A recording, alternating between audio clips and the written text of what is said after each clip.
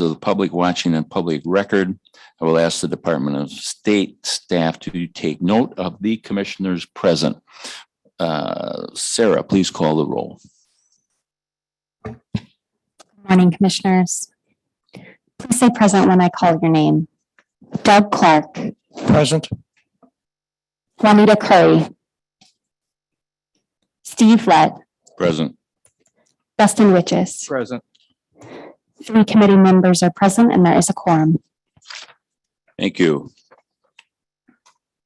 I would also note for the record that Executive Director Hammersmith is here and General Counsel Pastula is here, as well as another commissioner, Richard Weiss. I would now have the members of the committee look at the agenda, and if there are no additions or corrections, I would entertain a motion to adopt the agenda. So moved. All in favor, raise your hand and say aye. Aye. Aye. The agenda is adopted. We will now move on to public comment. Is there any public comment? There is no in-person public comment, but there are 2 remote public comments plus 1 request to speak for an additional time. Thank you.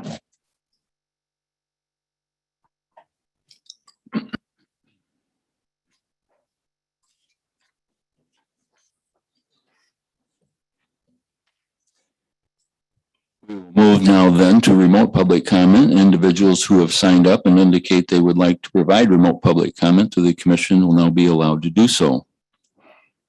Without objection, I would recognize Sarah Reinhardt, the Michigan Department of State, who will call the members of the public who have signed up remotely. And you will be able to address the commission. In doing so, you will have 2 minutes in which to address the commission. At the end of that time, we will indicate that you have used your 2 minutes and we will discontinue your public comment. Without further ado, Sarah. Our first remote public comment participant is Mr. James Gallant. Please allow us a moment to unmute.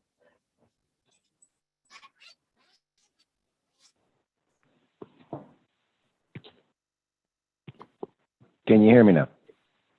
Yes. Hello? All right. This is James Gallant, Marquette County Suicide Prevention Coalition. These are my opinions. And now I guess we're in for a new iteration. We're new people, new commission, new little committee. You're going to make up your own rules. You're just going to make it up on the fly with the people that are here. Just like that polder model is every new iteration is the new people sitting at the next meeting, committee meeting. And that appears what you folks are doing and what you're going to be doing. And now I found just today, I found new evidence, and there's now a controversy before they can come before the court. And as I was saying, the House Fiscal Agency report states that this is not a new commission. The Independent Citizens Redistricting is not a new commission; it's a reiteration of the Commission on Apportionment, which was from the 1980s and before is how we always did it. Except for now, I found the Senate Fiscal Agency report, which says that it was abolished. And it kind of doesn't say anything about brand new. It just says it was abolished. So now we have the Senate and the House have contradicting opinions about, is this a revived reiteration? And then the rules of the Apportionment Commission would then apply here. And, you know, I know you folks don't like following rules and whatnot, but that's the way we do it in America. And good luck to y'all. And I'm sure we'll see you in funny papers. I've been reading all about you on the internet. And it's a disaster. It's what they call a cluster in the military. And yeah, it's really bad. And, you know, your nonprofit cheat sheets that were provided to you in your training says don't load the agendas with reports, reviews, and discussion. It says not to do that. And your lawyer is giving you advice, and then you just not do it. Commissioner Witches made the motion. Your lawyer told you you can't make a motion during this process. Did it anyway. Time is expired. Our next remote public comment participant is Jerry Hall. Please allow us a moment to unmute you. Good morning. Good morning. My name is Jerry Hall. I'm Vice Chairman of the Genesee County Black Caucus. I was a speaker yesterday, and I am just calling this morning to say thank you guys for listening to the many speakers that we had yesterday as it relates to communities of interest. I am so happy that you are listening to the residents and that I stayed on the call yesterday after the public comments. And I noticed that you guys did, in fact, take our comments into consideration, and the Congressional District 10 and 11 were adjusted based on, in part, some of the comments that we made.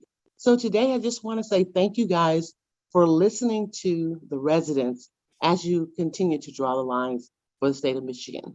Thank you so much. Thank you.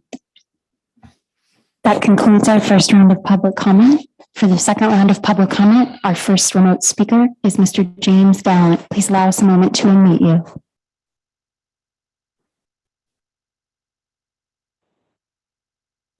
Can you hear me now? Yes. All righty. James Gallant, Marquette County Suicide Prevention Coalition. These are my opinions. And I guess we'd like to know who the chair is today. Somebody just started talking. It sounds like Commissioner Lett. It might be Commissioner Weiss. It might be, I'm not sure. And so you should be doing this regularly and, following the rules and making sure. And I noticed this person that just talked. So, oh, thank you very much. Thank you for doing exactly what everybody's telling you to do. That is gerrymandering. You are doing this in real time to where people call on a phone and they're going to tell you, hey, do this and that and that and this. So you do it. And Commissioner Witches and Commissioner Rothorn, they seem very well versed in this polder thing and this bullying. Very, very well versed. And, this is the gerrymandering. You go in, you don't even know who those people are. You've already had Commissioner Zatella already said specifically on the record, we are not going to verify who these people are. It's just somebody on the phone. They're going to give you it's going to be, of course, the same old crew, the League of Women Voters and the voters, not politicians, that all stated that this is their strategy. Is they're going to come in here, they're going to send 50 people, and you're just going to say, yeah, those people said that, and just do it. This is gerrymandering, is what you're doing. And it's pretty sickening, and it's pathetic, and you people are pathetic. And I think that what you're doing here is increasing the risk of suicidal behavior in Michigan, because you're not following the rules. This is legitimizing cheating and bullying. And it's interesting how many people telling you this way that they've asked you to do it. And, now I guess the controversy is about the Senate and the House fiscal agencies and their determinations before the vote, before the proposal too. And is this a reiteration of a revised commission that we already had in the Constitution, and the House version says that it was Michigan Supreme Court determined that in the Voters Not Politicians cross complaint. I mean, you got to.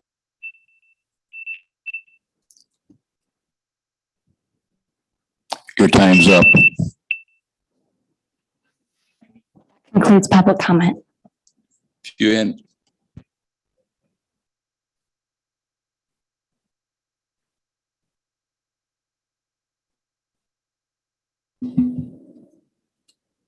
That concludes the public comment. You can also submit your thoughts to the commission and the public by emailing redistricting@michigan.gov or providing comments or maps on the public comment portal on the MICRC website at michigan.gov/MICRC.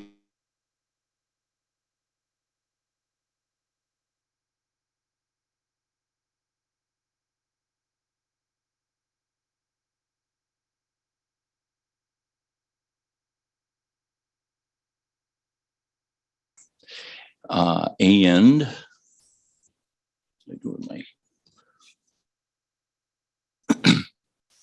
I believe, General Counsel, you have a comment.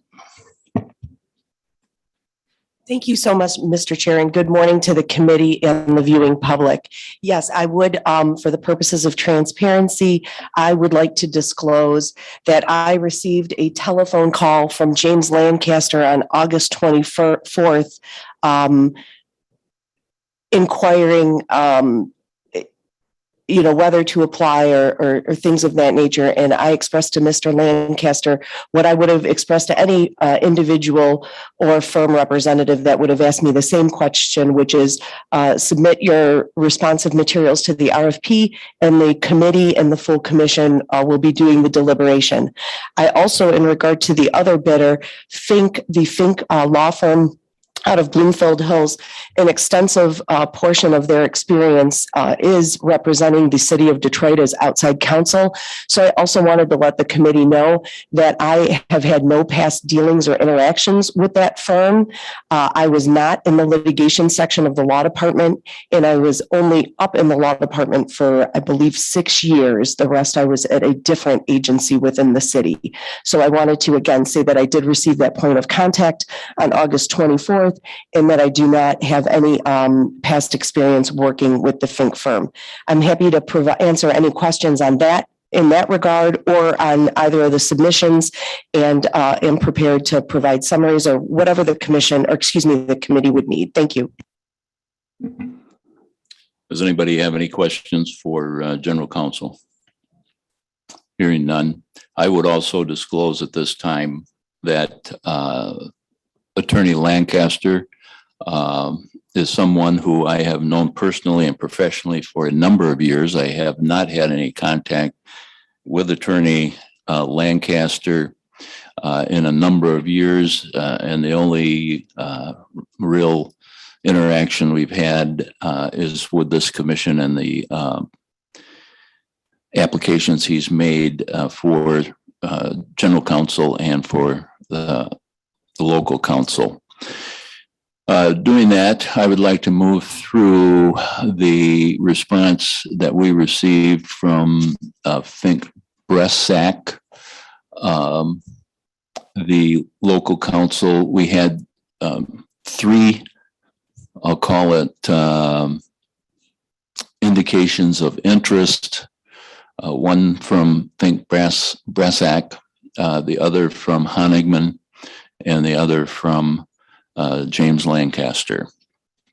Honigman did not fill out a request for proposal form and thus are not scored. They did respond with a letter saying, in essence, they were interested, and if we wanted to pursue further with them, they are inviting us to do so.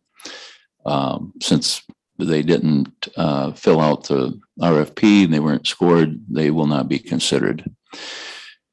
Mr. Lancaster did respond, I will say appropriately, because he had filled out an RFP on the general counsel and he referenced that by reference. I think that's probably appropriate.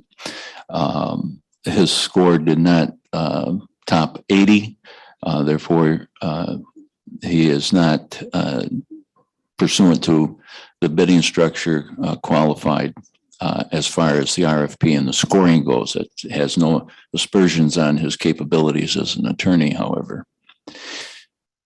Fink Bresac did fill out a RFP and was scored by the vendor evaluation score sheet. And came up with a score of 93 out of 100.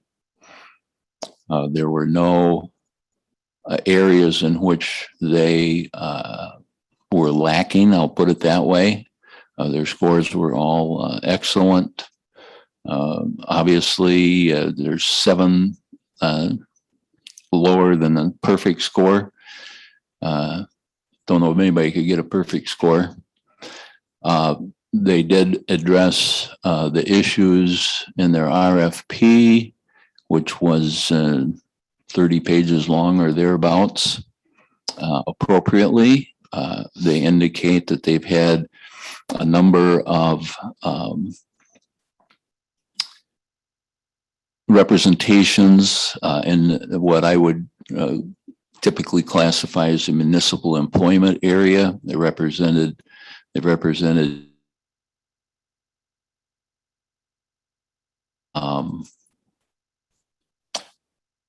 another municipalities whose names are escaping me at the present time. They've had a number of election issues that they've represented municipalities on. I thought there was in my review, I thought they had a very broad range of representations. They listed a number of cases in which their representation has been successful. One of the things that this committee has repeatedly looked at is the donations that are made by law firms. And I would note that Fink Bresic has basically, if not wholly, donated to Democratic nominees over the years. Having said all that, if there's any questions, I did not see anything in my review of what they have done in the past that would indicate that they would not be highly qualified to represent this commission as local counsel in whatever may be filed against us in the future. With that, I would turn it over for discussion or comments from either of my compatriots. I see one waving his hand. Commissioner Clark. Yes. For the benefit of the public, and some of the public that's on today may not have heard the other conversations we've had about this. I think it'd be beneficial, before I comment on these, that our general counsel comment on why we're hiring them and what the scope of their role is going to be as we bring them on. I'll address that a little bit myself, and then I'll ask general counsel to do so. Certainly one of the areas that they will be involved in regarding any litigation that we would have our outside counsel look at would be as local counsel, since the litigation counsel is not members of the Michigan State Bar. So that's one thing that they would be doing. The other would be, as we've discussed previously, is having the local counsel who's familiar with the courts here, as well as Michigan issues, more appropriately handle issues that are purely local. As one was filed by Mr. Davis, which was dismissed by the Supreme Court, that would be something that would more than likely be handled by local counsel. Additionally, our general counsel is one person. We get involved in a lawsuit that requires extensive either discovery, briefing, responsive pleadings, etc. Our general counsel, that's really not what we hired her to do. You hired her to give us advice, and that would be what local counsel would do on a local basis. General. Thank you, Mr. Chair. No, I really have nothing further to add. I think that was a very comprehensive a statement of what their expectations would be. Again, we don't have any understanding what will be filed, the volume, or what actions the MICRC might take on their own regard. So again, it would be either independently or in conjunction with litigation counsel.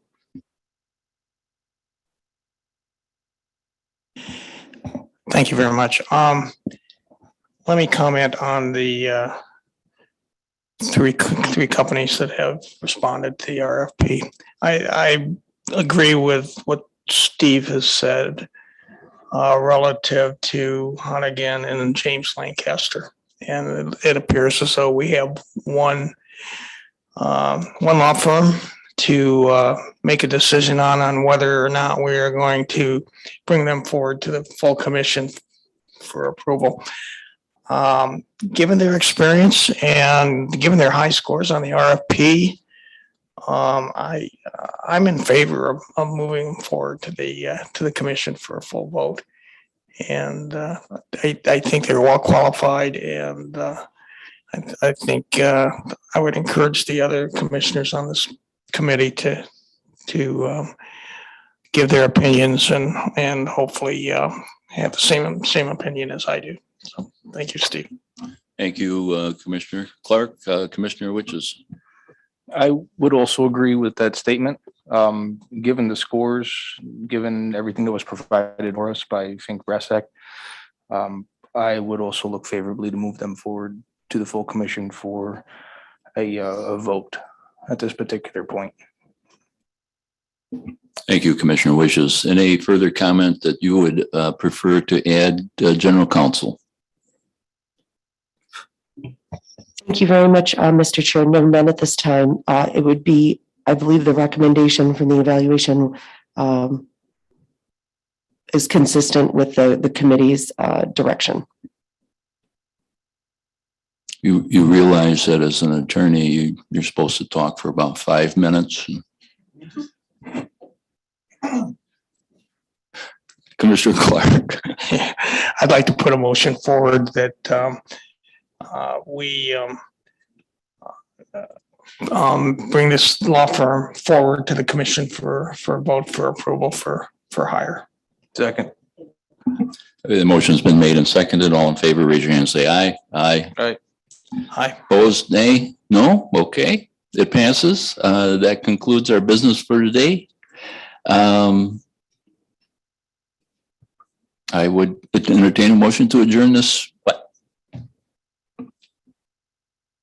You wanted to say something, Executive Director Hammersmith? I do. Our typical process for hiring outside consultants would be to bring them forward for an interview with the commission. So I'm just inquiring if this committee would like an interview. I think that would be a good idea, and that would be something we would present to the full commission as to what their desires were.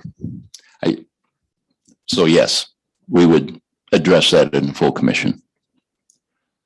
Anything else? Dustin Witches. I move to adjourn. I second it. Been moved and seconded to adjourn. All in favor, raise your hand and say aye. Aye. Aye. Any opposed? We're adjourned.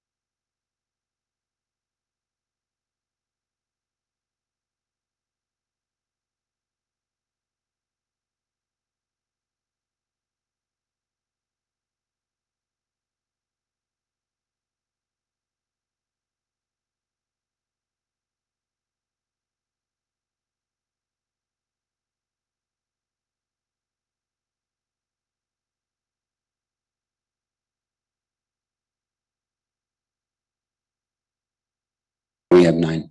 May I? As chair of the commission, as vice chair of the commission, I call this meeting of the Michigan Independent Citizens Redistricting to order at 9:02 a.m. This Zoom webinar is being live streamed on YouTube on the Michigan Independent Citizens Redistricting Commission YouTube channel. For anyone in the public watching who would prefer to watch via a different platform than they are currently using, please visit our social media at Redistricting MI. Our live stream today includes closed captioning. Closed captioning, ASL interpretation in Spanish, Arabic, and Bengali translation services will be provided for effective participation in this meeting. Email us at redistricting@michigan.gov for additional viewing options or details on accessing language translation services for this meeting. People with disabilities needing other specific accommodations should also contact redistricting@michigan.gov. This meeting is being recorded and will be available at www.michigan.gov/MICRC for viewing at a later date. This meeting is also being transcribed, and those closed caption transcripts will be made available and posted on the michigan.gov MICRC website along with written public comment submissions. There's also a public comment portal that may be accessed by visiting michigan.gov/MICRC.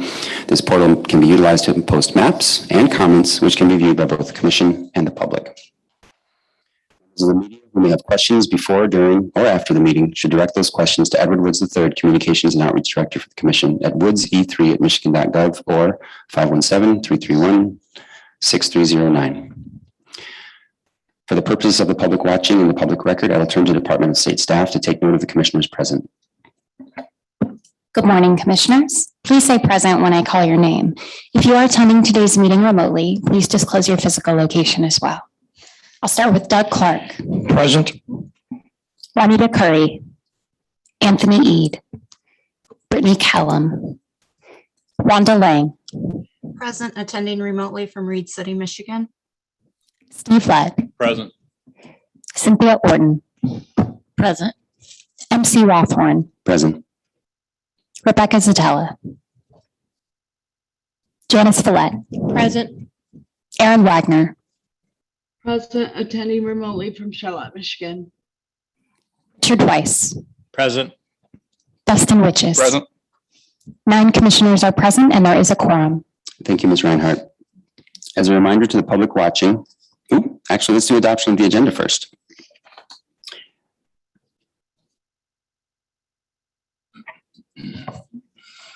Steve. Thank you. I'd like to add some new business. As you're aware, the subcommittee on the local legal counsel met this morning and has a recommendation. I would suggest we put that under new business as 6B.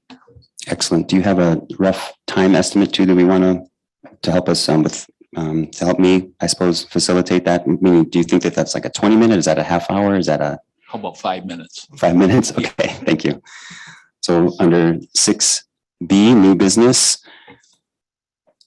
subcommittee report.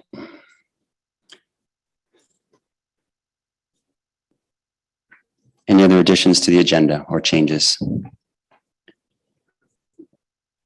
I'll second the motion to amend the agenda. Oh, thank you. Thank you. We need a second. I appreciate that. Thank you, Commissioner Witches. So the first was made by Commissioner Lett to amend the agenda. Second by Commissioner Witches. All in favor or any discussion on the matter first? All in favor of the motion, please say aye. Raise your hand and say aye. Aye. Opposed, please raise your hand, same sign. The ayes have it, and the agenda is amended. I will now seek approval for adopting the agenda, please. So First by Commissioner Witches, second by Commissioner Lett. Any discussion on the matter? All in favor of the motion, please raise your hand and say aye. Aye. All opposed, please raise your hand, same sign. The ayes have it, and the motion, the agenda is adopted. As a reminder to the public watching, you can now view the agenda at michigan.gov/MICRC. I skipped some places in my agenda, so I'm reading this for the first time. You'll all forgive me.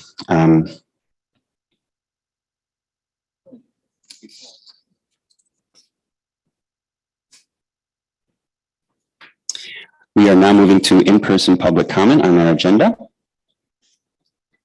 pertaining to agenda topics. Individuals who have signed up and indicated they would like to provide in-person public commentary to the commission will now be allowed to do so. Number one, please step to the nearest microphone and you will have 2 minutes to address the commission. Please conclude your remarks when you hear the timer. First in line, please proceed. Good morning. My name is Mike Huerta, the president of UAW Local 602 here in Lansing, Michigan. My facility that I represent is in Eaton County, Lansing Delta Township. I represent 2,300 members who are currently laid off. However, that is a plant that we've been at since 2006. We have 5,000 retirees. Our sister plant, Local 652, is the Lansing Grand River plant, which is in Lansing, Michigan. They have approximately 2,300 members also. They have 10,000 retirees. So in this area alone, with between those two assembly plants, we have about 5,000 active folks and somewhere around 15,000 retirees. First off, I want to thank you. Couldn't have been fun. It's probably been trying on your patience and travel and away from home. We appreciate what you've done. Nothing's going to be perfect, but I'm here to do something that's probably pretty rare. I'm here to thank you and say job well done on what is, I think, the 8th congressional district still, but will be the 5th if I have the number right. Clinton, Eaton County and Ingham County together is something that needs to happen. And in Eaton County, when my plant gets the power from Ingham County, my union hall is in Ingham County.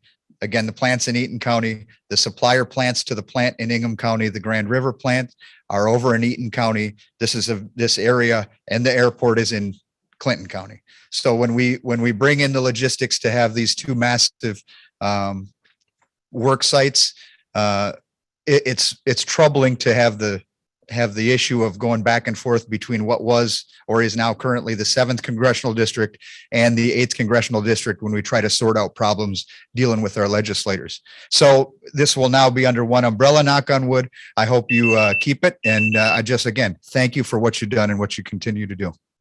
Thank you for the thank you and for addressing the commission. Next in line is number 2. Good morning. Steve Jappinga with the Lansing Regional Chamber of Commerce.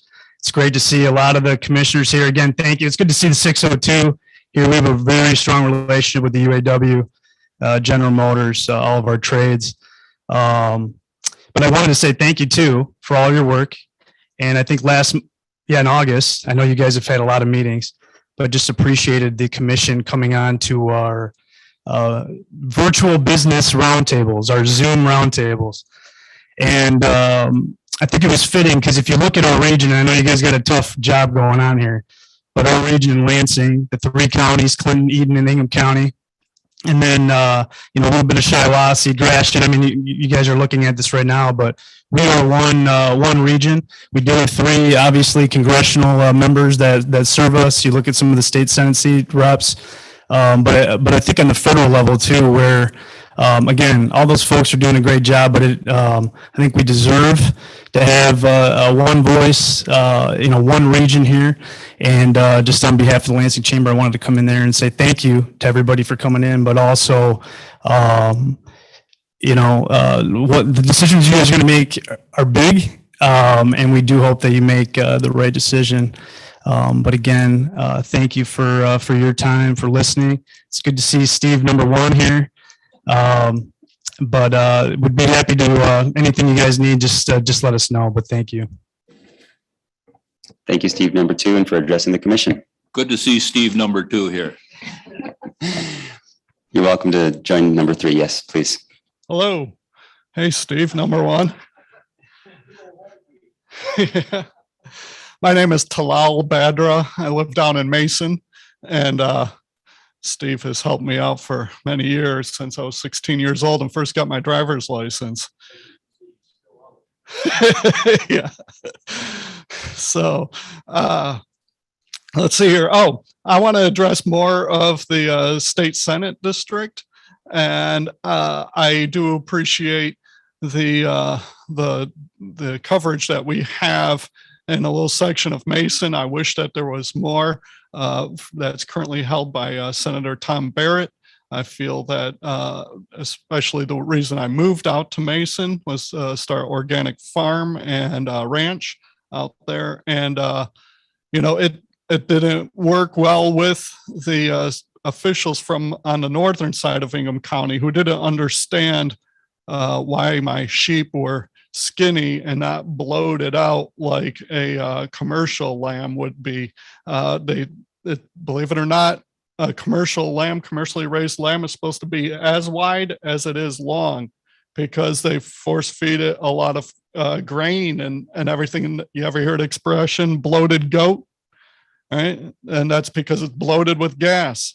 You're supposed to cut its belly open and release the gas, believe it or not.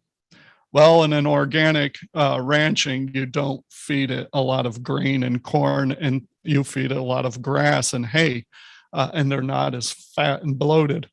So there is this disconnect with the out part of the district versus the two cities, East Lansing and Lansing, where I grew up, by the way. So, and also I believe that the two cities, you see them as far as a Senate seat would look like, they share fire chief, right? They share the transit system, share a lot of commonalities and a lot of similar jobs, which are vastly different than out country.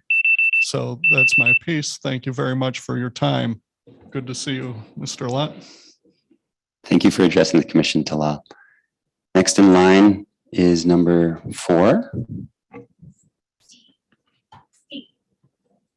Steve.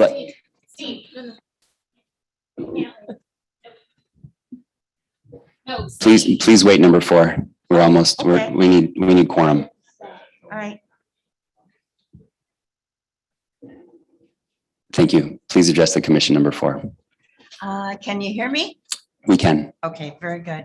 My name is Christine Walker and I live in Grand Ledge in Eaton County. I'd like to thank the commissioners and their staff for all the efforts to draw fair congressional and legislative maps. Our state will be better served if communities and their concerns are placed ahead of partisanship and political considerations. I'm here to commend the commission for placing a high priority on keeping communities of interest together. Specifically, I wish to commend the commission for keeping our tri-county region, Clinton, Eaton, and Ingham together within the same congressional district.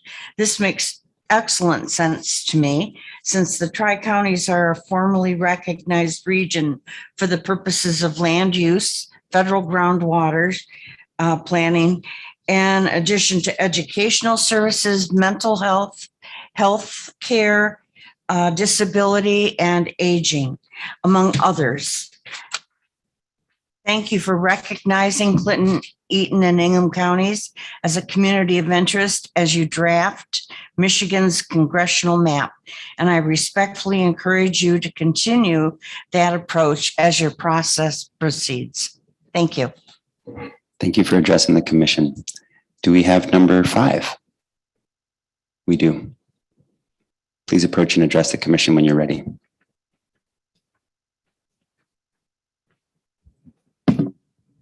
Well, I'll change it up. My name is not Steve, it's Dylan. But it's a pleasure to see all of you here today. So good morning. First, I'd like to start off by thanking you for taking the time to put together this community forum so that people like myself can come here and express my opinion to you. But by way of introduction, my name is Dylan Western. I'm a 2019 graduate of Michigan State University, and I've spent the majority of my 25 years living in Lansing, East Lansing, and Grand Ledge. It's for that reason that I'm here today. As I see it, the current proposed maps for Senate Districts 30 and 32 may do a disservice to the residents of East Lansing and some of the surrounding communities. For example, these districts for the first time in Michigan history are splitting East Lansing and Lansing. Now, I confess to you that I am not deeply familiar with the metrics that you will be using to define communities of interest. However, with the amount of shared services between these two municipalities, I think it's difficult to adequately represent the interests of one without the input of the other. For example, East Lansing and Lansing share in the CATA transit system. They share a library system, a network of hospital care facilities, and they share the same fire chief with mutual aid agreements, a convention bureau, and a visitors bureau. and they have a tax sharing agreement. And these are all structures that have been set in place for generations, and their continued success rests upon strong representation in our state legislature. So by contrast, I speak from the personal experience in Eaton County when I say that the interest of a majority of residents outside of Delta Township are largely different from the interest of Ingham County. Were Eaton County to be represented alongside the citizens of Ingham County, I believe that the representative elected to the seat would be in a difficult position, needing to either bridge this social, economic, and political divide between its citizens or increase the partisanship that we currently face. Economically, politically, and geographically, I believe that the citizens of Eaton County hold a bit more in common with the citizens of Clinton, Berry, and Ionia counties than with Ingham. Now, there are, of course, notable exceptions to this, such as Delta Township, which brings in substantial economic benefit to the residents of Lansing and East Lansing. But that's for you guys to figure out. So thank you very much. It's a pleasure talking to you. Thank you for addressing the commission, Dylan. Number 7, I believe. Is that correct? Or 6? Number 6, please.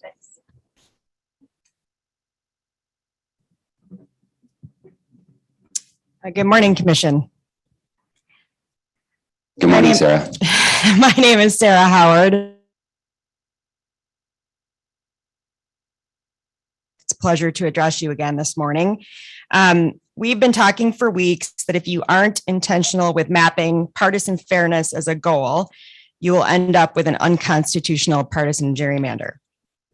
As has been widely reported, your first draft state Senate map is indeed an accidental but a very real partisan gerrymander in favor of the Republican Party. But you can get to partisan fairness in the map, the state Senate map, if you make it a priority and if you're willing to make changes. You may have to start the Metro Detroit area over from scratch. That would probably also make it easier to reach your VRA compliance as well. But there are areas outside of the Metro Detroit area where it's somewhat easier to tweak your way to fairness. For example, splitting Ypsilanti up from Ann Arbor would allow Ypsi its own voice in the state Senate and would help with partisan fairness. Splitting the city of Ann Arbor and sending its westernmost neighborhoods into the Jackson Western Washtenaw district would be a minor change with a major difference. It would also make the border county district much cleaner. Be willing to draw skinnier lakeshore districts, including one from Holland to Muskegon. That would better serve the lakeshore communities. And as a private citizen, I can tell you that's the case since that's where I live, and would help with partisan fairness too. Tightening up the Northern Grand Rapids Senate District would let you keep more of Ottawa County together and would keep the Kent County suburbs of Grand Rapids together, which you heard quite a bit about from the commenters. Those changes in the outstate would make a big difference in the partisan fairness of the state Senate map, while also improving on your communities of interest representation. Thank you very much. Thank you for addressing the commission, Sarah. We have a number 7 for public comment in person. We do not. Good. Individuals who have signed up and indicated they would like to provide live remote public commentary to the commission will now be allowed to do so. I will call your name and our staff will unmute you. If you are on a computer, you will be prompted by the Zoom app to unmute your microphone and speak. If you are on the phone, a voice will say that the host would like you to speak and prompt you to press *6 to unmute. I will call on you by your name or last 4 digits of your phone number. Also, please note that if you experience technical or audio issues or we do not hear from you for 3 to 5 seconds, we will move on to the next person in line and then return to you after they are done speaking. If your audio still does not work, you can email redistricting@michigan.gov and we will help you troubleshoot so you can participate during the next public comment period at a later hearing or meeting. You will have 2 minutes to address the commission. Please conclude your remarks when you hear the timer. First in line to provide public comment is Mr. James Gallant.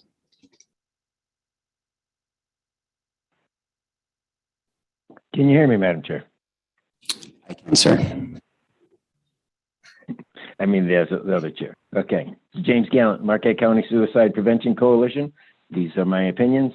And I see that Commissioner Rothorn is very willing and able to carry on the torch of inconsistencies and consensus building and complete lack of semblance of order. As you can see, he doesn't know how to vote. He doesn't know how to carry on a vote either. because he's never really done that. He hasn't had to do that over time. And if he did it the same every time, it would go a lot faster. And I think there's a big waste of time arguing about not voting. And now about your subcommittee, I was at the subcommittee meeting this morning. What a complete abortion of justice. They had absolutely nothing to say about any of it. It took them about 14 minutes. And they said there was scoring, there's scoring sheets. In what secret meeting did that happen? Sometime before that. See, and then all of a sudden this is done. This is pretty much Commissioner Lett's buddy who's going to get that job. And that's how it's going to work. And I found a piece of information now. The House Fiscal Report states that this is a revived reiteration of the Commission on Apportionment from the 1980s. But the Senate report from the fiscal agency says that commission was abolished. So we have two separate reports that are conflicting here. And of course, you folks that want to just make it up on the fly want to go with one. And of course, us, it's my culture as a white man is follow the rules. It's a Republican part of it is, a lot of Republicans don't like following the rules. They like cheating. They like bullying. But fundamentally, there are some rules. We need to be following them. And I would ask you to start doing that. And it's interesting, the commissioner said, "Oh, so I'm going to take 5 minutes for that announcement." And they didn't follow the rules. I had 3 different applications, and then they just boom, we're going to make a motion. Had all the discussion first, like you always do, and then negotiated the motion, and then I'd like to just present this one forward. No, that's not what was supposed to happen. You already have a rules on that, and I was wondering if Commissioner Rawthorne has his. Thank you for addressing the commission, Mr. Gallant. Next in line to provide public comment is Margaret Schenkler.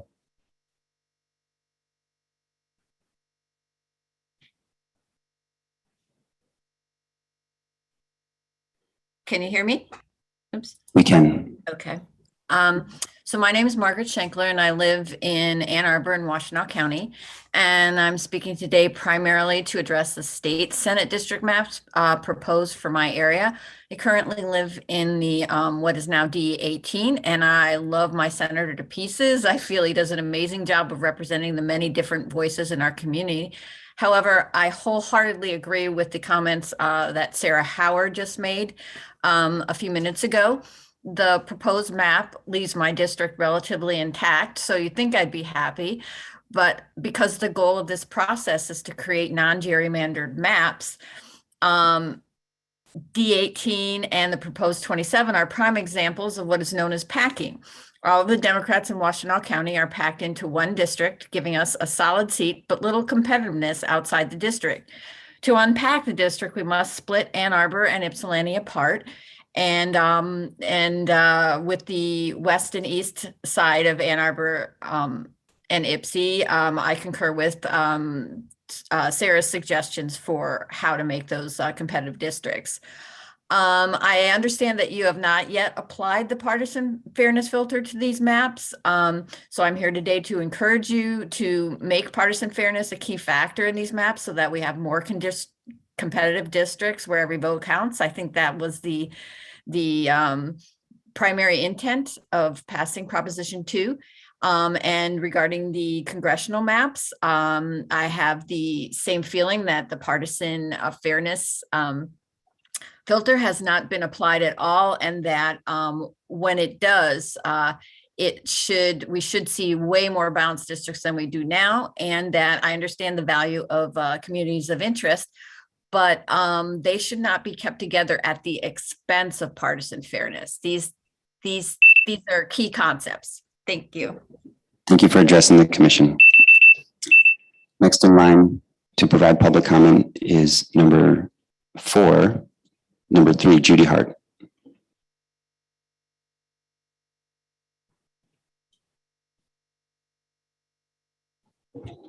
Please provide a moment for our staff to unmute you. Can you hear me? We can. Thank you. Please go ahead. My name is Judy Hart.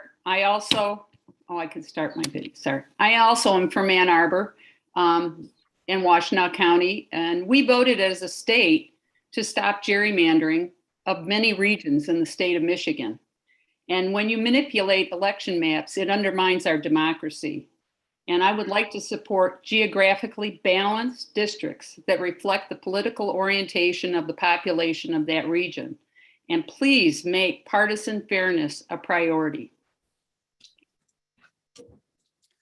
Addressing the commission. Next in line to speak is Mary. Please allow a moment for our staff to unmute you, and you are invited to address the commission when you're ready. For the record, participant number 5 and 6 are not present. Very good. Thank you. Karen Jan Feldman. Please provide a moment for our staff to unmute you.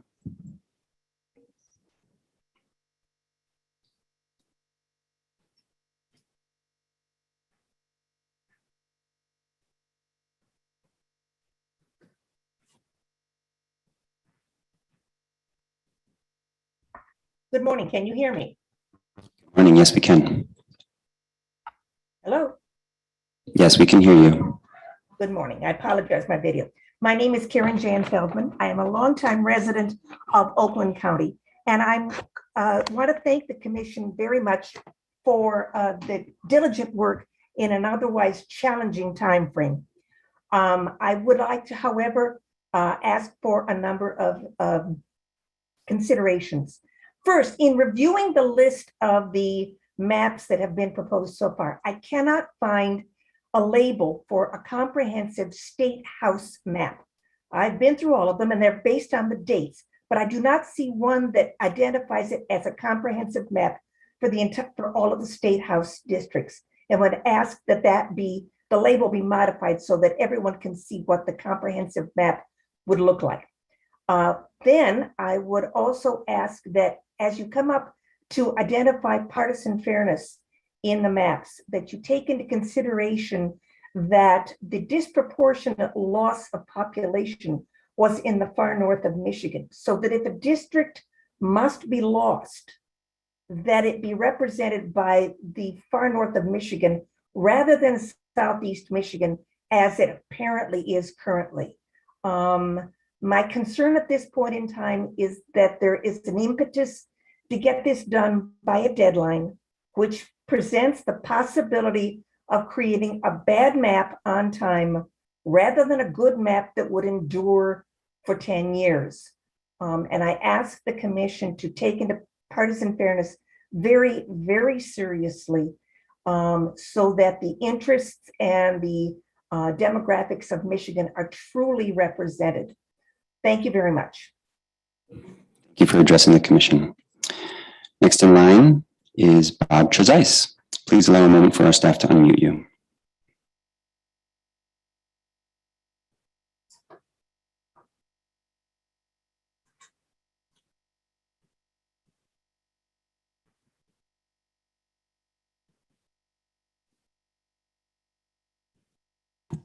Good morning. Good morning. Hi, my name is Bob Trezise. I'm president and CEO of Lansing Economic Area Partnership, LEAP, which is a regional economic development entity representing Ingham, Eaton, and Clinton counties. I've been asked by several people to comment today on my observations as to the history and philosophy that has driven economic development across our aligned and unified 3-county area. LEAP and myself are apolitical and have no viewpoint with regard to your ultimate decisions. I merely make these objective observations to maybe enhance the quality of dialogue, I hope, the information and your ultimate decision making, and I respect and appreciate your time today. Since the early 1990s, both Capital Choice at the Lansing Chamber, Regional Chamber, and for the last 15 years, LEAP, made up of membership equally represented across all 3 counties, we market our region to the country and to the world as the Lansing region. Every corner of the 3-county area is the Lansing region, which is a unified, familiar marketplace to the world. Both Governor Snyder and Governor Whitmer acknowledge our region as region number 7, a collaborative development council. And we're just the 3 counties as one of 10 regions in the state, and LEAP is that coordinating agency. We love our 3-county region because unlike some of the other CDC regions, we are a true region. We know one another, we work together, we have disputes, but it's all within the familiarity of friends and neighbors and our unified marketplace. We are one metropolitan statistical area, MSA, with Shiawassee actually recently added to this MSA, and that in great part is statistically and data driven by the commuting of people from one area of living to another connection area of work. We all know that there is major short distance commute connecting between all of Ingham County and this as the center of work in nearby neighborhoods in Eaton and Clinton County, and now even Shiawassee County. As an anomaly, Lansing is the only capital city in America that is not the county seat. Thank you for addressing the commission, Mr. Trezise. Next in line to provide public comment.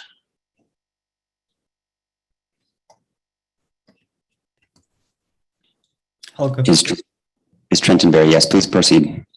Hello, commissioners. My name is Trenton Berry and I'm from Midland, Michigan. And based on the U.S. congressional districts that you guys drew yesterday, you drew out Midland from the rest of the Tri-Cities in Flint.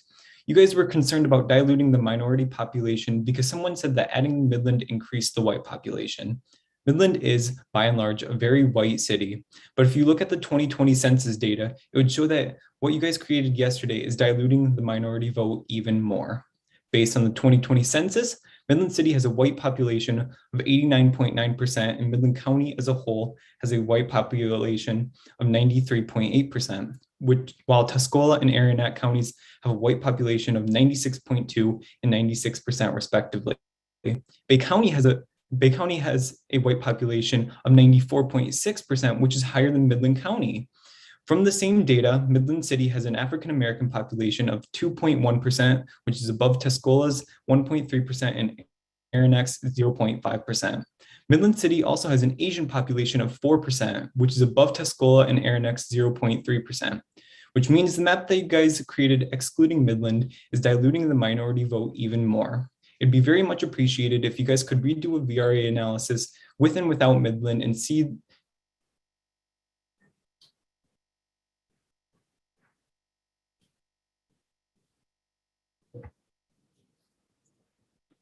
Mr. Berry, we may have lost you.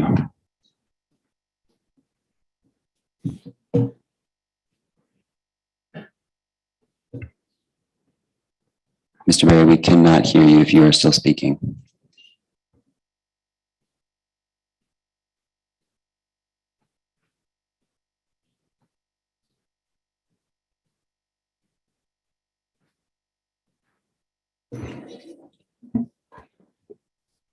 Secretary of State, please. Mr. Berry, it appears that you're experiencing technical difficulties. We can move on to the next participant and return to you at a later time.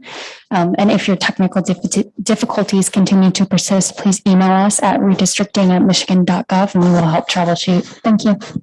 Thank you, Secretary of State. Next in line is Art Reyes. Please allow a moment for our staff to unmute you. Good morning. Can you hear me? Good morning. Yes, we can. Okay. Good morning, commissioners and everyone. My name is Art Reyes. I'm a lifelong Michigander and resident of Genesee County. Thank you for your efforts on carrying out the mandate assigned to you by the voters of Michigan.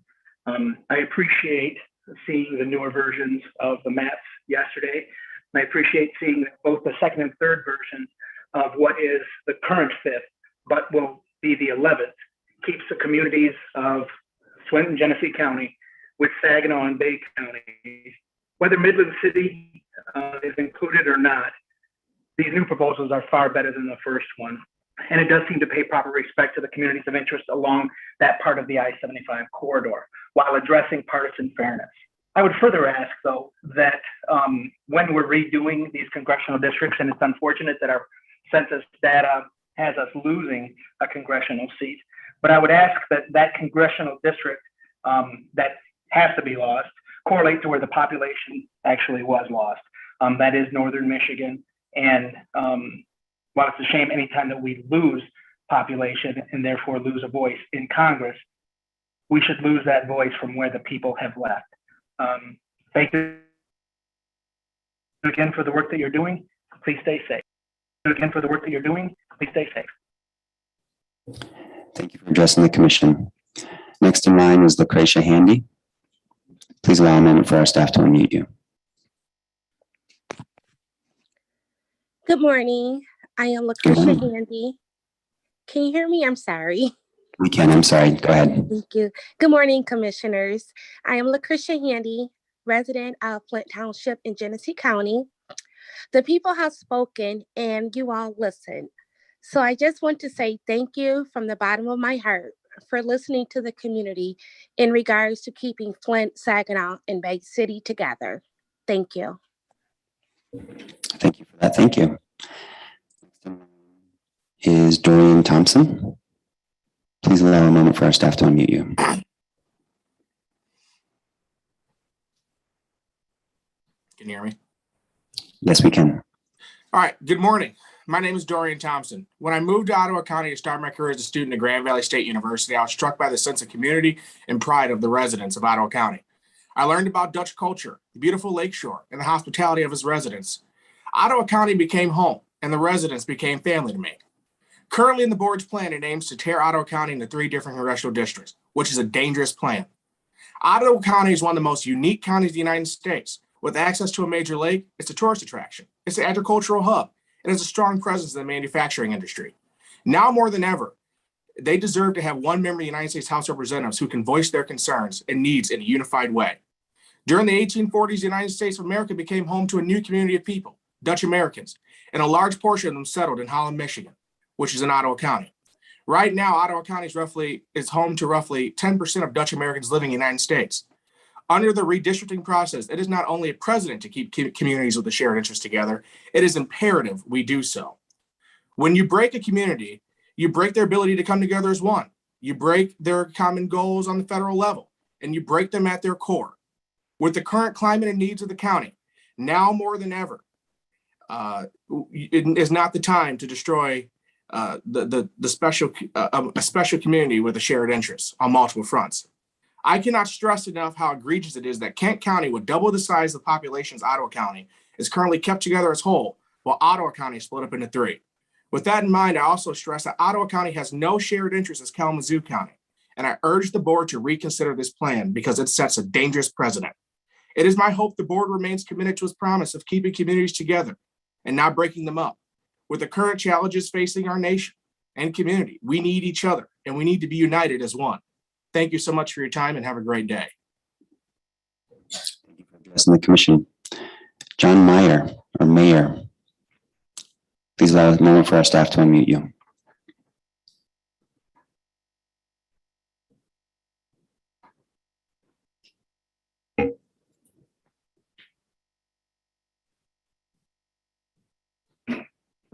Mr. Meyer, if you can hear us, if you could unmute, you're free to address the commission.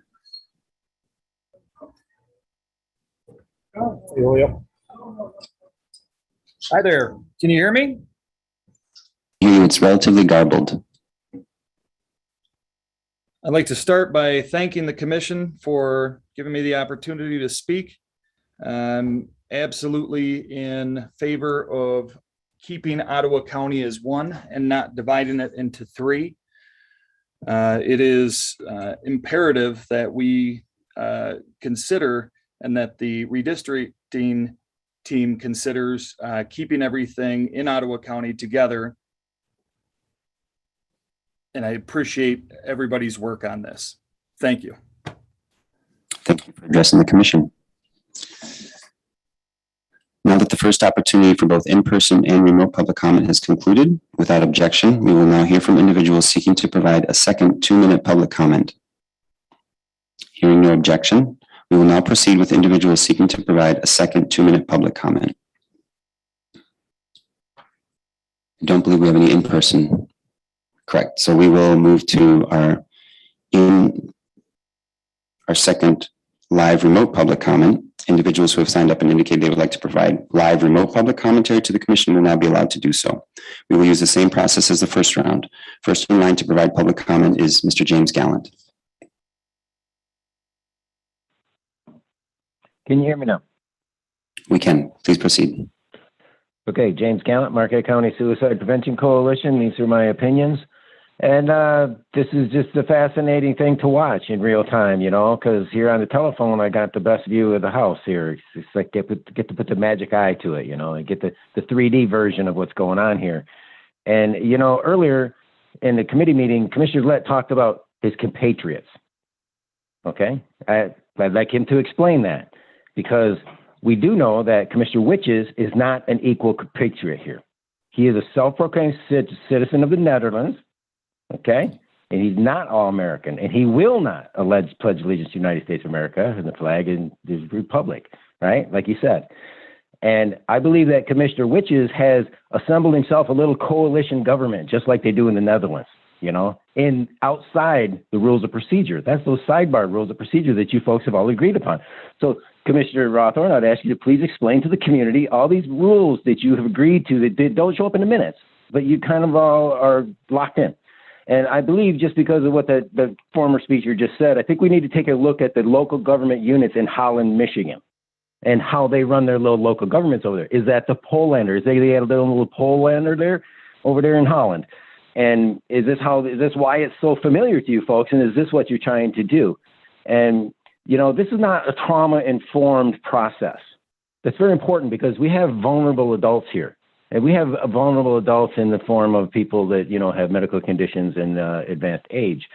And to be trauma-informed, you recognize the rights of others and act upon those rights. You act upon the rights of others. And this is what Commissioner Rawthorne is not doing here. He is violating the rights of everybody on this commission by assigning the floor. Well, I guess he gets assigned the floor when it's the TEDA doing it to him. And, you know, it's just a matter of. Thank you for addressing the commission. That concludes our public comment. However, I would like to mention that all emailed and mailed public comment is provided to the commission before each meeting, and commissioners also review the public comment portal on our www.michigan.gov/MSCRC website on a regular basis. Appreciate everyone who provides public comment in whatever way you choose, and invite you to keep sharing your thoughts, communities of interest, and maps. We'll move on to unfinished business. I'd like to move agenda item 5A, and without objection, continue with the draft mapping of state house districts. Hearing no objection. Oh, that's not it. So it was, who was it that ended the mapping list? Was it Cynthia? Or was it Commissioner Zatella? Does that sound right? I think it was Commissioner Zatella with the second house district. And because we do have Commissioner Eid present, should we take a moment and just acknowledge that? No, we don't have to do that if we. Okay, we're all set. Thank you.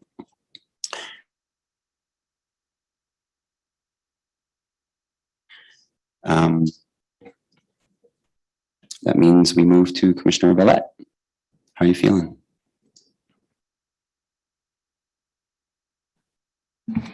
I'm feeling good. Take it away.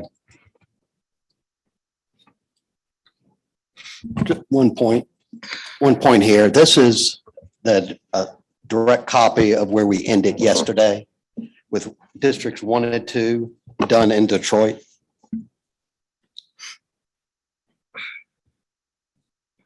Thank you, Ken. Janice, you have the floor. Okay, can you bring it in so I can decide where I'm going to start?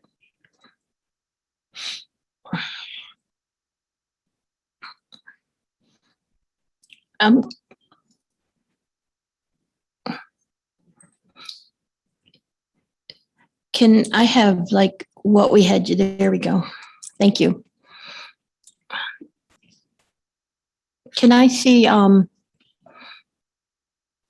the area between where the green and the 1 and 2 come together in there? Can you do a close up of that area? This area right in here where my cursor. No, north. North. This area. Over to the east, or over to the west. West. Yeah. Dearborn. Yes. Okay. That way, but right there where you're above Wayne. Okay, right here. Yes. Okay. Okay, so I guess I'll start there, and I'll take that. I'll start with. Let's see, right above the purple. Right here. Yes. Okay. So can we like take that one area there? I'm going to select the features and then as you okay them, Okay. we'll Yep. assign it and that way hopefully we'll be able to move Yes. more effectively. Yes. Those are precincts. Is that where you want to start? Yes, please. And then can I take the precinct that has a population of 2904? Okay.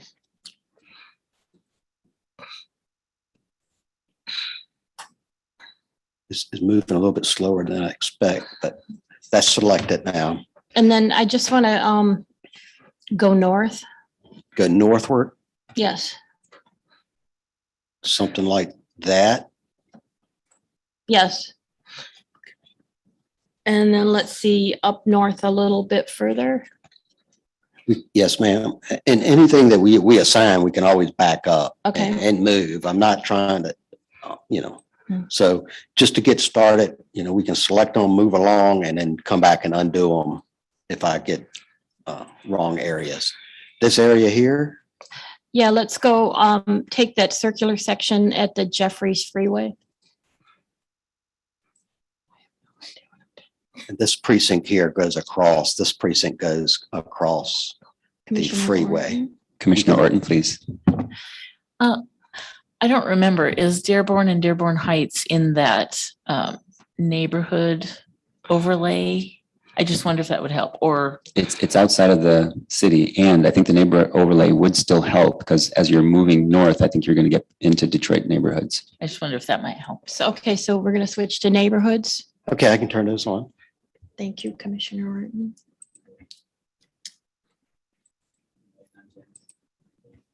If you speak into the microphone. I just thanked Commissioner Orton. That's all I said. Thanks.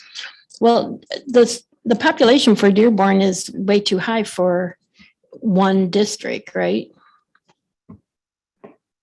Are you asking? I'm Commissioner asking General? anybody. Commissioner Ede? Commissioner Ede? If you include Dearborn with a little bit of the eastern part of Dearborn Heights, it's just enough for one congressional district. It is? Okay, so let's do that. Let's take out what I have. And we're gonna do, All of Dearborn? but let's do all of Dearborn, but I think it's too high. I'm going to leave 3 where it's at. We'll do Dearborn and then go back to it. That's Okay. okay. That's 109,000. So Dearborn is about 15-20% high for, it is 20% high for one district. Commissioner Orton and then Commissioner Ede. No, Commissioner Ede, go ahead. I'm sorry, I misspoke. I meant all of the parts except for the most western part of the city that's in between Dearborn and Dearborn Heights. And I do think that's a good idea, and it would bode well for the Middle Eastern population as well, because as we've heard, they're more concentrated on the eastern part of Dearborn. I think this is the area he was referencing. And if I get it right, it is anyway. Commissioner Orton, did you have something you wanted to add? Is that the area? No. Okay. That is 59. The highlighted area is 59,000.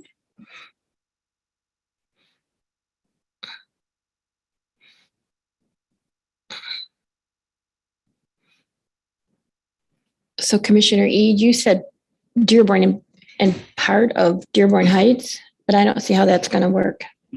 So there's more of Dearborn, like that whole area to the left is still Dearborn. So you could assign this part and then just add these areas that he's hovering over now. Okay. Until you reach the population, if that's what you wanted to do. Okay, so let's do that. Start with the one that's the population is 3116. I'm assigning the highlighted area now.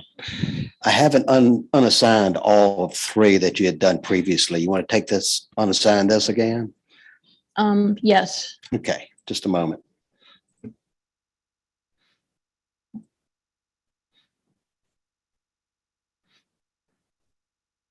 Okay. Okay, so the one area that's right there, yes. You were, 30 yeah, you need 3160. 30,000. Right. So start at 3116 and go south. That picks up that too. So that's 13,000. So Anthony, am I going west? Am I keeping west? Here's the, Yes. Janice. Yes. Yes. Mhm. Okay, so keep going west. vertically from here to here. Yes. Okay.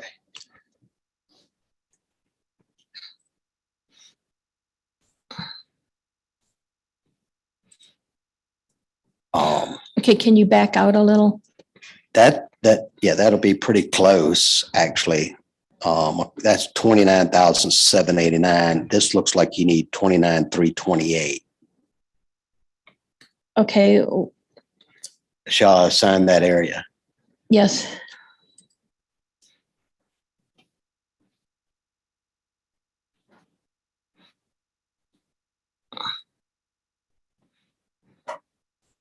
And now you're short 2,268. This blue line is the boundary of the Dearborn Township. Okay, so I need 2,000. Yep. And this precinct here appears to go all the way, Janice, are you thinking about neighborhoods? Sorry, Kent. Janice, are you thinking about neighborhoods now at this point, or what do you? Yes, let's see neighborhoods. Well, I don't know if we can see neighborhoods. I'm wondering if Anthony or other commissioners Anthony? might know about neighborhoods and where to. And so this whole area is around Greenfield Village mostly. There aren't really neighborhoods in Dearborn per se. It's Dearborn, and we've already covered the more Middle Eastern parts of Dearborn. So, I mean, any one of these precincts would probably be okay. It's just whatever works with the numbers. Another option that might be possible is including some of Dearborn with some of Detroit, and then having Dearborn Heights be with the remainder of Dearborn, but that would be like a completely different configuration. So any of these precincts would work. Commissioner Clark, and then back to Commissioner Villette. From a numbers, just a pure numbers perspective, there's a 2352 precinct. So that's the number. Okay, where is that? Oh, there. Yep, let's take that then. And that would get you real close number wise only. Commissioner Weiss. Excuse me, I said I was going to go back to Commissioner Villette. Is it okay if I take Commissioner Weiss? Yeah. Thank you.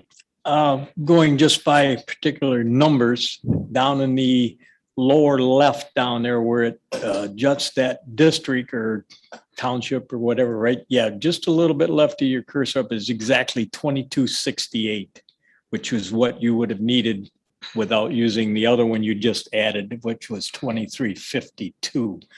Whether that's a good fit, I don't know. I guess have to ask our commissioners who live in that area. Thank you. Back to you, Janice. Oh, sorry, Commissioner Witches. I thought I remembered John stating that it's usually not a very good idea to make the population exactly equal because it limits where you can redraw the borders of said district at a time in the future. Okay, so I can speak to that a little bit. At this point, y'all are so early into this region. If I zoom out a little bit, look how much is not done. I mean, you have a long ways to go before you start really locking in districts, in my opinion. So whether you do or don't, if you got a decent population, 1,000 here, 500 there, 50, doesn't really matter, in my opinion, this early. What do you want to do, Janice? I'll stop here.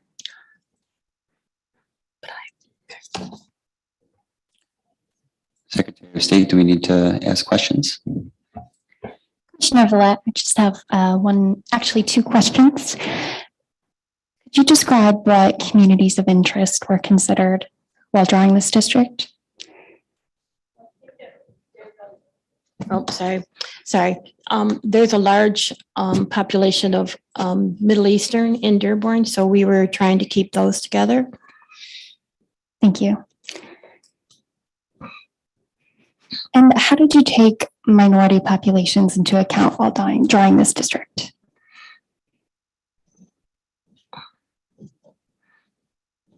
How did I take them into account? I guess I don't understand what you mean into account.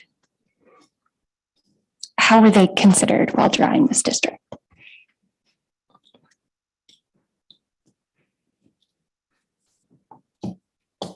I think you've said it with because of the Arab community. Right, It's just, that's what I was thinking that I thought I so it may be important to just acknowledge that the Arab already community answered that. showed that up as they're in the white. area. Yeah. Okay, It's great. Thank you. you're welcome.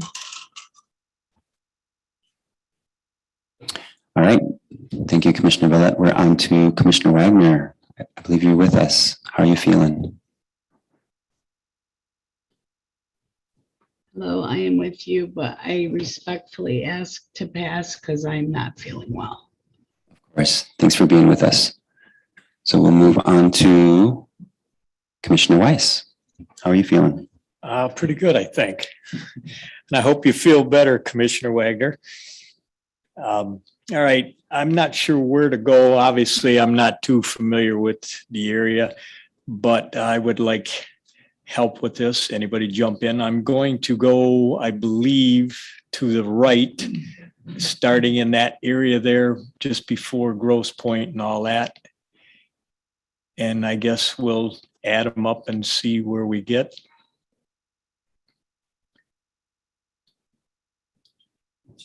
This will be District 4. Yes, sir. Hearing what you said, take these precincts right here as a start or something? Yes. Okay.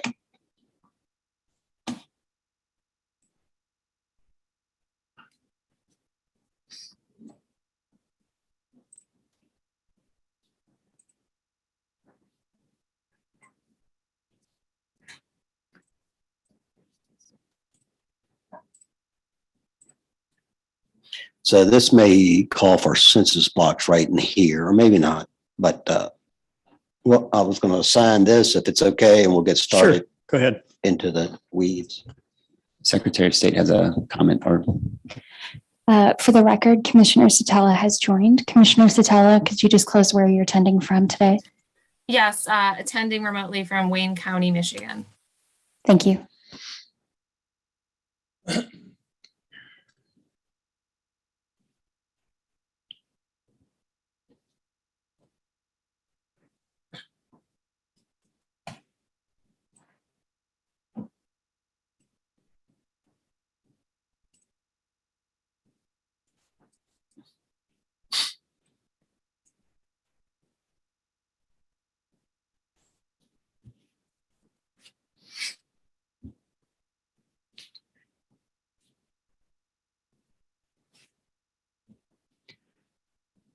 Now, when we assigned whole precincts, it appears these blocks are in this precinct up here that surround the here. It does. I don't think there's any population in there.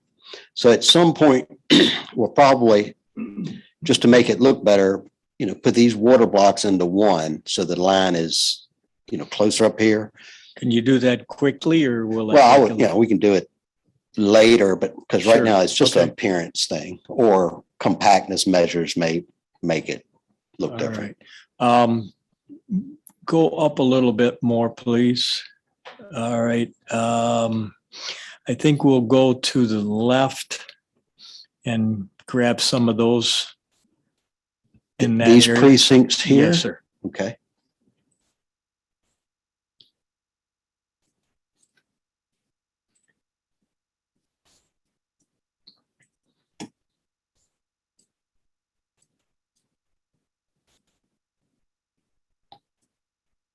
Now, if you want to unassign any of these precincts, just say so, and I'll remove them from the selection. Okay. Like I said, I haven't heard any comments from my other commissioners yet, so I guess I'll continue.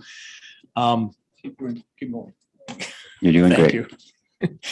Let's fill in to just to the left there, the green. Yes, right there.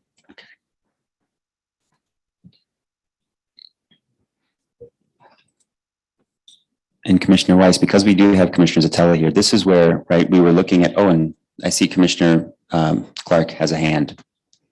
Yeah, let me mention a concern that I have. We've got a large portion of Detroit left, and as we're headed north, I don't think we'll get outside the Detroit boundary, just an estimate that we wouldn't. We're going to end up with an African-American population that's going to be pretty significant and might not pass the voting rights analyst test. And that was going to be my thought too. And this is where, and I see Commissioner Ead's hand and I see Rebecca nodding her head, but this is where Hamtramck comes in potentially. And so, and because that district was drawn yesterday, and yeah, it's a thought. Commissioner Ead, do you have a question or a comment?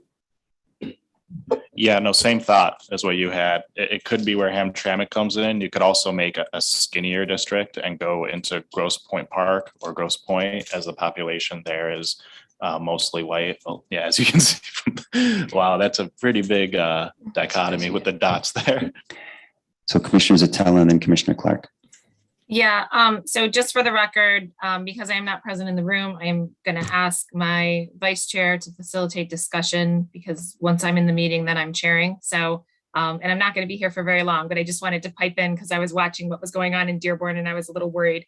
So my recommendation is I would follow Gratiot, which is that diagonal line going out, and make a district with the Grosse Pointes, because that's the only way you're going to get a balanced district. And then that gives you the freedom to go north with some of the other districts and include like Harper Woods going north. So that would be my recommendation, is pulling the points with that shoreline of Detroit, keeping it south of Gratiot, which is that diagonal line you're seeing, that spoke coming up, and see where you're at population wise on that. And that should be a more balanced district. So Commissioner Zatella, just to clarify before we move to Commissioner Clark, are you advising that the western edge of Gratiot not be included and just sort of stay east of Gratiot and go north with the points? Is that what you're suggesting? Sorry, I muted myself. I would start there and see where you're at population wise. And then if you need to go north of Gratiot or northwest of Gratiot, then I would start grabbing population. But I would try to do the shoreline kind of issue first with the Grosse Pointes and that shore area, you know, the Jefferson Avenue corridor going into Grosse Pointe first, and then see where you're at population wise. Thanks, Commissioner Clark. I don't know if I agree with using Grosse Pointe. From a point of view of getting white population, yes, but that area of Detroit, that eastern part of Detroit, specifically said they don't want to be part of Grosse Pointe. They are now. And they indicated that what's happened to them is that Grosse Pointe gets all the representation and all the majority of the money going toward them. And they want to avoid that as we move forward into this. Well, so I don't really have a suggestion on, unless we make skinnier house districts and move it up north out of Detroit to some of the less African-American areas. Commissioner Zatella. Yeah, I think you're thinking of Harper Woods. Harper Woods had that commentary, and that was somewhat mixed. Some people from Harper Woods said they wanted to be with the Grosse Pointes. Other people were very strongly that they did not want to be with the Grosse Pointes. But I don't recall anyone from the Indian Village area or Jefferson saying they didn't want to be combined with the Grosse Pointes. I don't think we had anyone making that commentary. And, you know, I think we have to remember that VRA is first on our list. And so we have to look at accommodating VRA first. And if that requires Grosse Pointe to do it, then I think that's where we need to look first. Commissioner Weiss, back to you. Well, that's what I was thinking originally, but then as Doug said about Grosse Pointe and that's why I did not go that way. But that was my first thought, to pick that up. Kent, would you go ahead and add in Grosse Pointe Park, please? And yes, sir. See where that gets us.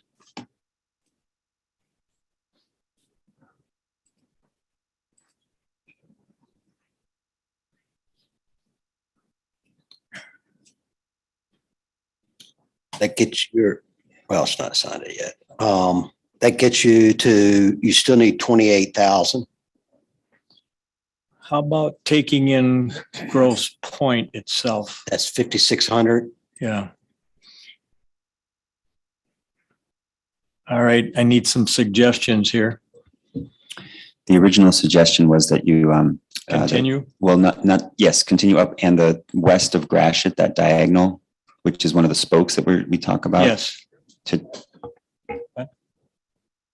Commissioner Witches, and I think Commissioner Orton had a hand too. Let's see what happens if Commissioner White grabs the other points. I can't quite read the numbers. We can't hear you very well, Dustin. I'm sorry. Let's try grabbing the other points and see where we get on population. I think we're going to get pretty close. That's at this particular 10,000. point. All right, let's go ahead and try that. Commissioner Orton. My only comment was to keep those together that had requested strongly to be together. So if we can include them all, it's still community of interest. Right. Commissioner Witches. So that's exactly what I was going to try and suggest here. If we grab Grosse Pointe Woods. What I is would that? not, I would not separate the points. I would keep all 5 of them together. All right, Kent, go ahead and do that, please.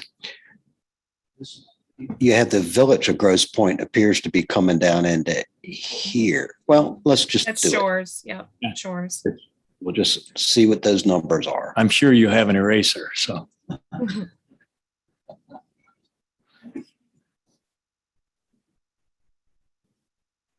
Commissioner Witches. What I would do is personally, my suggestion would be grab the village of Grosse Points now and see if we can remove population from the part that you added in the beginning to see if we can get the population down at this. That would point, at make this sense, point. yeah. Like where you're at, the village of Grosse Pointe or village of Grosse Pointe Shores has 77 people. Commissioner Ede. I just got to say, I kind of disagree for this map with keeping the points together. I don't like that I disagree. I would rather keep them together if possible, but I think we're just going to run into a problem where we need that population when it comes to making VRA compliant districts. So I think actually I like how it originally was with just Grosse Pointe and the first 2 points. And adding more of Detroit with it. You know, I don't like it. I think we have them together in both the Senate and the congressional map, but it might be something that we have to look at given the VRA issues. I think that's a valid point. And I think what Commissioner Weiss and other commissioners are suggesting is that this is a COI, so trying to preserve it for the moment. And then we'll look at VRA compliance. And yeah, take it away, Commissioner Weiss. All right, since we now are over, I guess, Kent, we want to go back over near that Hamtramck area and start deducting those. Is that the correct one? I mean, Yes. The moment I do something that is not what you desire, like I just did the whole township. Good job. It's going back right now. Nice eraser. Yeah, it's going back right now. All right. Precincts. Yes. If I do one that. Yes, do that one right there. Let's take that one out. And then we'll take them as we go down towards the, I I don't know. can get into where we can see the population, 556,926. Probably, Yeah, take them all to that diagonal line. Let's take that whole group.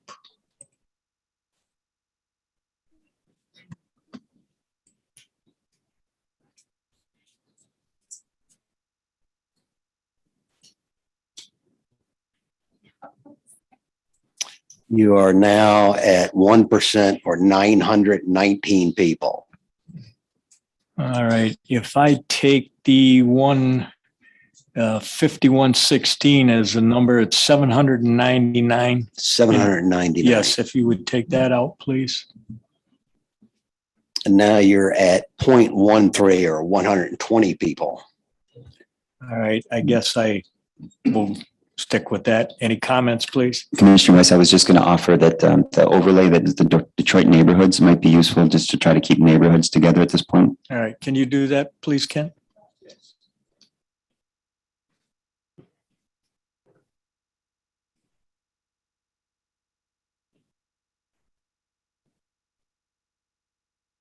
This neighborhood is split along the horizontal in these two right here. up through here is a neighborhood boundary. It seems to stay there. So it seems to be, Yeah, I think you got it pretty well. You just got that one. You could take the, let's say you could add the 799 back and remove the 654 and then have, one neighborhood and not a split. Yeah, I buy that. I like that. Would you do that, please, Kim? yes, sir.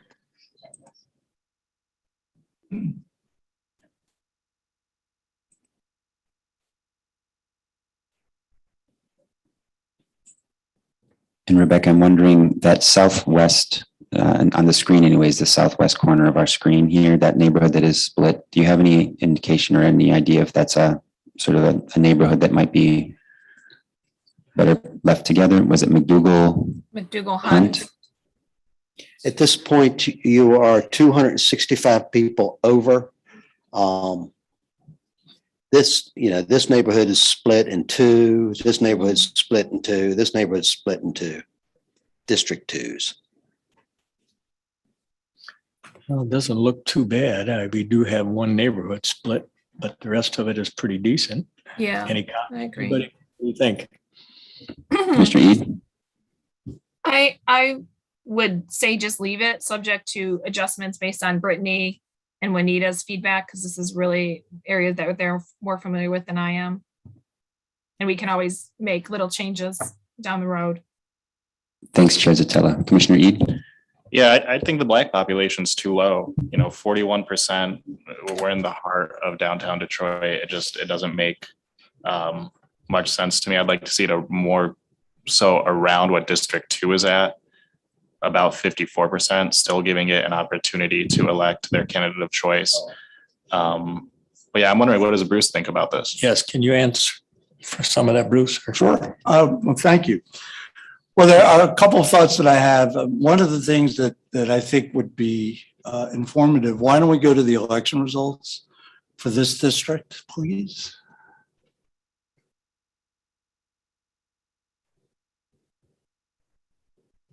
And this includes the points area that's included in this? Okay. Yes.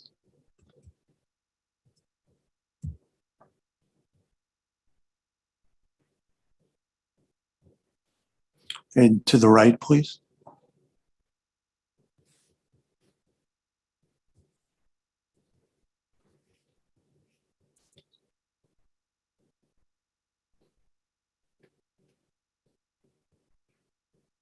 And again to the right.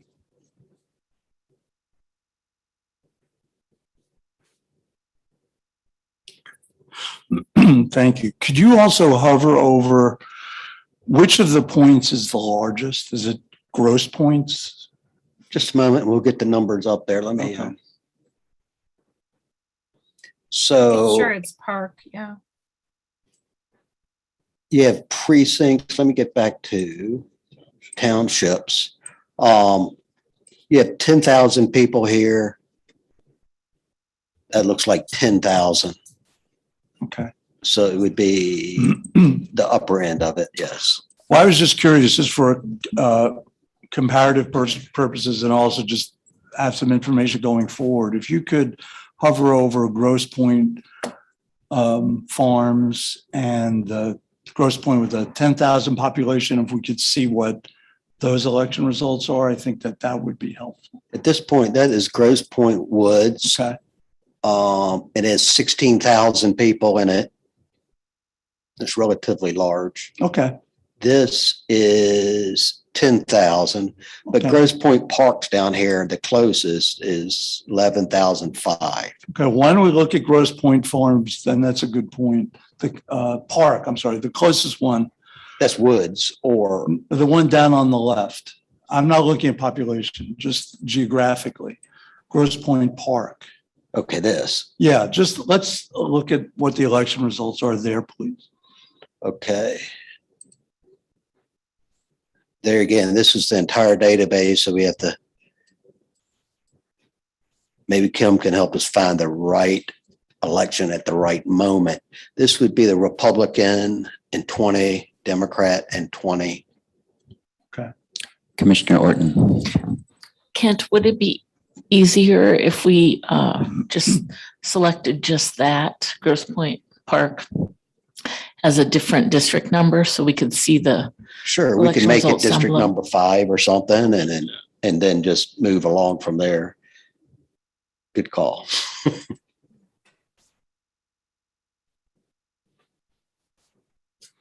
So that is District 5 right there. Okay.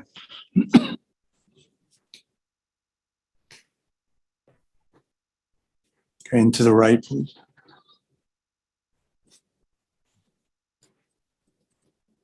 Okay. Thank you. And just for comparative purposes, let's look at one of the points that's further away up the lake.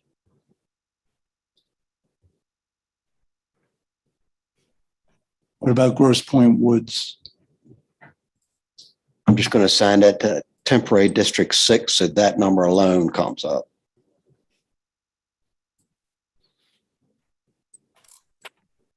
That's District 5 and 6 highlighted. Okay. Okay, thank you. I think that in looking at, and you can see there's a disparity in the election results between Grosse Pointe Park and Grosse Pointe Farms. Is that the one that you're highlighting for 6? Grosse Pointe Woods, Grosse Pointe Park. Right, okay. So Grosse Pointe Park, the election results are similar to the election results seemingly in District 4, that portion to the left, and there does seem to be pretty significant support for candidates of choice.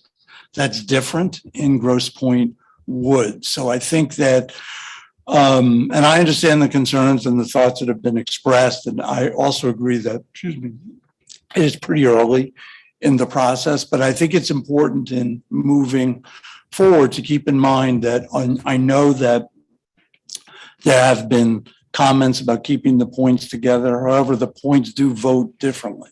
So that's an important point to recall. I think that as we've seen, and Grosse Pointe Park is a good example, that I don't know offhand what the demographics are of Grosse Pointe Park, if that's similar to the communities, to some communities to the west. Does anyone have a thought anecdotally about that? We can look at it. Okay, let's go. I mean, we got the information right here. So if we do information, well, actually, we just pop back to overview. And there's your districts 5 I see. and 6. Demographically, they're not far off. I mean, relatively speaking. Well, but 5 is a majority Black, and 6, am I reading it right? 6 is majority. Oh no, I'm sorry. District got 5. the wrong line, right? Right. Yes, you're right that they're similar. So I think that, so let's make some inferences from that. So the fact that they're similar may also be one of the reasons why the support for candidates of choice is similar. Now let's do, for comparison, let's go up to 6 in Grosse Pointe Woods. That also, yes, I'm sorry, 5 and 6 are similar, but they vote differently. So I think that one of the cautionary tales from this is population is part of the process, but it's not the last part, because it's really interesting to me that they vote differently. 5 supporting candidates of choice and 6 not so much so. So that's important to keep in mind going forward. Since it's still early in the process, and since the part of District 4 to the west of Grosse Pointe Park supports candidates of choice, I think that's important. But I also take Commissioner Eads' point. If you look at, I was watching the population shift demographically as neighborhoods were being adjusted, removed, or added. And there was a significant difference in the minority population as it declined. That doesn't seem to impact the opportunity to elect, but it may in other places. So I think that comparison between 5 and 6 is really good in seeing numbers. As Kent said, they're very close, but they're not close in the election results. And the election results are the driver of these decisions. So for now, my comment would be really, there's several comments about keeping in mind election results, not assuming that populations do any particular thing until the results are looked at. 4 right now to the west of Grosse Pointe Park does elect candidates of choice, but I think going forward, keeping in mind the splitting of neighborhoods and minority communities, and that populations, even though they're the same or nearly the same demographically, may vote differently. Thanks for that. Thank you. And is it also, before we move off of Commissioner Weiss's turn, did we establish that there was a dilutive effect to add woods, or was that not established? Well, right now, if we'd have to look at all of 4, but with everything added back into it, but I think that my main informative point is that different communities with seemingly the same demographics vote differently or may vote differently. So I'm not really seeing any significant dilutive effect. 4 to the west of Grosse Pointe Park does elect and elects with a strong margin. Okay. So Commissioner Weiss, do you want to put your district back together, so to speak? We've sort of made 5 and Yes. 6. Make them back into 4, please, and then we'll see what it looks like. Commissioner Clark, did you have a comment? Yeah, I'm kind of looking at a different approach to this. As you know, I'm a proponent of keeping the points together. So if you took the points out and took Harper Woods and then came down at an angle and took that last part of Detroit and stay in Detroit in Harper Woods, what impact would that have? I am going to highlight that region you spoke of and not assign it, but the highlighted numbers will at least show you how many people are there. Yeah. And then we can turn on the thematic map for the precincts, and you'll have a fairly good idea. Yeah, I wouldn't do it without Harper Woods, but significant Black population. So I'm going to go ahead and see if I can get just a select area. I am not assigning it to anything. Correct.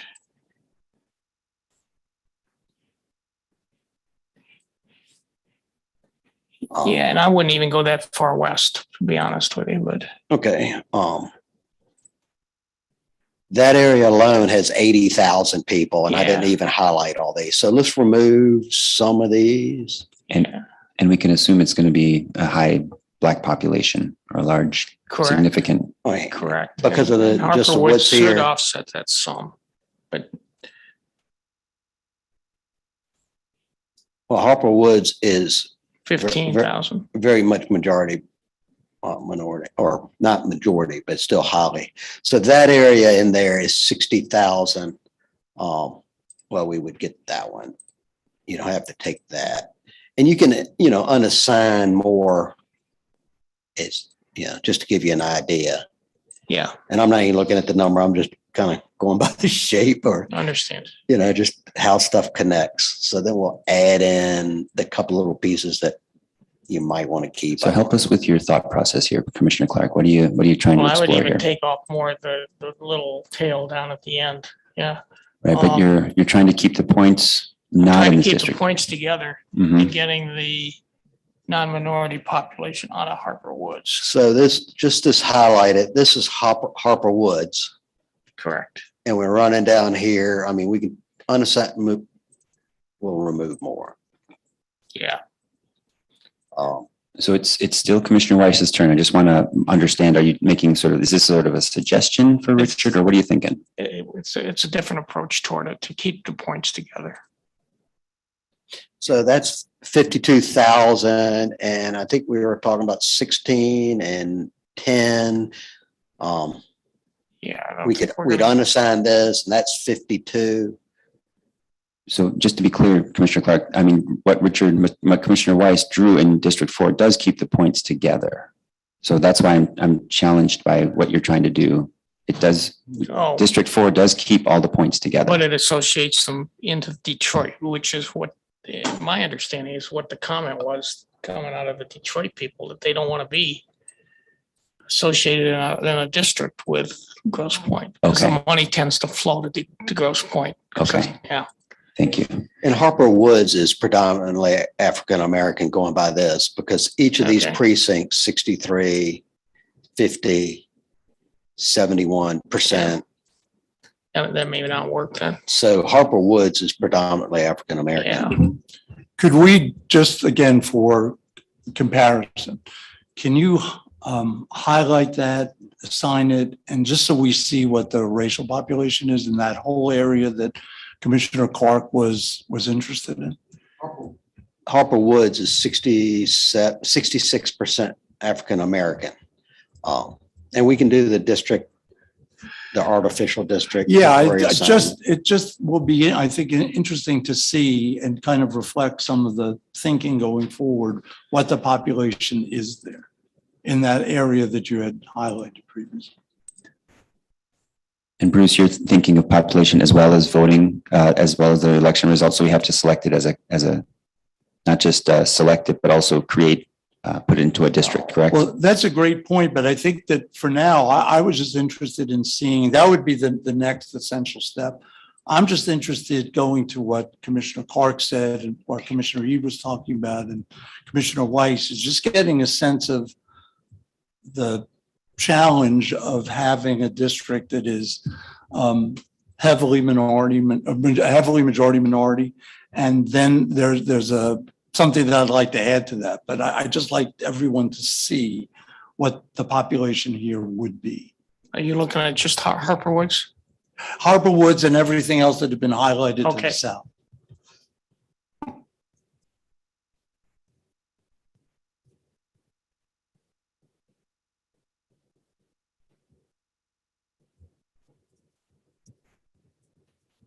That's representative. Now, roughly, we can remove a little bit if you want, just to kind of. No, I think to your point, Ken, and this is mainly just illustrative, to be to show that it generally what you had before. Now, can we get a comparative total or compilation total of what the minority population is in this area? Well, I'll put one more in here. So let me take that out because that would be removed. So let me get that.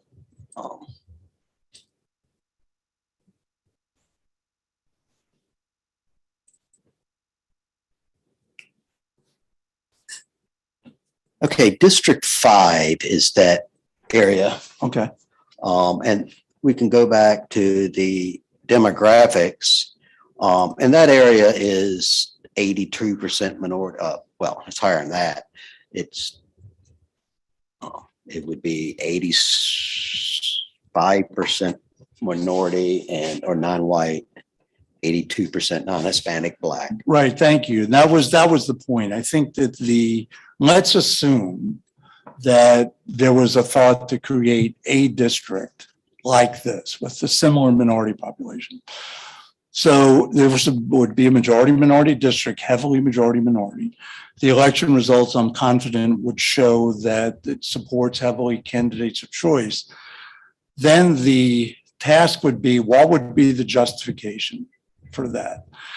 The difficulty is, since it would be so much higher than the population needed to elect candidates of choice safely, then you'd have to justify perhaps 40, 35%.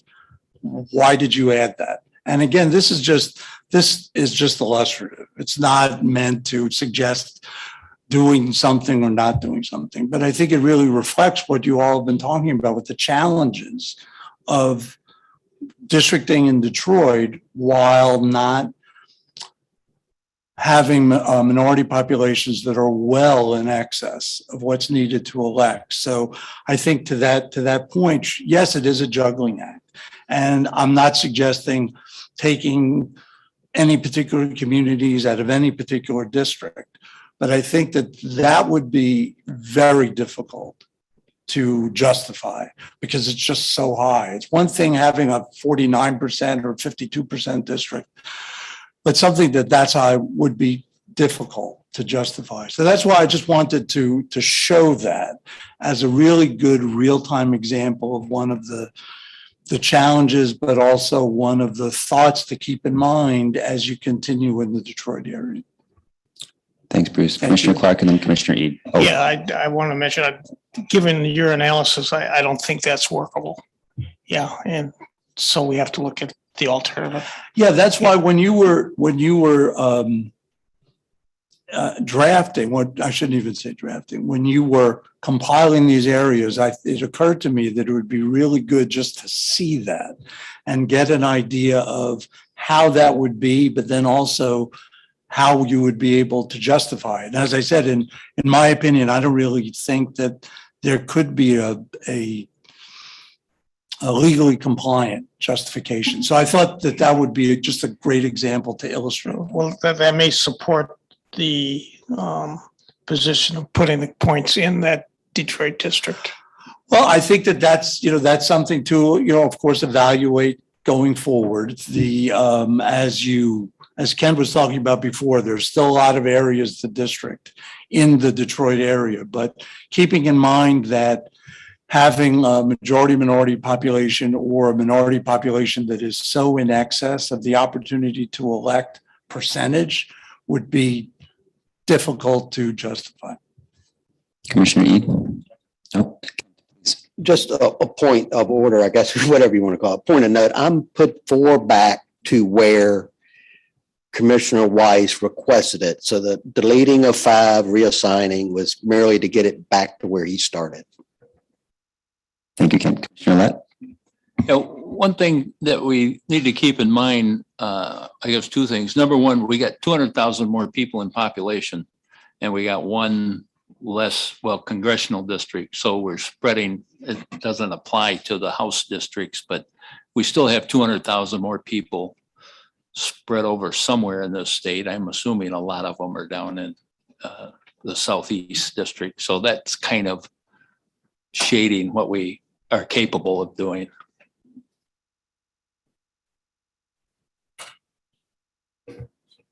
So Commissioner Weiss, I think we're back to you. Well, I liked it. It looks good. It kind of helps out. It keeps the points together. We're not packing a district up. For now, since it's not set in gold and we have erasers, I guess I'd like to leave it as it sets for the moment. It's been July 2020. COI. Commissioner Weiss, I apologize. I was not paying attention. That's all right. Sarah was. So great. Are we all set? That's what counts. It does. Thank you. That means that we are ready to move on to Commissioner Witches, I believe. Is that true? All right, Commissioner Witches, take it away.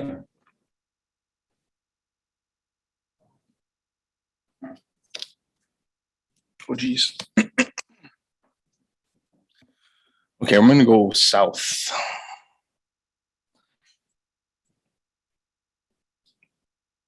Right there. So this shall be District 5, or are you going to do an edit? Nope, this will be District 5. I'm going to keep 1 and 3 as is for now. We'll take the balance of the voting precincts in Melvindale, Allen Park, and Lincoln Park for now.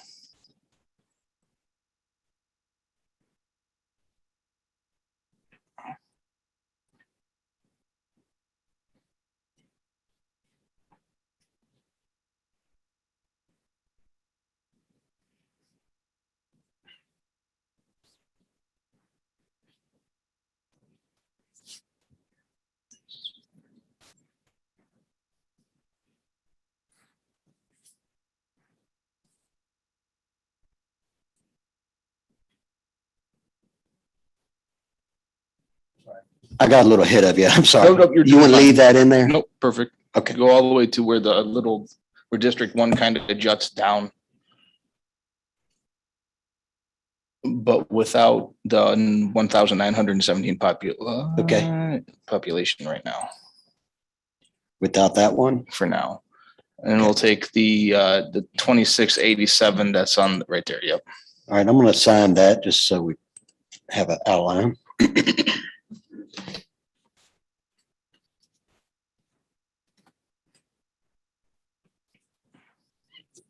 Just to point out, District 4 ran all the way down through here and got all this water area. My guess is you're going, so it's in two pieces now. We'll fix that at some point, probably on this district. Okay. Can you grab the 6 precincts that are in Wyandotte Township, but are on the left of the diagonal line going south? Right, yep, right there, just those 6.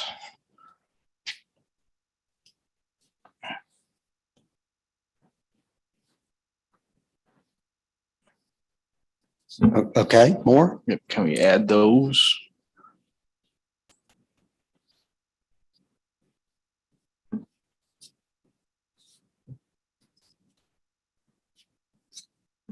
And now you're at 5,000 high. Okay, can we take out the left, I'm sorry, the rightmost bottom 2? And then the one above it, the 3105 and the 2118. Correct. These 4? Nope.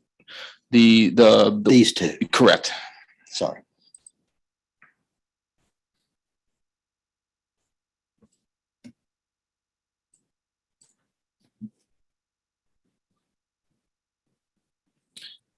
Okay, so you're right at 215 light. All right, so let's see here. I think I'm going to leave it as is. We have minority population of 30%. I believe we're still going, if you look at population data, I believe this is going to be showing minorities can elect candidate of choice, but I'll leave it over to Mr. Bruce Adelson to tell me that one. I'm sorry. Yes, Commissioner, which is what? What can I help you? District 5, I just finished with a minority population of 30.15%. I was wondering if you'd like to do a quick analysis on the voting population. Sure. And can you tell me a little bit about the areas you included in 5? Well, it's the northernmost piece of what I believe to be the downriver area in Detroit. There's, I believe, a Latino community there as minority that want to kind of stay together. As far as I can remember, and then I made a little jut because I believe Taylor and Southgate could potentially be one district, and then Wyandotte down could be one district for another one. Okay. But this would, I think, would be a good division, I think. Okay, the kind of southward pointing finger, what is that capture? That was just grabbing extra population, or to get it as closer to the ideal population for the district. Well, one thought would be then, and I don't know this, that if that extension is a significant minority population, then just like yesterday when we were talking about Muskegon, it may be better to make it less of a narrow reach and maybe create something broader. But right now, I don't know what the population is, but that's just the thought. So Ken, did you put the election results up for 5?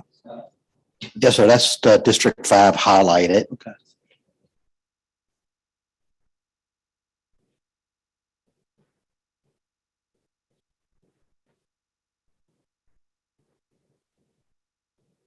Okay, could you go to the right, please?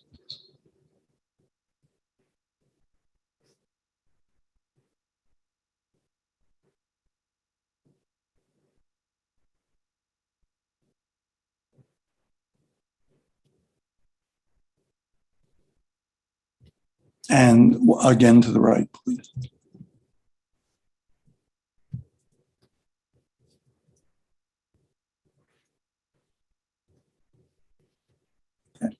Okay, thank you. Then can we go back and look at and see the demographics for 5, please? Okay, so What is I don't have on my screen, what is the total minority of VAP for 5? It's not, for whatever reason, not loading up, but it would be about 26 something. Okay. Because non-Hispanic white is 73, 62. Okay. Well, based on the election results, if not all, virtually all, seem to favor support for the minority candidate of choice. And the margins in some of the elections are closer than in others, but this doesn't seem to be a district where the election results are all 2 to 3%. There are some results that have a fairly broad margin. So it seems that this is an example, and I'm also presuming that there's white crossover support here. So this would seem to be a district that provides an opportunity to elect. It's obviously not a majority minority district. It's not a plurality minority district, but it does seem, based on the election results, to be a district where minority voters can elect candidates of choice with white crossover support. My only thought going forward is that that it may be better to make it a more substantial area so that it's not so narrow. But other than that, as it's configured, it does appear to be an opportunity to elect district. Commissioner Clark. Yeah, Dustin, the extension you have going south, I think it was a couple townships or precincts. Why did you do it on the west side and not along the Detroit River? I'm just trying to get closer to zero. I ran both scenarios. Okay. I mean, to me, we blocked in that whole peninsula going up north a little bit. So Let me answer to that. So the reason why, there's another reason as to why I put that jut right where it was. I put that in there. So Wyandotte, Riverview, Grosse Ile, Trenton, everything along those lines, which would be the true coastline of the river for those particular communities, would be represented by one particular House member. And then another reason for that particular division is we can keep Taylor and Southgate whole as one district at this particular point. That was useful for me to hear. Thank you, Commissioner Witches. Commissioner Orton. So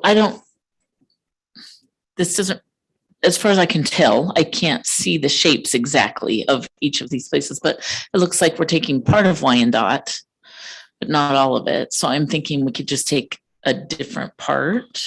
Would that make a difference as far as? Then I started going into micro, again, me just thinking micro communities. And I'm thinking that the individuals that are actually on the river are going to have slightly different feelings about their river than the people who are a couple miles in.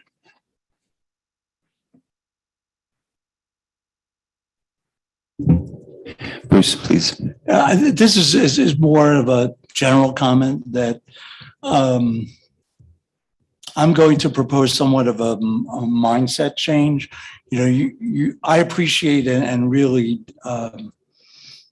note strongly that you're really working very hard with the population and keeping the population deviation as low as possible. I would suggest a bit of a mind shift about that. The population deviations, if they exist beyond the 2, 3, 4%, can be justified. So I would suggest that, particularly in Detroit, that the two most prominent factors are population overall, demographically, and the election results. I'm not really seeing anything that comes close to being problematic from a deviation standpoint. Deviation is judged on the plan as a whole. This is not a congressional plan where you really don't have any room. You have some room to play with, assuming you can legally justify the deviation. So I would respectfully suggest a bit of a mind switch, particularly in urban areas, that the demographic population and election results can be more significant than the population deviation. You're doing so well with the deviations. I mean, I'm not seeing, I've done districting where initial districting are 12, 13% deviations. You're not coming anywhere close to that. So as I said, in the urban areas, I would suggest a bit of a looking at things a little bit differently than in more rural areas where you have more issues with capturing population across a wide area. Thank you. Commissioner Riches, you want to keep it? Keeping as is for now. Okay. Any questions from the Department of State? No, we're good. Very good. Thank you, Commissioner Riches. Commissioner Clark, we're up to you. Yeah, let's go back up into Detroit, up in the area where we were working before.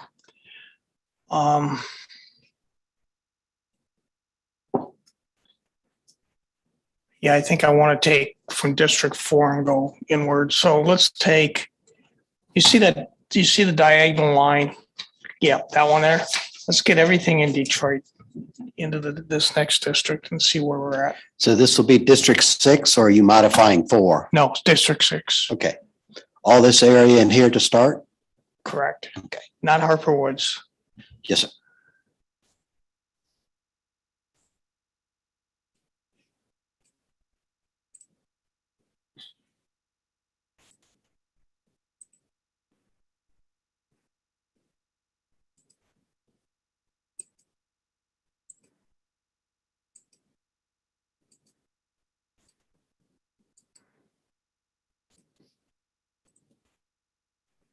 That's merely selected. It is not assigned yet.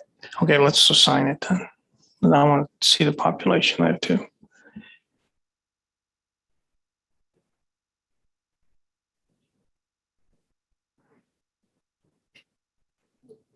You're 17,000 short, 90% non-Hispanic Black. Okay. Here's the problem. We go to Harper Woods. We looked at that before, so we know that's what 60-some% Black. Yes. We go into East Point. I think we're going to see the exact same thing. So it's almost like take Harper Woods and then St. Clair Shores. So take Harper Woods and then take a right angle over to Village of Grosse Pointe Shores.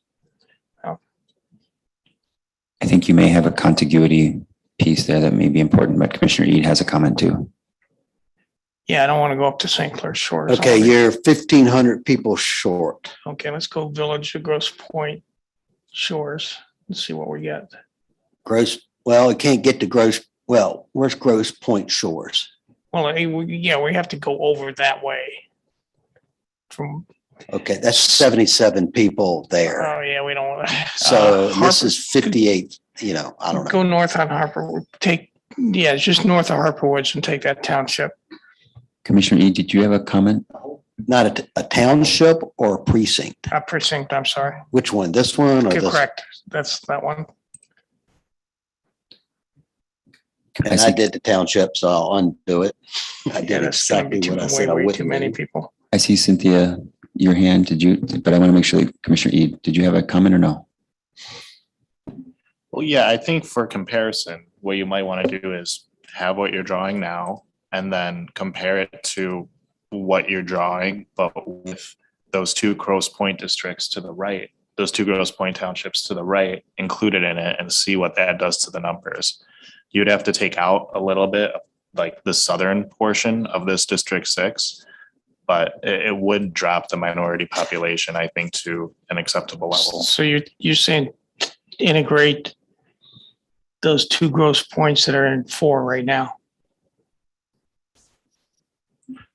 Yeah, I think compare it and then see what it does.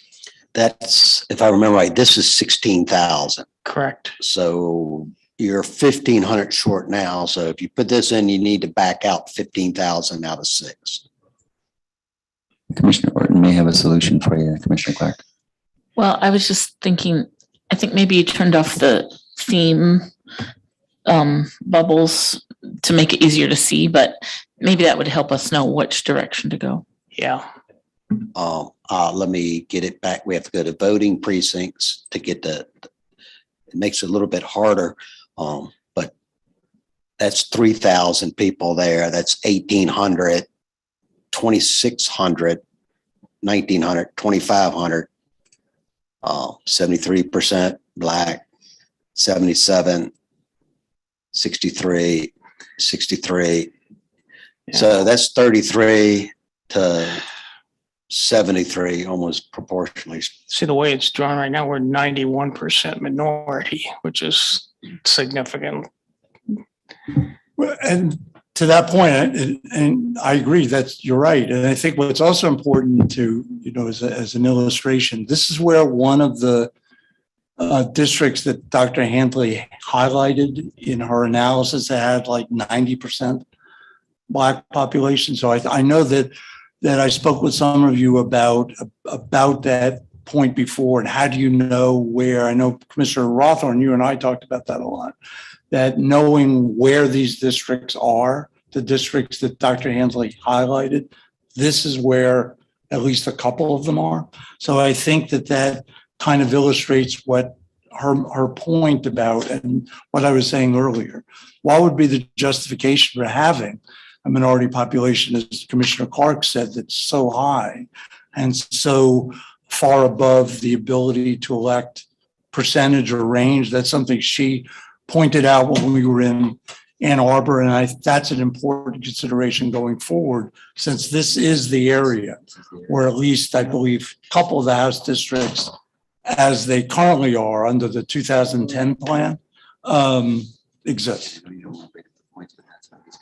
A side note, I just clicked on a bunch of these precincts all through here, and they're generally 80 to 90% African American, unless they're tiny precincts like that. That's 100. It's only 52 people. So you have to keep in mind when you see these dots, it may be 16%, but it's not a big number overall. What if we went on the upper east side? There's 2948 as a township. Yeah. That is 2948, 33% African American. Okay, let's say you take that one and the two to the east, or no, take that one and 3285 and 2882. And then we're going to have to eliminate some.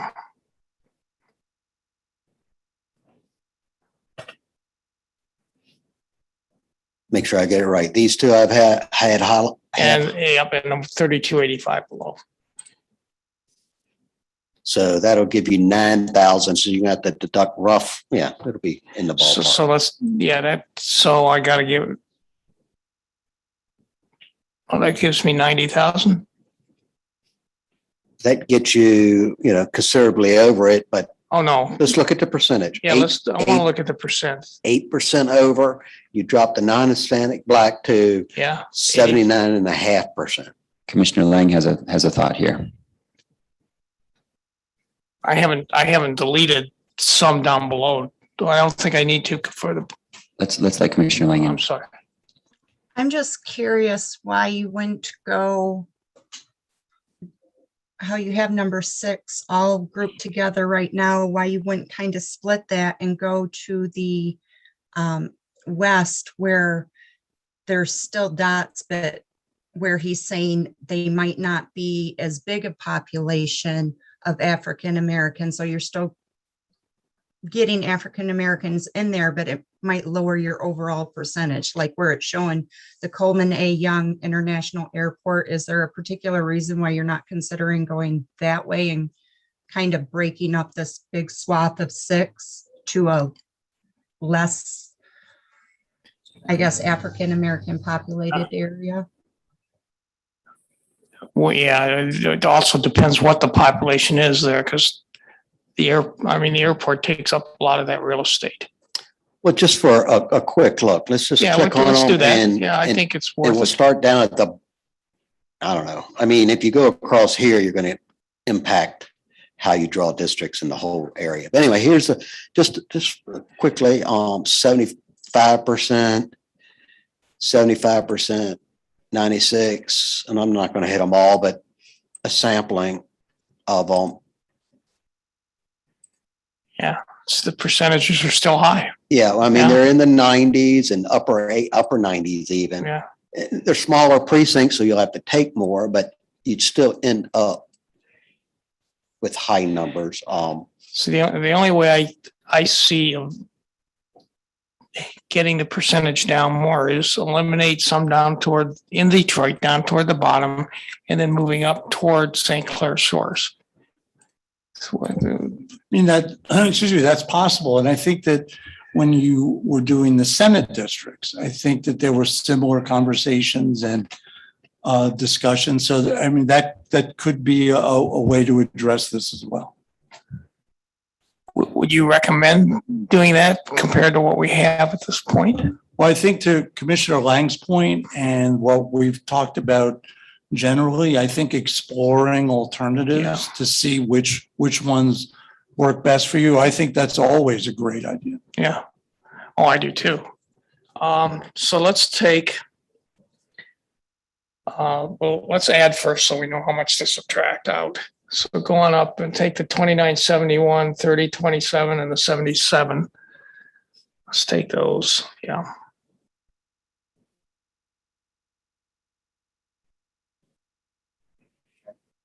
This precinct goes out in the water, but population wise, it's all right there. Yeah. And then maybe the 2167 as well. Then we're going to go down and reduce down in the Detroit area. Commissioner Orton. Well, you dropped 13,000. Boy. I mean, we can keep adding up here. Yeah. But when you take 13,000, 90% African-American district out, it's going to have a significant, because that's 15% of the district alone. Okay. So let's go down to the southern part of the district. Commissioner Orton has a thought. Yeah. So just looking at this overall, I have a comment which I think will be very unpopular, but I think it's worth maybe having a discussion about. The only way I see to make these districts, make more of these districts more balanced racially, is to break up communities of interest. Because the only places I see are Hamtramck, Dearborn, Dearborn Heights, and the Grosse Points that, you know, show as not African American. We know that there are certain populations and certain communities of interest in those and other areas, but I think we need to discuss what trumps, and we know that's VRA, and we have to stay within the population. So something has to be done. Well, we're also have the same problem when we start doing West Detroit. You can take a look at the map. It's the exact same problem we're confronted with right now. You're getting some affirmatives. I see a nod from Commissioner Zatella and I see Commissioner Heed's hand. And then Commissioner Zatella after Commissioner Eid. Yeah, I agree. Unfortunately, I don't like that I agree.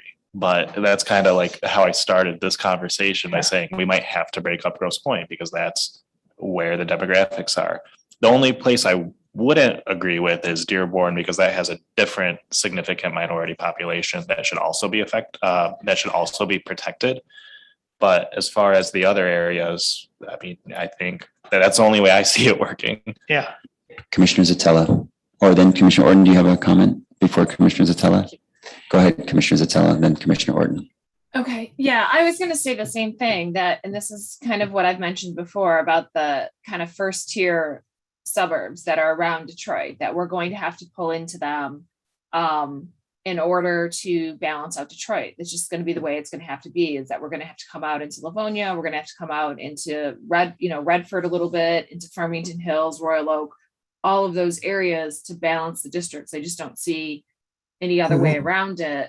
And I frankly don't think any particular community should have sort of protected status, so to speak, and be preserved from that. So even with respect to Dearborn, I think we could probably break Dearborn up 2 or 3 ways and pull in those areas of Detroit to balance out the population. And I don't think that's entirely inconsistent either, because there is quite a significant Arab American population in Detroit as well. It's not just Dearborn. Those border areas of Dearborn also have a significant Arab American population. So I think with the numbers that we're dealing with, we're 90 some odd thousand people, you know, in and of itself, there are going to be some splits in communities of interest. And I think we can balance that effectively while still allowing fair representation. But to do that, we're going to have to venture into these sort of tier 1, tier 2 suburbs around Detroit. Yeah, so it's a modification of our spoke strategy. And to be clear, Commissioner Zatella, you're also including the points as a first tier suburb. Is that accurate? Yeah. Yeah. Okay, thank you. So let's do this, Ken. And then before And then I would just add to that, keep in mind, you know, we've talked about this concept quite a bit, that we may not be able to do everything with one map. So maybe we can't keep the points together with the House districts, but they are together, I believe, for congressional, and they are together for Senate. So, I mean, you know, in order to accomplish our requirements under the Constitution, maybe we can't hit everything on every map, but we can, I think, accommodate most things when you look at the combination of all of our maps together. Thank you, Chair Zatella. Bruce Edelson, please. Thank you. I mean, frankly, I think this conversation is what redistricting is all about. That yes, you are making choices. And yes, that not everything, you can't do everything in one map. But I think Chair Zatella made a good point that maybe if your goal was to keep certain communities together, we'll maybe do that in one of the maps, but you're not able to do it in another map. Because also the population is different. So if you're creating all of your districts were the same as, let's say, the Senate, for example, 200,000 plus, you have more room to play. But I would also say rhetorically, as you're examining this and thinking through it, if you look at the current districts that were created in that Wayne County, Oakland County, Macomb County border area, and just ask yourselves, well, why was that district created the way it was? Why did that district not expand north or west? And I suspect that you'll come up with illustrative answers given what you're weighing now. But I do think that keeping the criteria in rank order is paramount. Looking at the Voting Rights Act, of course, and one person, one vote is the number one, but also looking at this in a way very holistically. You have 3 maps for 3 different representative bodies. And I think that if you look at it in that way and being able to meet one community's concern here and another's here in this particular map, I think that's doing pretty well. Because in my experience in the statewide redistricting, it is the rare statewide body that can do everything for everybody in all of the maps. I mean, I'm welcome to see that happen, but I'm skeptical about that. And I wanted to echo both Commissioner Eads' comment and Commissioner Zatella's comment about the Arab American, Middle Eastern population, that you all are more familiar with the areas than certainly than I am. Being aware of areas that may also support the District 3 in its current configuration as an opportunity to elect district, retaining that. And if you can retain that by taking whatever population you feel is necessary, it certainly, as you know, as the theme has been, give it a shot and let's see what happens. But I think that Middle Eastern, North African population is important to remember for many reasons. Okay. So let's do this, Kent. Can I get to Commissioner Norton first? Sure. So I'm not sure we'll be able to do this, but for me, not being super familiar with all of the areas of Detroit, if we could, since we're still right at the beginning here, if we could kind of see like we're seeing now, though I don't know the dots are really representative of percentage, like are they bigger when the percent is bigger? It doesn't always seem to be the case. Anyway, I'm thinking if we could look at the overall picture and see what directions we're going to have to move, it might be helpful. I was looking at the same thing, the bigger dots. Well, it seems like the smaller dots are down in the southern part of this district that I'm drawing. So I want to go back up to 8 Mile, which is the border for Detroit. And the western districts. That's just south of East Point. But in Detroit, I want to take away, can you make it a little bigger? Yeah, I want to take away the 2001, 2279, 1690, 1172. I want to come down that diagonal a little bit. I'm gonna unassign them, in groups and correct. So we stay on track. Yeah, I can stay on track. Yeah, that's fine. Something. That went right over to your Hopper Woods. Is that what you had in mind? Oh, yeah. Okay. And then we're gonna have to take some more, I think. And then I want to see where we are population. We need about 4,000 out. That's 17 and 16 is 33 and so I'm just going to do some. You holler or let me know if it's not appropriate. Yeah, that's the direction I want to go. Then I want to take the 1709. 1703, I think it is. This one? Yeah, or down there. Yeah, sorry. I'll bring to your attention a mere 511 under. You can go continue on. Or I could leave it. Can we take a look at Bruce? Can we take a look at these percentages now?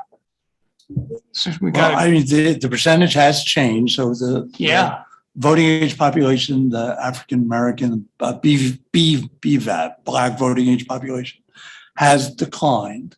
And I think as part of our comparative analysis, let's look at the election returns. So we can see how right now, as it's constituted, how the election returns look.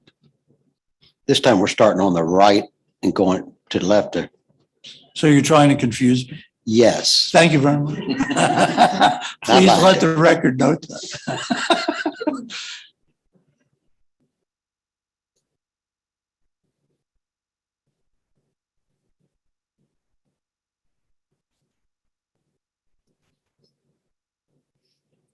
Okay.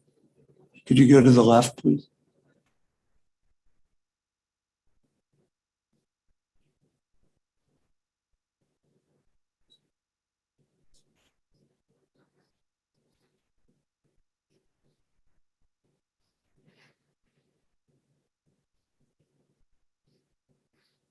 Okay. I think that, I'll go all the way to the left. We could see the 2020 presidential. Thank you. So to me, what's interesting about these results, it seems that the results become stronger for wider support for candidates of choice the more recent the elections are. I don't have an explanation for that. It is interesting to note that. The further away you get from 18 and 20, the election results are not as strong. I think there's still support the candidates of choice, but the margins are much smaller. So right now, the district does provide minority voters based on the election results the opportunity to elect candidates of choice. This district may present this area may present its own unique aspects because it's possible that the election results are closer because of the areas that were added to the east of East Point that perhaps they don't support candidates of choice at the same level. But since this is still it seems to be a minority candidate of choice supporting district, the BVAP, the Black voting age population, is still pretty high. And then we can see how, as you do other districts in the area, how that all works out. It is just interesting, as I said, that the election results, the further away you get from last year, just seem to be closer than the more recent ones for whatever reason. Would you say this is acceptable from a legal standpoint as we move forward? If this were your final district and you were all ready to approve this, well, I'm still concerned that the Black voting age population is pretty high. and higher than Dr. Handley had analyzed. Yes, it is. The adjustments have improved the population from a legal standpoint, but I would still have some questions about the number of the Black voting age population, particularly since this is one of the specific areas that she highlighted from the current 2010 map. So let's make one more change, Kent. In the green area where we went outside of Detroit, there's a precinct just to the north. Over 2167 is the number of people. Where am I? Go out toward to the lake. Yeah, and up. Yeah, 2167, just up, next one up from your. Okay. Let's try that. And it's going to make some difference. Let's try the 3119 and the 1631 as well. Let's take a look at those two. So now I got to reduce people again down in Detroit to make this happen. And Commissioner Clark, I was going to suggest that you put the Detroit neighborhoods overlay on so that you try to keep neighborhoods together. Let's do that if we could. Good suggestion. It dropped it to 68, but when you drop your 7% out, it should show a bigger change. Okay.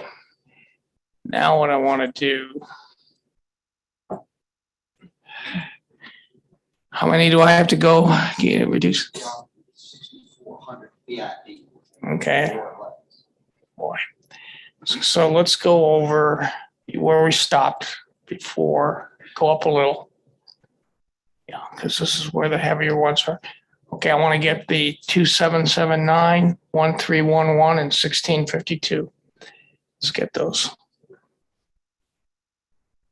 And then we'll take a look at the neighborhoods.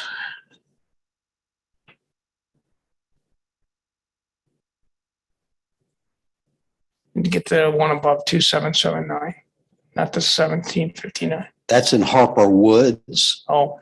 I don't know. If, no, I don't want to touch that. I'm glad you mentioned that. I don't want to touch that. So where we are population? Where? 1,600 above ideal. I think we're okay with that. Can we take a look at the numbers again with Bruce? I think you want to look at the Detroit overlay first, like you may have broken up some neighborhoods. Sorry. Let's get the overlay on the neighborhoods. I don't want to split up neighborhoods if I have to. You have this neighborhood here. Okay. That is split. I haven't, and this the one previously, well, I think previously mentioned. No, this one. Let me see those neighborhoods again. So Denby is split, isn't it? Denby is split. Morose Meringue. So let's. I do think you can add those back, and I think you've got some population down further south where you can. Yeah, the population further south is less Black, though. That's what I'm trying to do is reduce the Black population. I see. Well, I think to that point, and as Commissioner Rothorn said, maybe that you keep that neighborhood whole. Yeah. And see what you can do, as you said, excuse me, going further south. Okay, let's put Denby back and Morose back. Yeah. We'll go further south and see what we can do. And the reason I chose those because they were more heavily populated with African American. Yeah. Well, the southern ones I just looked at are also 90%. What is it? The ones I looked at down below were 90%, so it may work out.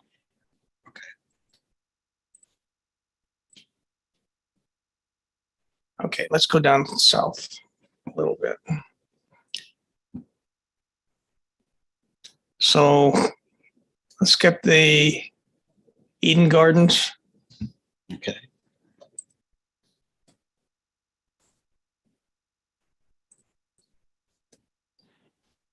So what's the population there? You still need to drop 6,000 or something. I'll do all of Eden Gardens and see what that does, because it's like this section's in a different precinct. You may not see this precinct went down here. And now you're 2.62% high. If you want to keep this neighborhood whole and this neighborhood whole, we need to add back in these census blocks. And those census blocks are with which neighborhood? This is Outer Drive, Hayes. Okay. These are all in the same. Let's add them back in then. Okay. Let's do that. I hate doing it by census block, but it's important to the Detroit people to keep the neighborhoods together. Agreed. Yeah. Then a deviation of 2.6% doesn't bother me a whole lot. You're getting some nodding heads, Commissioner Clark. Okay, good. Nodding up and down or right and left? And not shaking, but nodding, yes. And they're not nodding off. Okay. Yeah. Well, we want to make this right for the Detroit people. Well said. So where you're at now is 3.91% high, and I need to put that one census block into Eden Gardens. Yeah, to make do it that, perfect. please.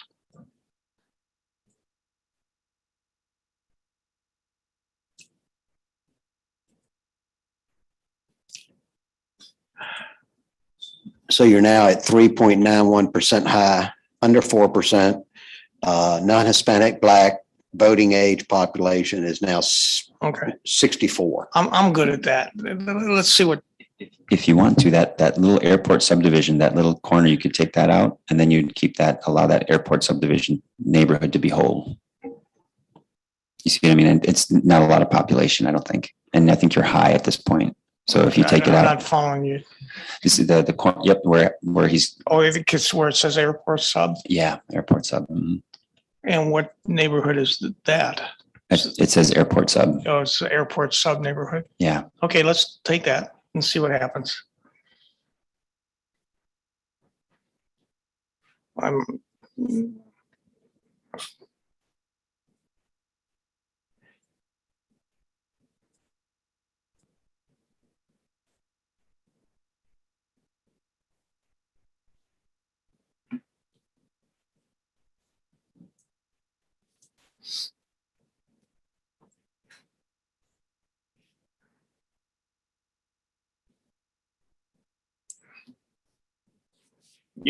Were you referring to just that small piece or the whole thing? No, just that small piece, like you're, yeah.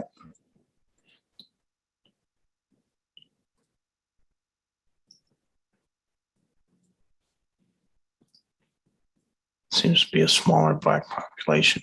Yeah. According to the circles. Right.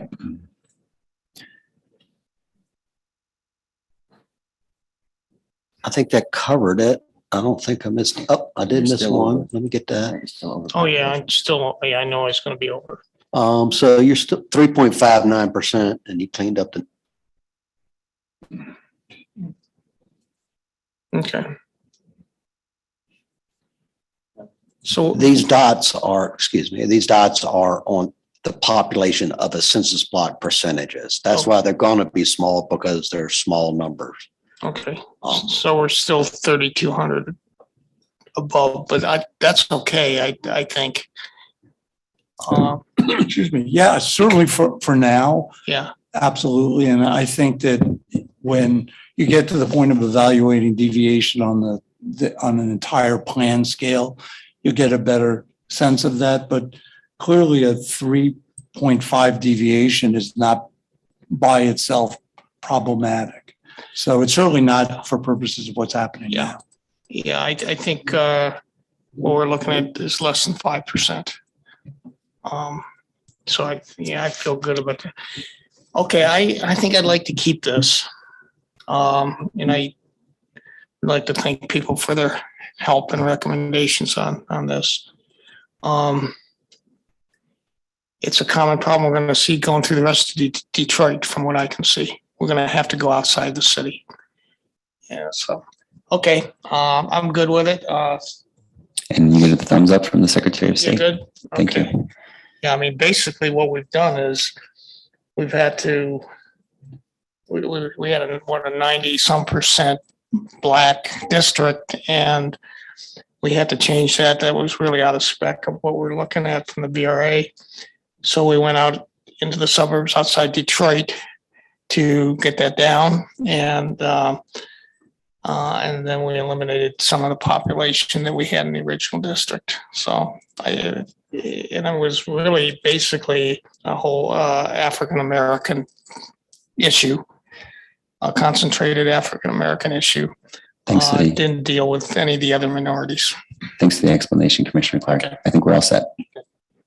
All right. I believe we are on to Commissioner Eid to map. The floor, Commissioner Eid. Okay, I think I'd like to finish out mapping out the Arab American community here. So we did a good job, I think, with District 3, and I think we just need to complete it. So let's go there. Let's take the rest of Dearborn. This area in here. Yep. Okay.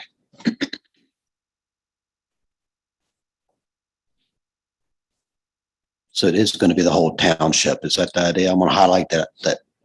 So that's the entire township. So it would Right, be just the part that's left of it. I see your hand, Chair Zatella. Do you have a comment? Yeah, before he does that, can we adjust the neighborhoods? Because Dearborn does actually have really distinct neighborhoods, and we've split 3 of them with this current map that could just use some simple adjustments to put them back together. Yeah, that's Are fine. you open to that? You want to help direct, or Commissioner Eid, Commissioner Zatella, you want to do that together? Yeah, Satella can do it. But Yeah, I think we I need don't. to undo you what just was made just undo done. that. Just a reminder to commissioners to try not to speak over each other at the same time. It makes things difficult for our translators. Thank you. at this point, District 3 is 20% high, or 18,000. No, undo it again. It was fine how it was before. We're just going to reconfigure it a little bit.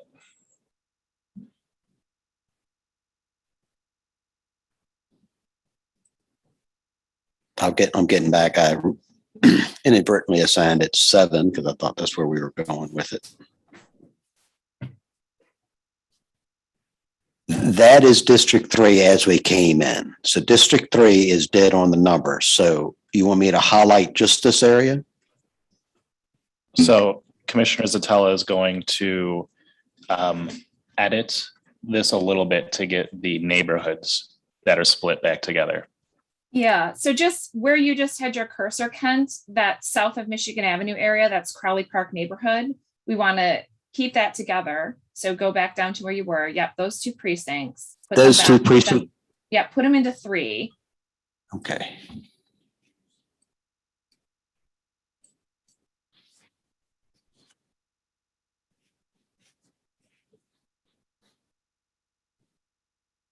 Okay. Well, it didn't. Oh, just a moment.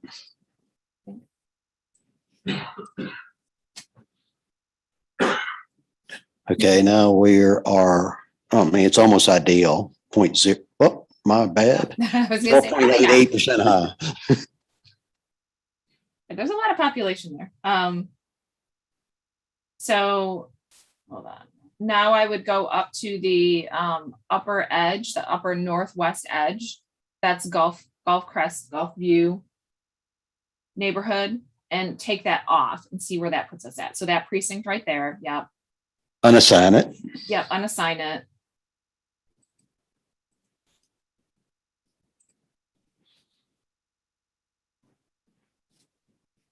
Okay. And then what's that next precinct that's jutting out? I'll look at the information and I'll just click on it. We'll be quicker. It has a total population of 1,600, and of course it doesn't. Yeah, I don't have names, but that's 1,600. Yeah. So I take that out too, and that should be pretty good. And then we are keeping together River Bend, Gulf Crest, Gulf View, and then we've got Crowley Park back together again. So that sort of fixes the neighborhood splits. All right, Anthony, I'm handing it back to you. Wonderful. I think that's astute, and thank you for doing that.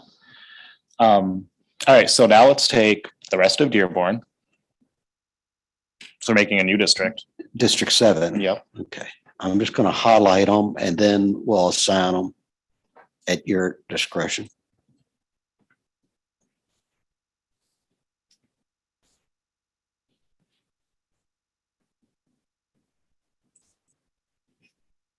All right, that's 17,000. I'll assign that. Okay, and now assign the rest of Dearborn Heights to this district as well? All of Dearborn Heights, because they're, Yeah. okay. Yeah, it kind of goes around. I got you.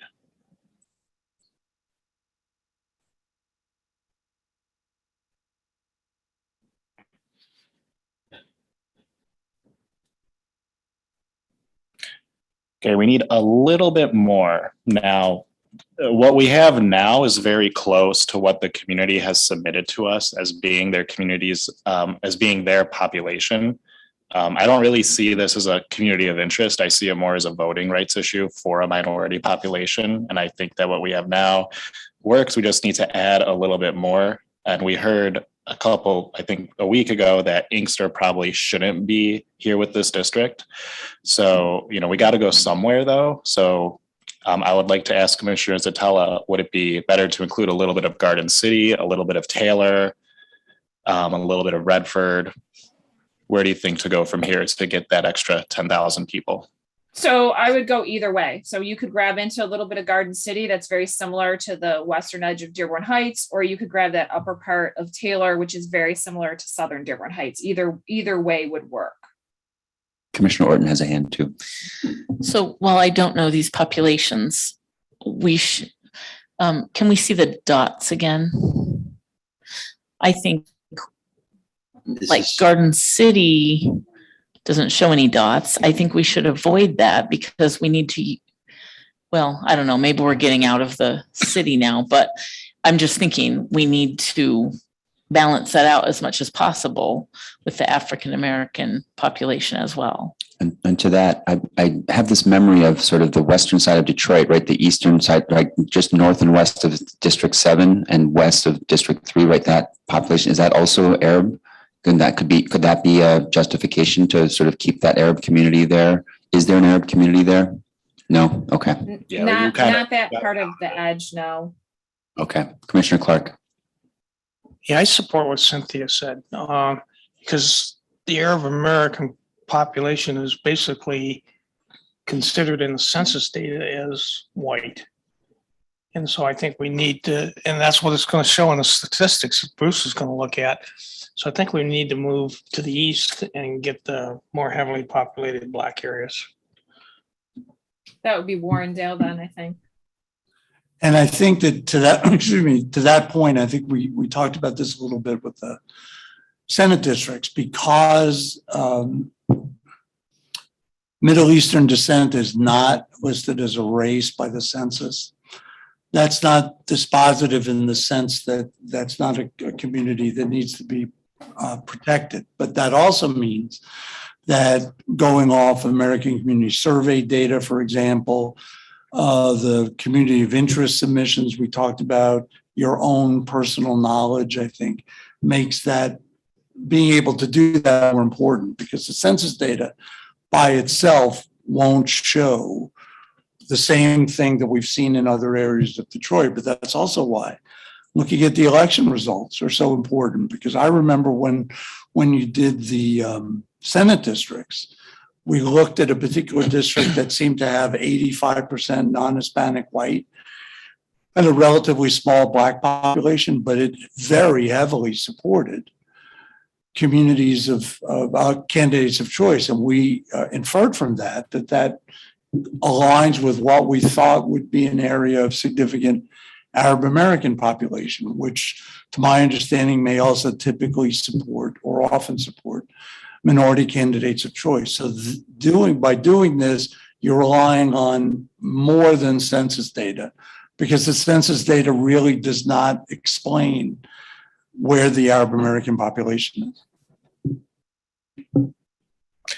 Yeah, it doesn't. The census data, I don't want to say it's lying right now, but it doesn't include information that's needed. But luckily, we've gotten that information, from other sources, from the community survey, from our public hearings, and I think most importantly, we've had very specific maps submitted on our public comment tool that are very highly commented on. They're some of the most commented on submissions we've had.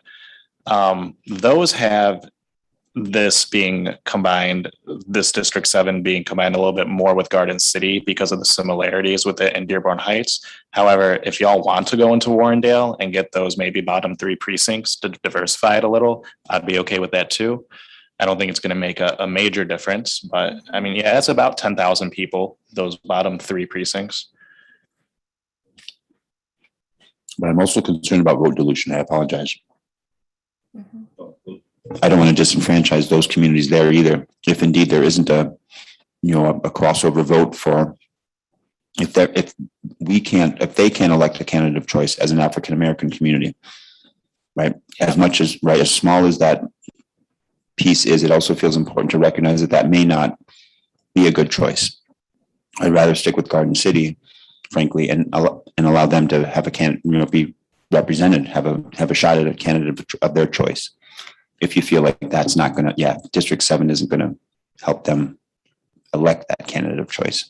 And just to that point, and I agree, I think that that's very important, but that's where I would just say, let's go look at the election results. Because then if that concern is allayed by looking, then that takes the consideration off the table. So how can we look at that? Or would you look at that with us, or can we, Well, I think that Kent can highlight those specific areas, but Ken, please. Chair, I can make a artificial District 8 to hold that area, and so we can look at the compilation of what they sum up to. That's a great idea, please. Commissioner Clark has a question. So this is going to be number 8. I have a That's question just for- those 3 precincts. I have a question for Anthony. Is there not a part of Detroit that is just south of Warren and north of Ford Road that just that comes out from Detroit that has an Arab population? So according to the maps submitted to us by Access and by the community, there is an Arab population towards what we have in District 1, but I wouldn't go too far into it. But that's about it. Yeah, that's kind of far to the east, from where we're working. Thanks. So we'll come back to Kent, but I want to acknowledge that Commissioner Kellum has joined us. This is highlighted District 7 and 8. Of course, 8 is just those 3 precincts. Do we need Commissioner Kellum to say where she's joining us from virtually? Yes, but I didn't want to interrupt Kent. Thank you, Commissioner Kellum. Please proceed. Hi, everyone, and I am attending remotely from Wayne County, Michigan. Thank you. Back to you, Kent, or Bruce, or we're reading. I apologize. I'm with you now. Okay. Ken, can we move to the right, please? Yes, sir.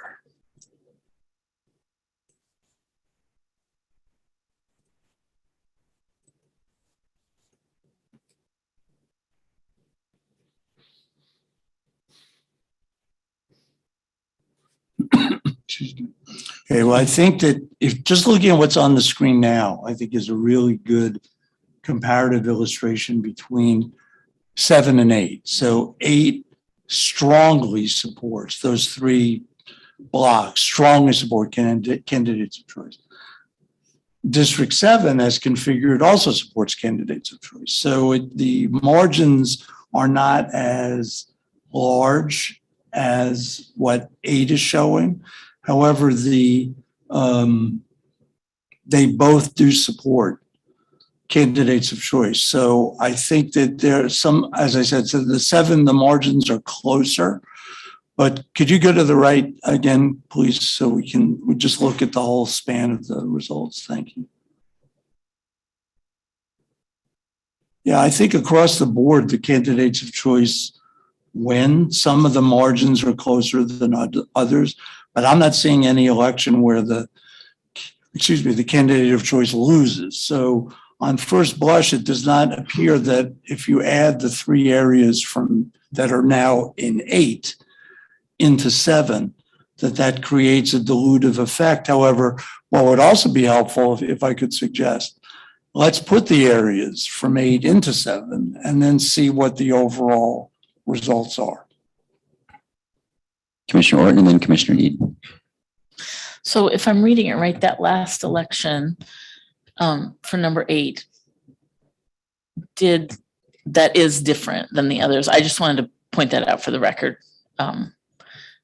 I still think it's overwhelmingly they vote similarly. The Dillard Am I versus not reading it Johnson. right? You know, Commissioner Horton, you're doing what I have to keep reminding myself not to do, because the screen, it can be really confusing which line represents which district, because initially I looked at 9 and thought, well, wait a minute, that's kind of different than the results that I thought I saw, but I was mixing up 9 and 8. If you look at 7 and 8, the two they're not in blue, they're in white, then I think that the election results line up. 9 does not.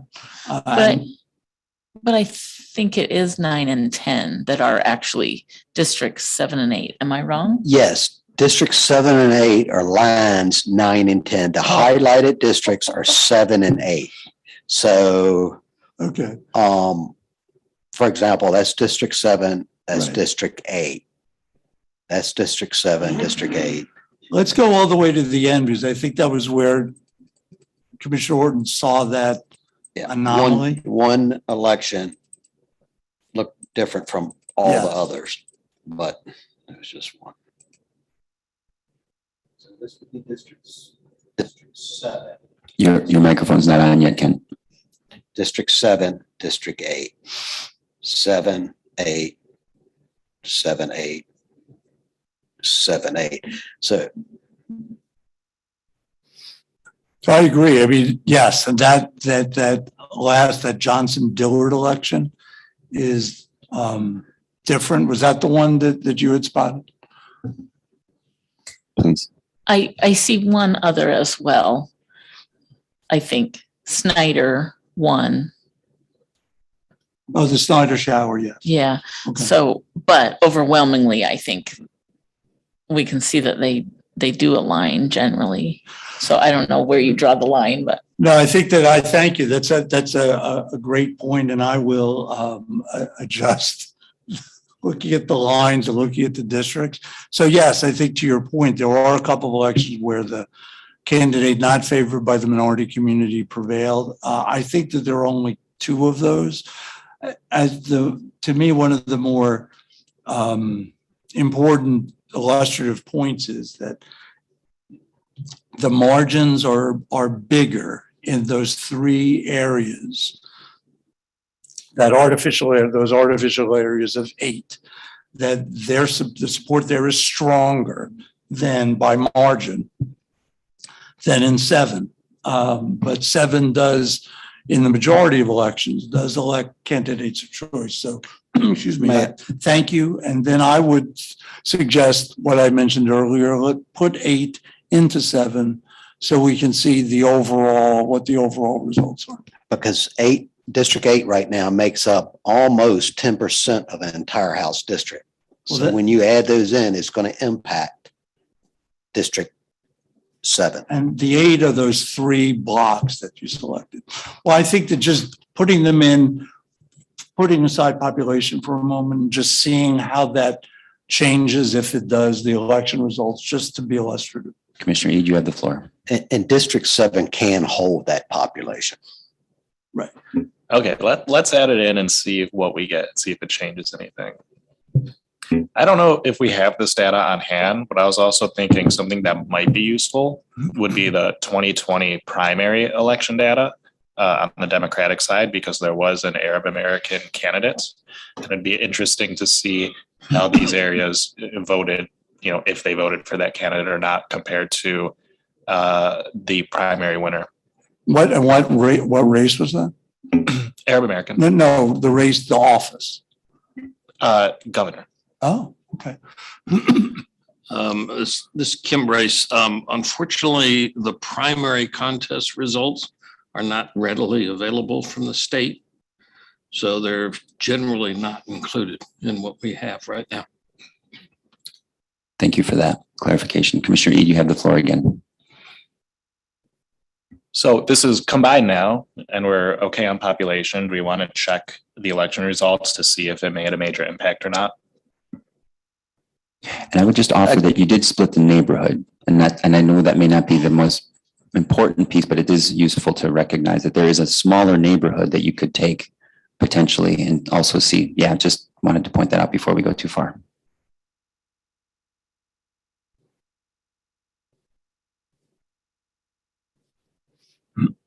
And go to the right, please.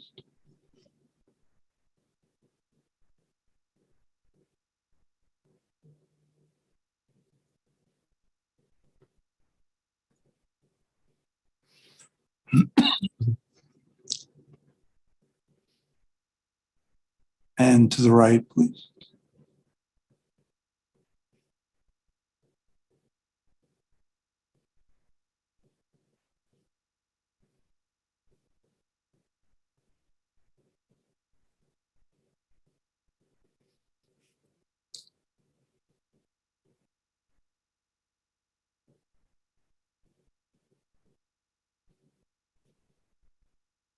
So just so I'm not missing this again. This is the top line in the blue highlighted area. That's 7. Correct. That's District 7, and then we zeroed out 8 when we deleted it. So that bottom line would be the empty number 8. Okay.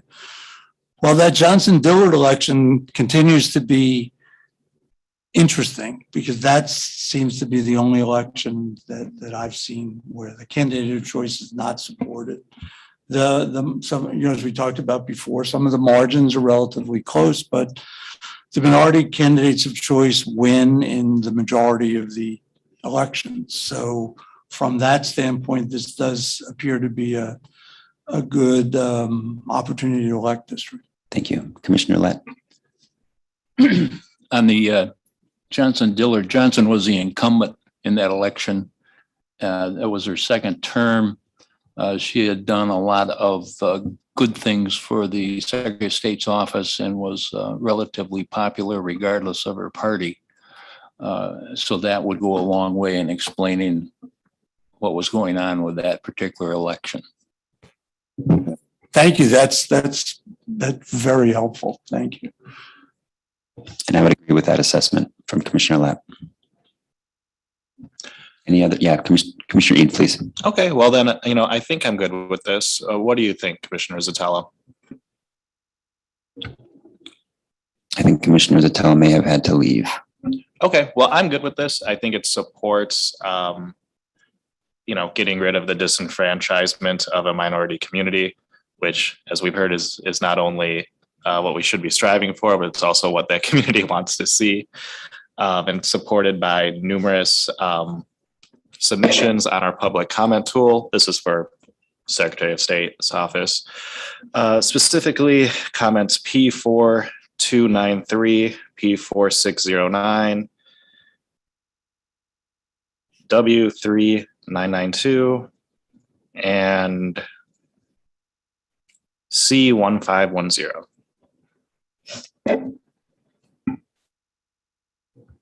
Thank you, Commissioner Ede. And I think so we have about 15 minutes until we want to take a recess. We are to Commissioner Kellum. Are you able to help us map? What kind of question is that? I'm here. I am so excited. Take us away. Commissioner Orton has a hand. Commissioner Kellum, before you get started, I just have a question for Mr. Adelson. Absolutely. Trying to learn something here. Considering the population, minority population density and the shape that we're trying to work with, as we try to spread that out a little bit and get a better balance, would a better goal be to have a few districts that are perfect as far as balance goes, and then the rest are higher minority population, so they're not balanced? Or is it better to try and balance, although not perfectly, as many as possible? What's best? So you're now competing with Commissioner Eid for asking me really interesting questions. Well, I think that as you could just see from the map that's on the screen, I mean, there are limitations, geographic limitations to what you can do. I mean, you can't draw a district from just speaking off the cuff from the river out to Ann Arbor, for example, to balance population. So there may well be districts that, while they're not 90 or 95% majority minority, and maybe they're 60, 65. I mean, and I'm just throwing out ideas too. So I think that the whole point of our really focusing on trying lots of options really answers that question, because as you try more options, you'll see whether things are possible or not. Now, that's going to mean trying things that may cut against the grain with, keeping certain communities whole.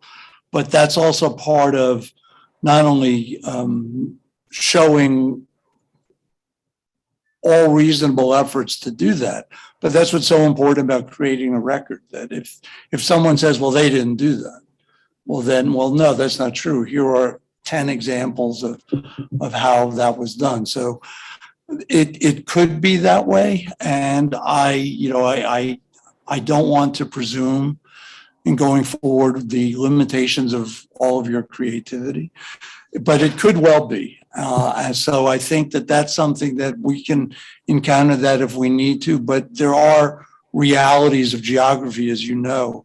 And because these districts are not 300,000 people, there are certain limitations starting from an urban core that you're facing now and you will continue to face. Thanks for that, Commissioner Kellum. You have the floor. Oh, excuse me. I apologize, Commissioner Kellum. One more, Commissioner Eden. Well, just kind of to add on to that question, because I thought it was a really good question. Is there a number of VRA protected district? I mean, and you knew this was coming. Is there a number that we need to hit? Okay, well, let's address that specifically, because I know that there have been public comments. I've seen social media comments in the media. We've talked about how Section 5 of the Voting Rights Act is no longer in play. Let's just assume that it is for a moment. And let's assume that there were a certain number of districts that minorities had the ability to elect in. Then under Section 5, you would do something called avoid retrogression. You avoid reducing minority voting strength very specifically, so that if there were 10 districts 10 years ago, let's say, you really can't reduce that below 10. Maybe you increase it, but you don't reduce it.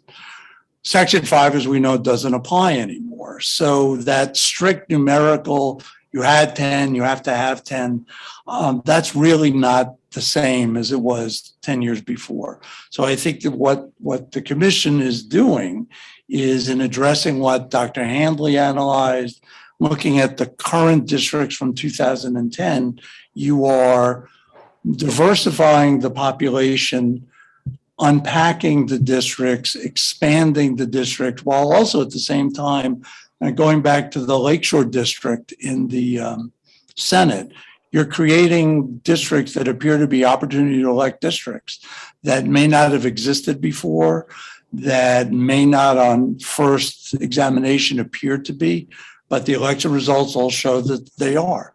So if we were sitting here 10 years ago, we would be focusing on retrogression because Section 5 applied.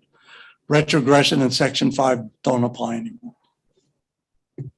And so that means that there is no definite number that we have to draw. There is no specific set that there were, you had 10, you have to have 10 to avoid retrogression. However, going to the point that everyone has been making about avoiding minority vote dilution, so that in looking at districts that in the current map, the 2010 map, had significantly high minority populations, if you, in reducing that and unpacking that, that you retain the ability of the communities, of the voters, of the people living there to elect candidates of choice, so that they may not be in districts that are 95% of one race. Maybe they're in a district with 42%. As long as they can retain that ability to elect, that's what you strive for. So you avoid this, the strict numerical adherence under Section 5 to avoid retrogression, and instead you look more broadly. And I also have to say that this is an issue that is confronting jurisdictions across the country when they are realizing for the first time in decades that they don't have Section 5 anymore. So they don't have the same, we had 10, we have to keep 10. And they're confronting issues that frankly they haven't confronted previously in states that are a little different demographically than Michigan. Thank you, Bruce. Sure. So Commissioner Kellum, we have about 10 minutes until we want to take a recess. Do you want to take the floor, or do you want to, how do you want to proceed? It's totally up to you. If you want to take ideally, I don't know if I'm going to be able to map in 6, whatever minutes. So I don't care. Do you want to begin so you can sort of start with something and then have sort of that break time and then come back to it? Are you going to be with us after the recess? This is a lot of interview questions, Commissioner Rothorn, admittedly. But yeah, I'll be here. And so it's totally up to you. Yes, why don't you begin and then take the break? Yeah, then we'll take a recess and we'll reconvene at 1 o'clock with you again. Okay. Keeping in mind that my good friend Bruce is here, can we zoom out, keeping the neighborhoods Kent, but just zoom out so I can not that much.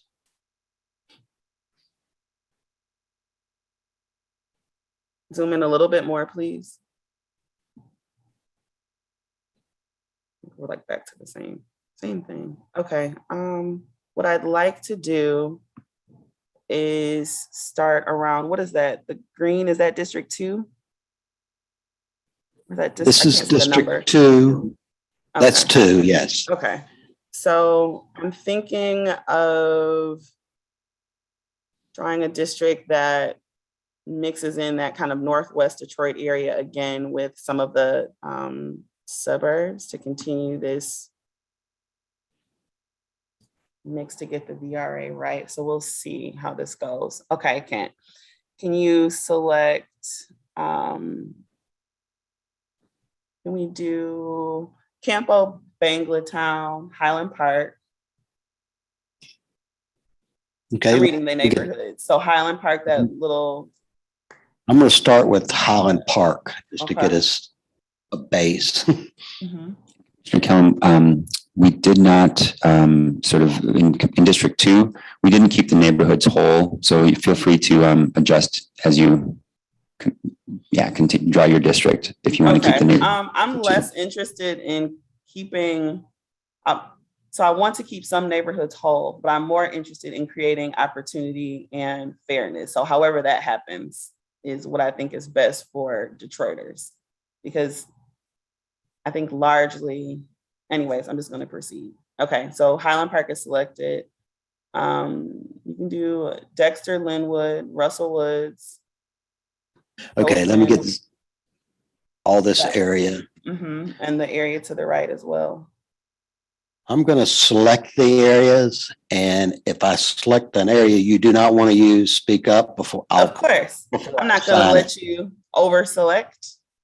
Right, I don't. I'm just get them selected, and then you tell me to stop. I'm selecting whole precincts. Yes. And down in here we can't. I don't believe, or maybe we can. I'll try it. Freeze District 2.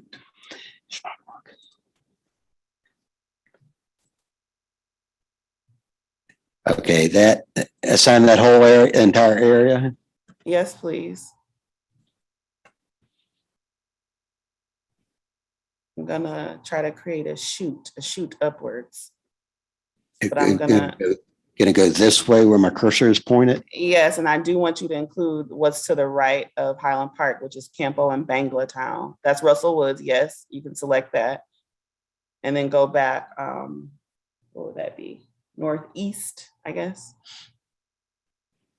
Based upon what my screen shows, that would be northeast to select Campo and Bangla Town. Yes, that 1049, that blue number. Yes, ma'am. Thank you, Kent. This area here, I'm kind of around in here. Okay.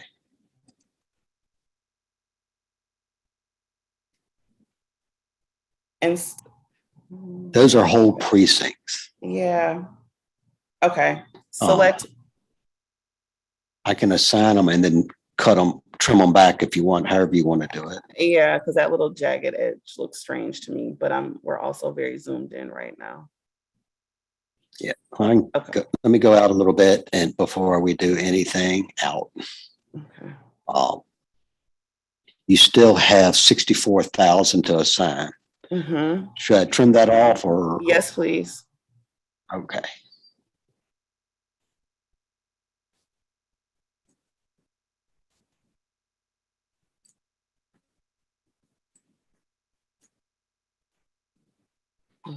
We'll see what's happening.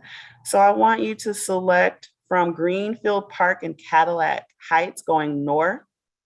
See if you can push into Royal Oak and Ferndale, those areas. Let me, I'm not being very effective at this. It's okay. We have after the break and you'll have lunch and you'll be energized and it'll be me and you again, Kent. Well, we'll see about that.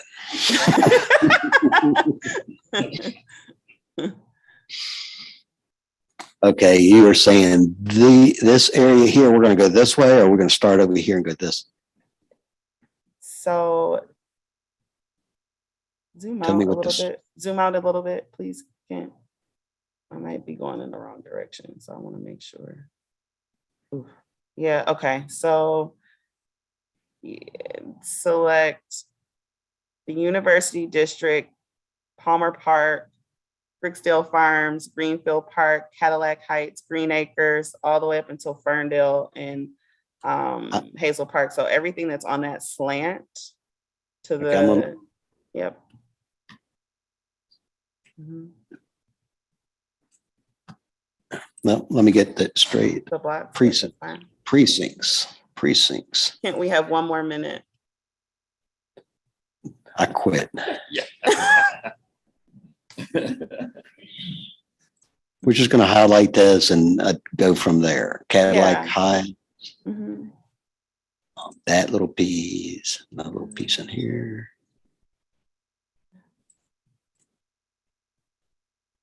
Okay, that's generally where you were wanting to go with it. Yeah, and I'll select pieces of Ferndale and Royal Oak. I know we have those little outliers, but I want to.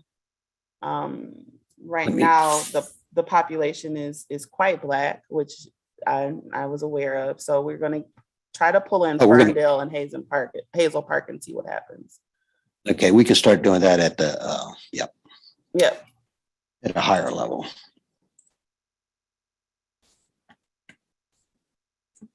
And include Royal Oak. Yep. That's 36,000. You need 45. And it got higher than what I even wanted. Do Pleasant Ridge. Okay, I'm going to assign those so we got a base. And you all, I know that I will likely have to go back and fix this. I'm trying to just see what happens. You're just 6,000 or 7.4% light. So you can still add.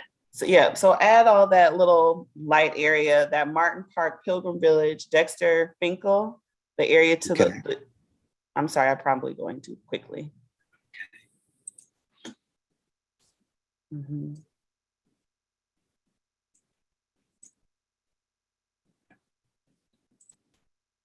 And then the area north of that.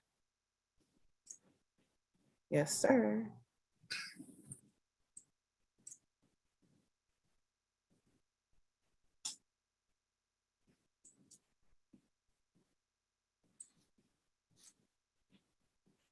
And then, That area is correct. Bruce, what are you thinking so far? But it's 12:01. Never mind, Bruce. You might have to keep your thought. Yeah, thank you, Commissioner Kellum. What I think we've got, what we'll do is we'll come back when we return from our break. We'll come back to you and we'll have you and Bruce begin to assess what you've got there. Okay. District 8, it needs to drop 6,200 people to be perfect, 6.8%. Okay. 6,200 people. Well done. Well done. Thanks, y'all. I'll chew on it. Thanks for chewing. Without objection, we will now recess for 60 minutes. Hearing no objections, we will stand in recess until, it looks like it's 12:03, so we'll be back here. Can we start at 1 o'clock? Okay, we'll try to start at 1 o'clock. Thanks, y'all. See you then.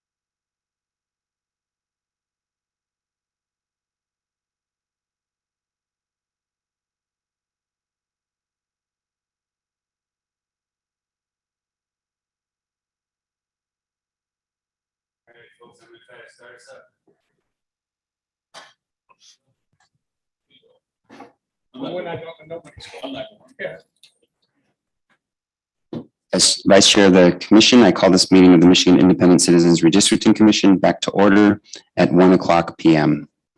Will the Secretary please call the roll? Absolutely, Mr. Chair. Commissioners, please stay present when I call your name. If you're attending today's meeting remotely, please disclose your physical location. I'll start with Doug Clark, Present. Juanita Curry, Anthony Eade, Brittany Kellum, Present and attending remotely from Wayne County, Michigan. Rhonda Lang, Present, attending remotely from Reed City, Michigan. Steve Lett, Present. Cynthia Orton, present, MC Rothorn, Present. Janice Billette, present, Rebecca Zatella, Aaron Wagner, Richard Weiss, Present. Dustin Witches. Present. 9 commissioners are present and there is a quorum. Thank you. Without objection, we will continue the unfinished business, mapping state house districts. Objections, Commissioner Kellum. We finished with you before the recess. Are you ready to help us continue? Okay, Ken. 6,200 folks to shave off. I'm wondering, can you zoom in to that western side of the district that I've drawn, District 8? I'm wondering, and we have the neighborhood overlay. I'm wondering if I've included some areas over there that maybe, like, I was thinking of like Pilgrim Village, Martin Park, not University District, but the southern part of the district that I've drawn on the left side of Highland Park, Dexter, Finkel, that area. No, I don't know.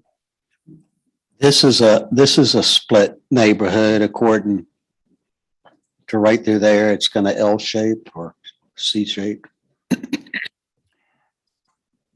Kellum, are you looking at the west? I'm sorry, go ahead. Yeah, I thought maybe you were looking at the western side of Highland Park. Is he in the right area? Is Kent in the right area that you wanted to look at? I was thinking about removing some of the folks from like Russell Woods, Oakman Boulevard Community, Dexter, Finkel, and Pilgrim Village to see if that would shave down the Martin Park. Okay, are you looking to remove Unassigned. Yes, entire precincts or just do it block at blocks? you can do it blocks. I don't see the numbers for those, so it'll probably be trial and error. I'm going to start right here and just Okay, maybe Kent. you direct me at where you want to go. Okay. And Brittany, because we don't have Commissioner Zatella here, is Narden Park one of those neighborhoods that you would recommend, like we try to keep whole, or is that less an important neighborhood? I don't know enough about Narden Park. I'd have to see some cross streets. Okay. Because again, we don't always use neighborhoods. Yes, I'm learning that from you all, so I appreciate that. Thank you. Okay. All right, Kent. I like what you're doing. Let's see what happens. And let's go chip away at Russell Woods too, especially since I've split them up, because Russell Woods and Oakman Boulevard Community are close and kind of tight knit, so I won't feel bad about putting them back.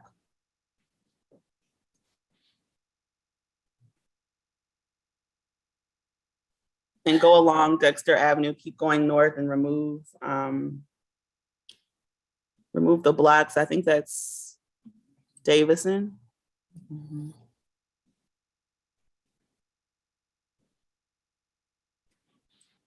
So go north, yep, take out Dexter Finkel. All of this, or just this part? Take out just that part. Okay. Take out all of it. I'm sorry, Ken. Take out all of it and see what happens. Okay.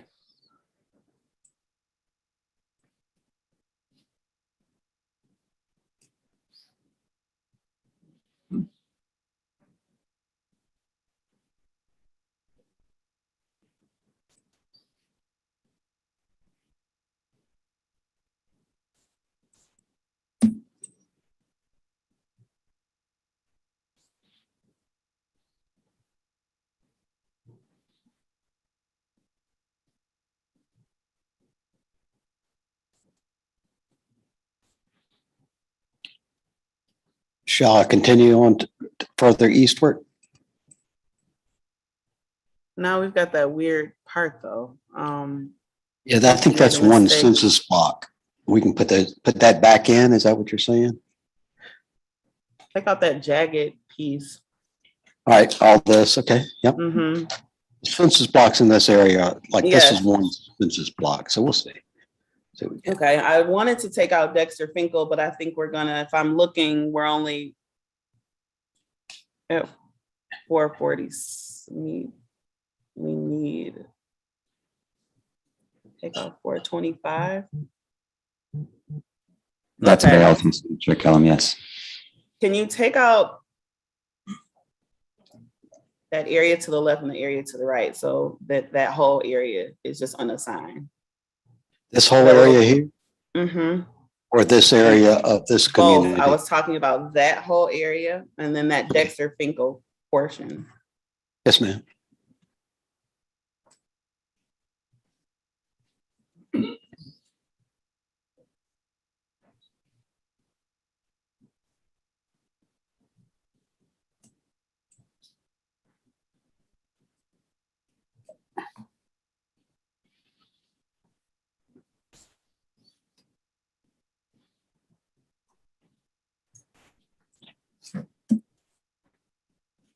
No, I need some people. Okay, can't slow down because now, well, That's all of Oakman removed. Your 1,008, we could put the, instead of splitting Dexter Finkel, you could put that back in and, okay, let's do that. okay. Then Bruce, can you chime in to let me know what you're thinking? Yes, Commissioner Kellum, it's always good to renew our collaborative relationship. I know, I enjoy you. The feeling is mutual. Likewise. I'm just glad that there's more light now than there was when we spoke last week. Well, I like what you did with the population. I think that where the cursor is now, I think it would be more preferable if that narrow adjoining strip were enlarged. So it's not just such a small piece that connects these two pieces of the district. So are we going to put some of this back into 8?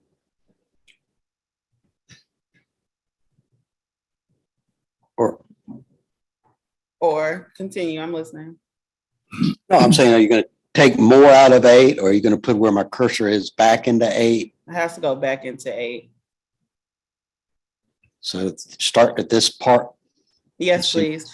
I'm sorry, Ken, I was thinking, because I was also, did we inadvertently remove something from Narden Park? No, that's the way 2 is built. So, yes, I can confirm that. Yeah. So I'm going to put this back into 8. I just know that Russell was in Narden Park, but now they should be together. But I'm sorry, that just caught my eye. Okay, yeah, you can put that back, Kent. And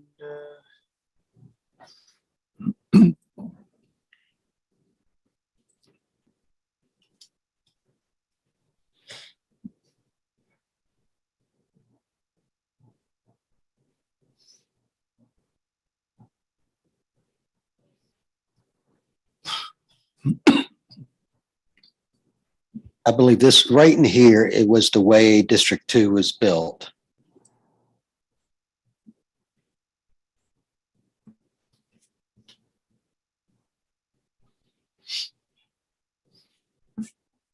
okay, I'm okay. And Bruce, you can keep talking to me. Okay. But I think geographically, like taking into account the neighborhoods and the communities in this area, I'm okay with the shape. I'm not crazy about the numbers, but I'd rather talk to you about like population and demographics. Sure. I mean, what you've done in the district, and you're moving to the north, so you've clearly balanced the voting age and the total population, which I think I think that's really good. We'll look at the election results in a moment, but I think that thematically, this is similar to what we were talking about last week in looking to balance and the districts, particularly the Black population, that you geographically will have to, whether it's north, east, or west, go into other areas, which you've done. I think that for now, geographically, and with the population being slightly underpopulated, let's look at what the election results tell us, and then we can go from there. How does that sound? Okay, I like that plan. I think I'm slightly over though, my friend Bruce. Yes, that's what I was going to point out. She's a little over. Well, but it's still this percent. I appreciate that the percentage is small, and so I think that what I tend to look at is the column with the check marks to see where, if you're over or under 5%, and you clearly are. So, for purposes of where we are right now, I think that's good. Okay. Okay. All right. So what I suggest, and I had an opportunity to talk to Dr. Handley today, that there are certain elections that should be consistently highlighted as bellwether elections, and those elections would be the elections where a minority candidate was running. So those elections, just as a reminder, and something we can look at going forward. So the first one is the 2018 gubernatorial. Governor Whitmer's running mate, the lieutenant governor, is an African American. So let's look at the 2018 gubernatorial.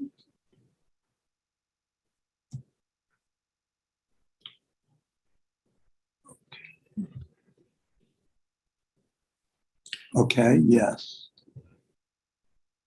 Okay, and this is District 8.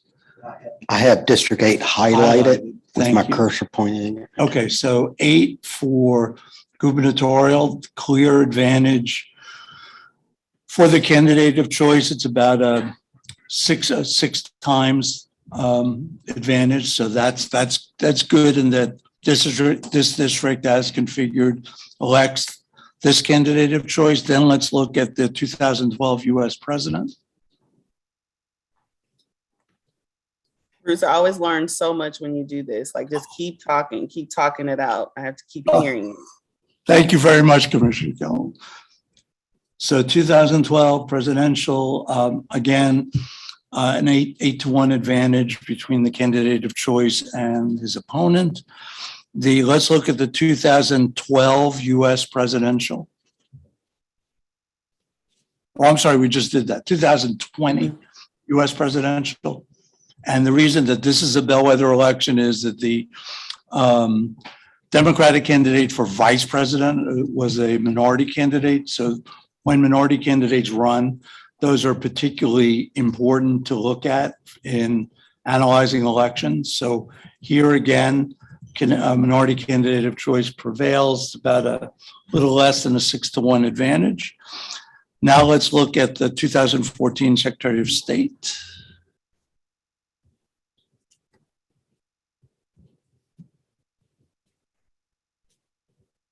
Okay, and that's Dillard and Johnson.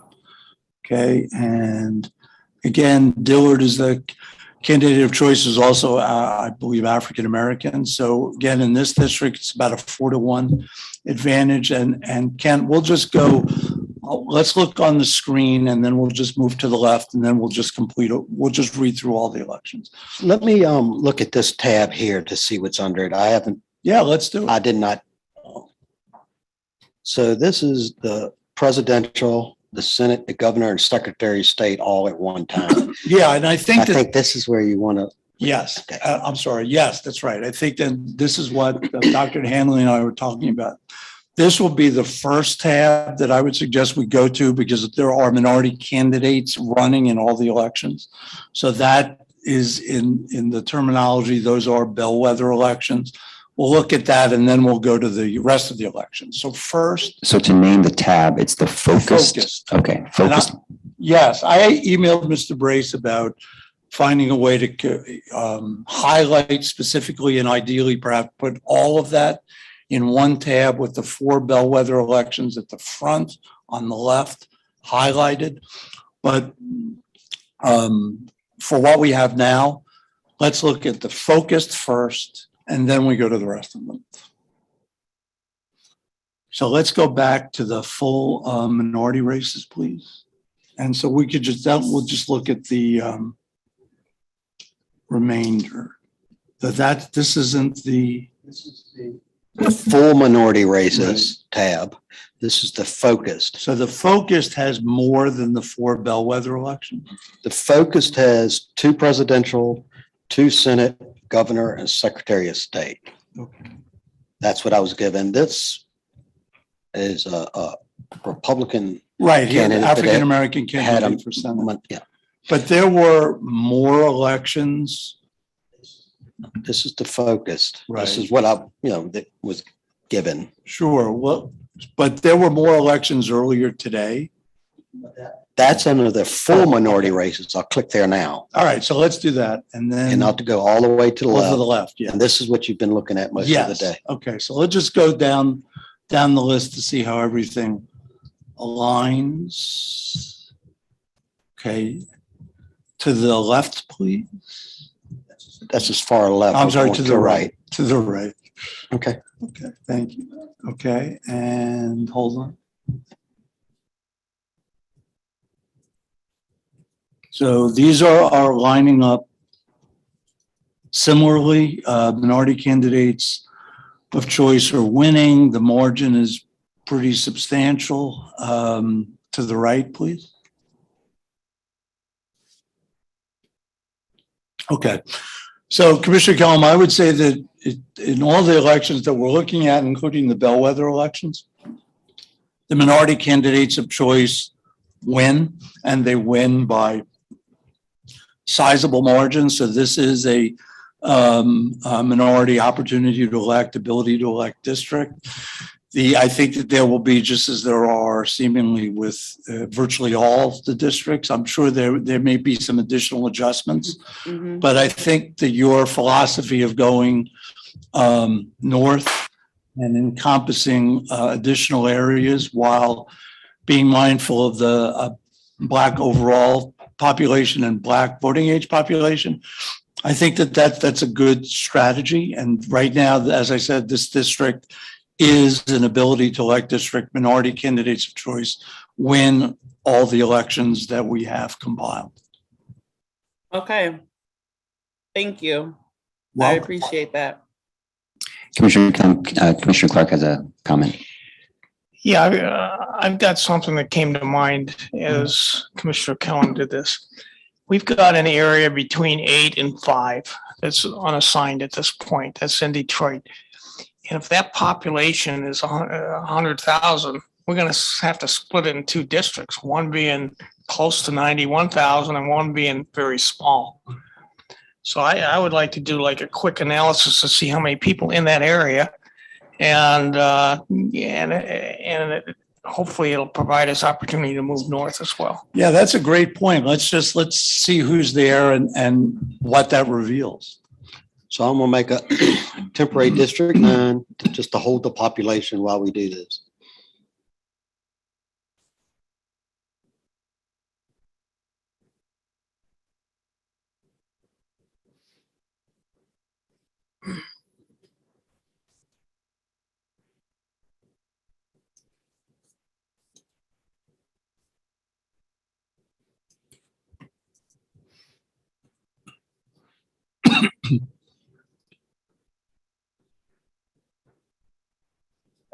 that is 20,000. We'll add to it. I guess, are we talking about including this? I guess we'd have to. Correct. And just for clarification, Commissioner Clark, you said 8 and 5, but clearly you meant 8 and 6. Yeah, I'm sorry. Yes, 8 and 6. Okay. Okay. Now we're getting a little extra in there, but I think for illustrative purposes, it'll be fine. Yeah, as I recall, in the northern part of Detroit, up in that area, had a significant population.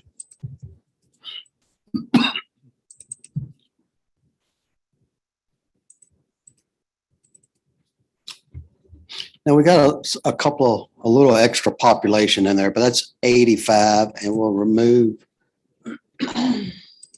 some. Yeah, it's a little, so it's about a district, and we can go So- further north. It's not a district, no, sir. 80 with 85? No, I think we would need to go north to Okay, fill in more I'll continue population. to add to it if you want to. No. Sorry. What I mean to say is I think what we've understood is that it's about a district, one house district, a little bit less than what we need. And was there can we look at demographics? We're trying to look at demographics here Yeah, too. we can assign it and actually look at the demographic. I mean, it's including some little pieces and excluding some little pieces, but Yeah. that's the gist of it. That's District 9. Yeah, my intent was that we just didn't get boxed in some way. That's 83% non-Hispanic Black. And that is, taking a little bit of 4, but we'll undo it, get it. 1,000 people, which is a little less than 10% of the entire district. And it will have an influence on the number. Are you satisfied, Commissioner Clark? Yeah, and I personally am. It's going to depend how the numbers work out when we do it, but we have the opportunity in 8 to reduce by 2,000 if we need to. Yeah. We don't have the opportunity. I think in 5 or in 6 we have the opportunity to reduce as well. So I want to make sure we turn it back over to Commissioner Kellum to finish out. I am pleased with what I've drawn. I took into account over the break of shaving, I said, okay, I can take away some of the eastern part of District 8, which would remove some of the Black population, or I was thinking of Hazel Park as an alternative, which has some mixed population in terms of demographics. However, I just decided to leave it that way, pardon me. With making that choice, thinking about the next district, that could allow someone to pull population perhaps from Hazel Park and integrate that. So I would leave it this way so that there are some options as Commissioner Clark highlighted. But I am fine with accounting for the Voting Rights Act, voting age, population, considering the demographic, the heavily Black population in the city of Detroit. I looked to incorporate some of our insular suburbs, Ferndale, Royal Oak, Pleasant Ridge, Hazel Park, which mix the population, as well as considered some of the LGBTQIA communities in that area. So I think this is a district that works in terms of the numbers, population BRA, but also give some options as we move forward. Thumbs up from the Secretary of State. Thanks, Commissioner Kellum. Commissioner Orton, did you have something before we move on? Okay. Very good. Commissioner Lang, are you with us? And how are you feeling? I am with you and I'm ready to go. Excellent. Kent, I'm gonna go to the south and kind of go around where Commissioner Witt just drew. Southgate, Taylor, why not? Keep going south of Detroit. Yes, by the Wyandotte. There's Wyandotte. Yes. Okay. I want to start with the areas along the river. And commissioners, correct me, is this what they referred to when they referred to downriver? You're getting some nodding heads here, yes. Okay. And Kent, also before I start picking away, can I get the African-American dots brought up so I can get a quick overview, and then the Hispanic after that, just to make sure. All right. This is the African American Black alone category. Okay. And you want to look at the Hispanic? Yes. Is that what I just? Yes, please. This is the Hispanic alone, greater than 10%. Okay. So I want to start at the top area that's unassigned next to 5 on the river. Commissioner Lang, Commissioner Witches has a thought. Yes. Oh, go ahead. I just wanted to tell you, I mean, downriver goes basically from where you see the district down south to the squiggly line that's at Monroe County border. So all those things from Brownstown, well, that's kind of a stretch, but Southgate, Wyandotte, Gibraltar, Trenton, Grosio, all those. Okay. Can we highlight, did you hear all those areas he said? Can we just follow the river down so I can kind of get an idea of what that looks like? Is this the Monroe County line right here? Yes, it is. Is that what you want to see, Commissioner Lang? Yes, please.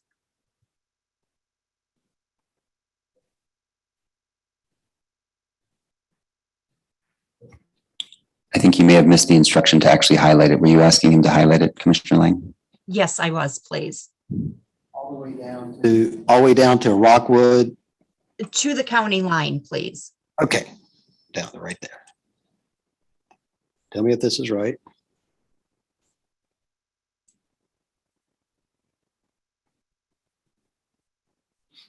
We have to go to precincts and such in here. Well, let's see.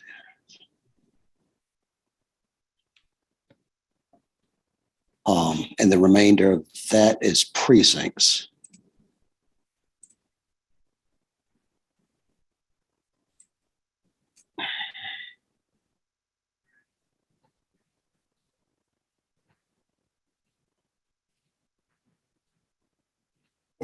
Norton. So, Rhonda, this really doesn't have to do with your district, but I just wanted to say this before we get too far. I wanted to ask Dustin, since we have the Hispanic bubbles up right now, your little section that comes down doesn't look like it contains any, but right to the side of it does. So would you consider putting those in to boost that Hispanic population? Sorry, just in response. Yeah, that would be fine if we want to jut that over. That's not I think I tried that when I was testing it and the population is quite high, but yeah, I'm perfectly fine with doing that. This area highlighted is 68,000. So you're still 25,000 short of approximately. Okay, let's go ahead and assign that for the moment.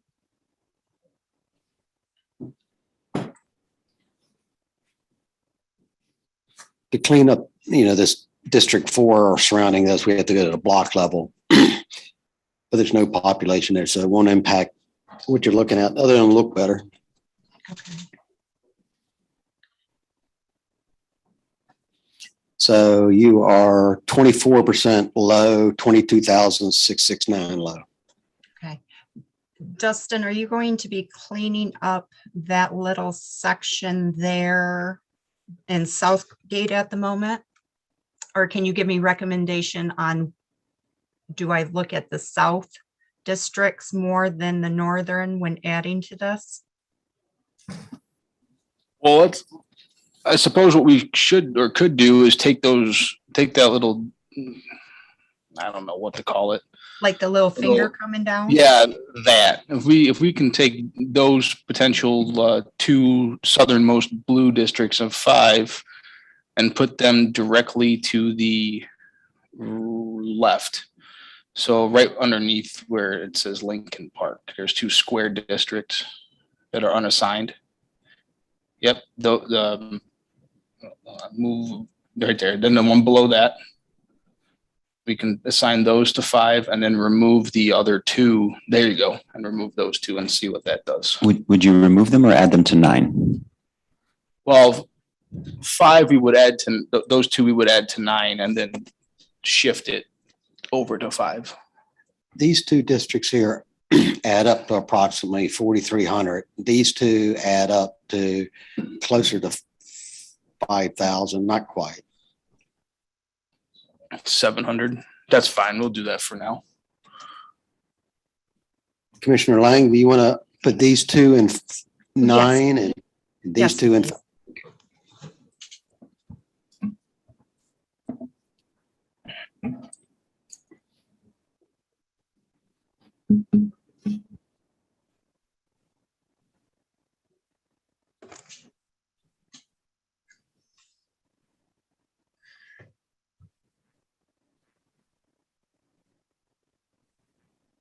And then these two into 5? Yes, please. Dustin, if I'm not mistaken, there's the northern section, like just above 9, which is now the southern part of District 5. That's still a part of Wyandotte. Do you want to keep that northern section of Wyandotte, or would you rather have Wyandotte be whole and sort of move into the area where the Hispanic community, I think, where those dots were? That's fine. So the 3043 into 2316 population are those which are. It looks like that's still in Wyandotte, yeah. Okay, so the just those 2. Well, I believe all 3 of these are in Wyandotte. Isn't that the blue line? Yeah. That's my understanding, yeah. All 3 of these. Dustin, can we take those 3 and then shift over and pick up the rest of the Hispanic population then? Could we? That would add be fine those by me. to 9? That would be fine by me. Okay, so that would be 04, 05, and 08, correct? Are we talking about the same ones? Yes, we are. Okay, could you add those to 9, please?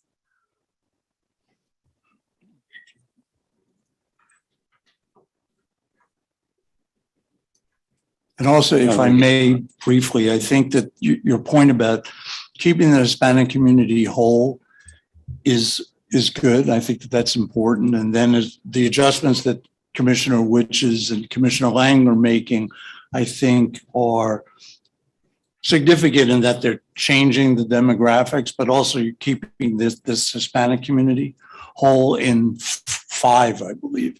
And I think that's very important. Okay, we can ready for me to move this to 9. Yes, please. Commissioner Witches? Now, the only thing that we're doing here, which it doesn't really, I think it would be fine, is the reason why I had that finger type jut coming down to south was to keep I think Southgate, if I remember right, Southgate and Taylor whole. But given public comments that we've received in regards to the Latinx community, that should be fine to do. I'm not married to the idea of keeping Southgate and Taylor whole. It'll be close enough to whole minus 2 small little precincts. Yeah. And Commissioner Lang, I think you're initiating this, so this is much appreciated. You have the floor again. Exactly which of these precincts? We need approximately 8,500. So there looks like that's a Hispanic population there. Well, I'll mark them. That is 2,800, 300 Hispanic, 3,600, 400. So those are the precincts that are 10% or higher in Hispanic. How do you want to get that? 9 or so thousand. Dustin, 5 was yours originally, so which way would you like to go? All right. So what if those 3 precincts together is roughly 10,000, right? Pretty close. All right, that one and this precinct comes up in here, kind of splits it up, however you want to do it. Just that the 03 right there. This one right here? Yep. And then 09, which is the other one with the dot in it. Okay. Yes, 10,000. You have a little odd shape here. I don't know what it's all about. Want to sign that? Sure. Now what we could do is take a couple off on the northern side. If that would be okay. Commissioner Lang, why don't you and Commissioner Witches work this out? I'm here with you, Dustin, so I'm open to suggestions. So if you're 10,000 over. Oh, wait, no, hold on. We're 1,780 over. I think we're good. Let's keep that as is for now. And then you should be able to continue moving down towards the Monroe County border. District 9 needs approximately 9,700. So do I add, Dustin, in your opinion, would the south, adding the rest of the Southgate area make sense with downriver, or does that not make sense? Southgate. That's Right 30,000. under number 5, the odd shaped one. This is Rockwood. Well, Yep, so we right there. we could Yeah. potentially do the Southgate, but I don't know what the balance of that would be right now. So we'll find out.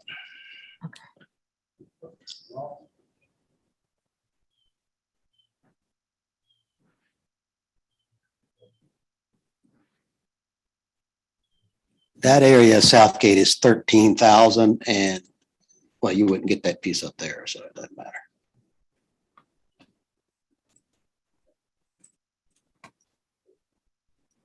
So that put you a certain percentage over. How much over would it? How far down to? Sorry. No, that's fine. Approximately 4,000, which should be about 4.5%, maybe. I don't know. Can you scroll down a little bit more for me, Ken?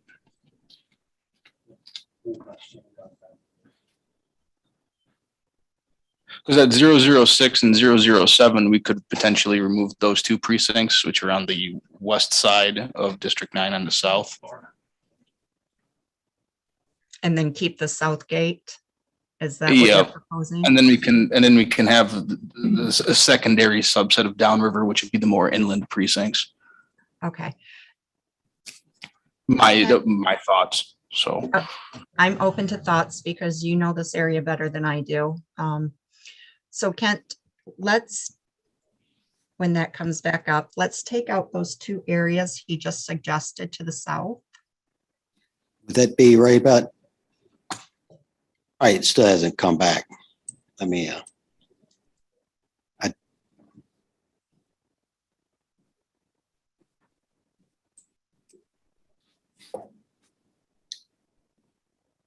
it's still, I don't know why it's taking so long. That's fine. We're here till 6.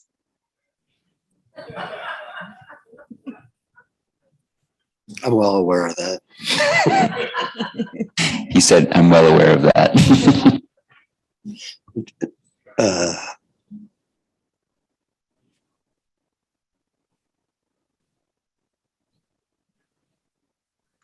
There we go. It's still not. Okay.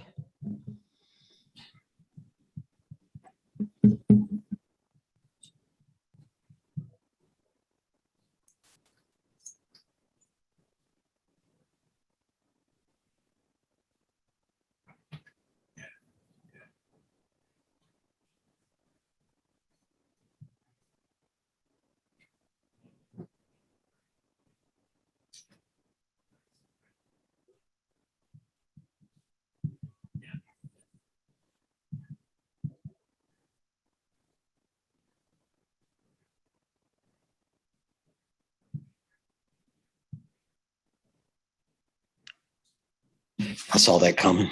Just a moment.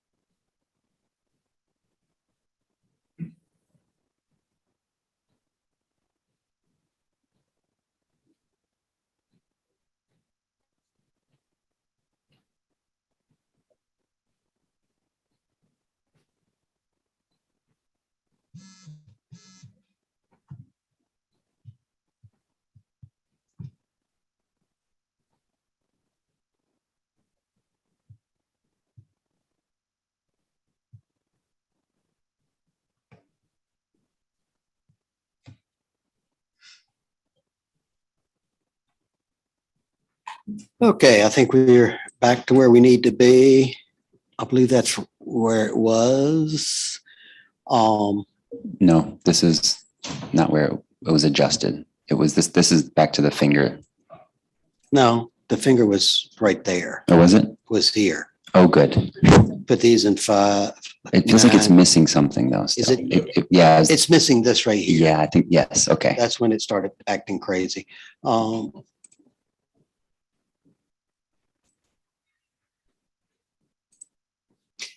If I remember right, and I'm sure you'll let me know if I'm not.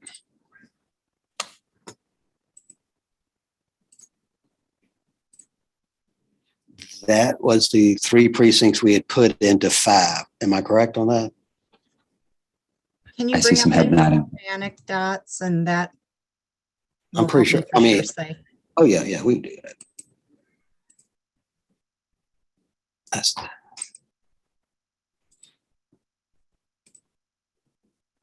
Rhonda, there was head nodding in the room, but I wanted to make sure that because it's your turn and Kent asked the question, does that look right? Will you be able to help him answer it?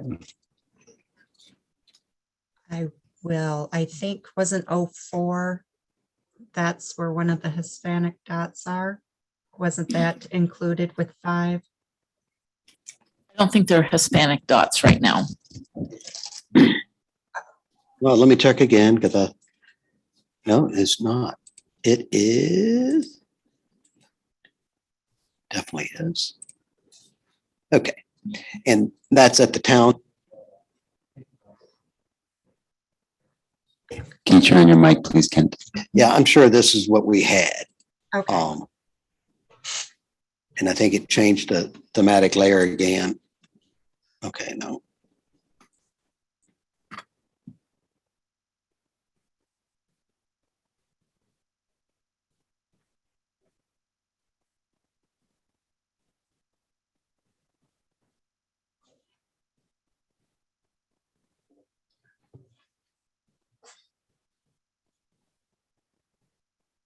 Okay, yes, that is. Right at 1,780. And then So y'all if were we, speaking of unassignings or assigning. yes, we were going to unassign to the south, the 2 districts to the west that kind of stick out. Yes, This or that. those right there that your cursor's on. Okay.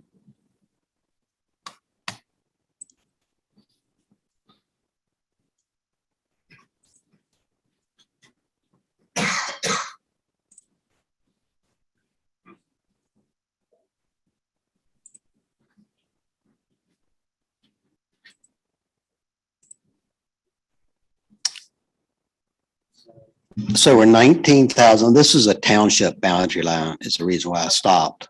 Those 2 that you just removed, Kent, on the very south that line the border, those need to be added back in, please. This stays in. Yes, those 2 stay in. I'm sorry.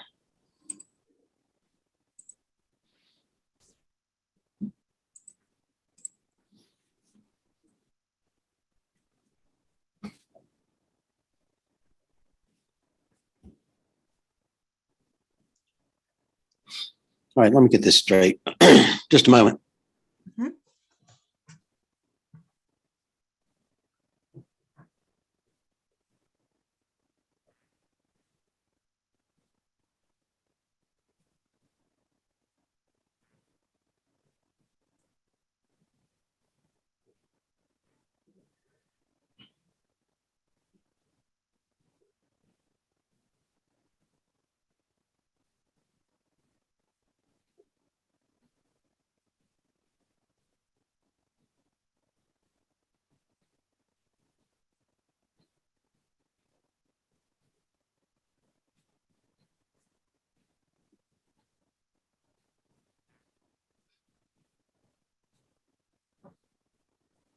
All right, just a minute. I want to make sure we're not getting ready to have another problem.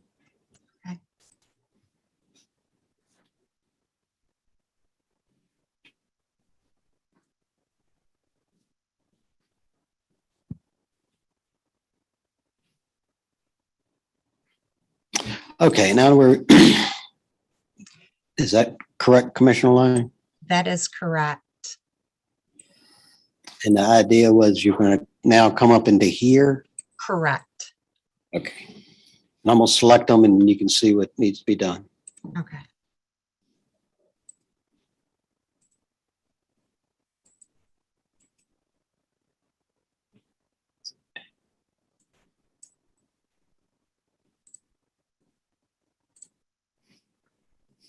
The selected area is 13,528 and you need 15,000.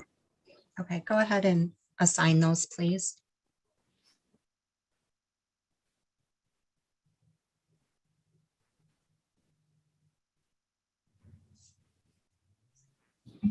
You're 1.9%, 96% low.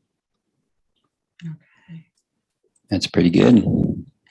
Yeah, I think at this point we'll leave it in case if some needs to be added or adjustments are going to be made. The reasoning for this particular district is we had public comment about keeping the downriver areas together and also taking into account the Hispanic population in number 5 and adding more of that population back into 5 to potentially give them a voice in voting. Thanks, Commissioner Lang. Commissioner Witches. Excuse me.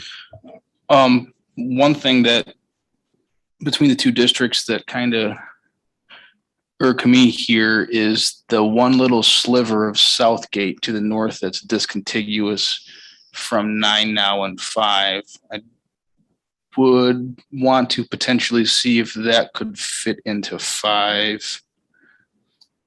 What is? Oh, no, because I'm this. over. That area? Yeah.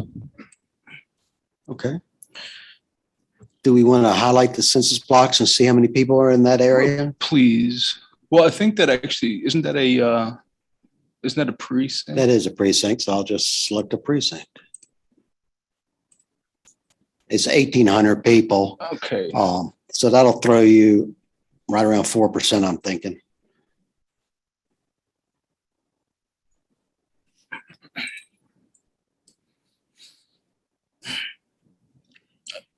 I just really don't want to bust the town into the township into 3. Well, Dustin, what you about the have, finger? I'm sorry. That area there, what about adding that with 9?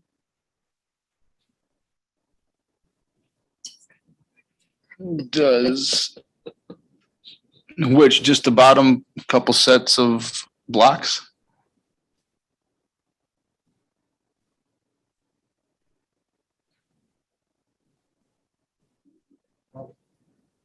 that's approximately 708 people. And we can go ahead and add that to 9 if that's okay with you. Commissioner Lang, shall I put that in 9, the highlighted area? That's fine with me if it's okay with Commissioner Witches. Yes.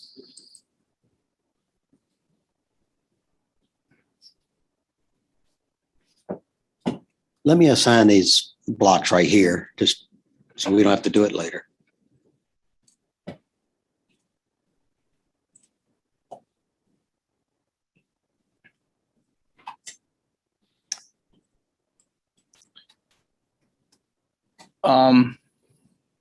So you're speaking of putting this precinct into District 5? Correct.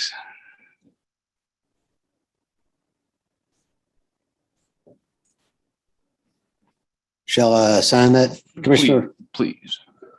Lang? Yes, that's fine, please.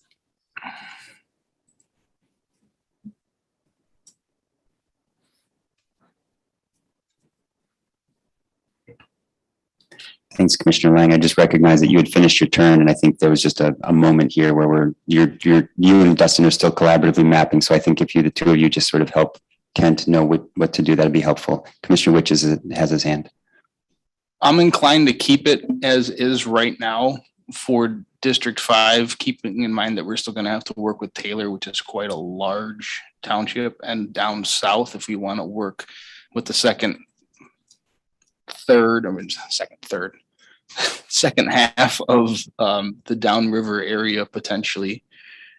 And then we may have to tweak a line at that particular point, whether it be in 5-9 or whatever district number it would be for the Taylor and South area. So I'm fine as it is right now for the district I drew. And then if Commissioner Lang is okay, I'll just let her continue on at this point.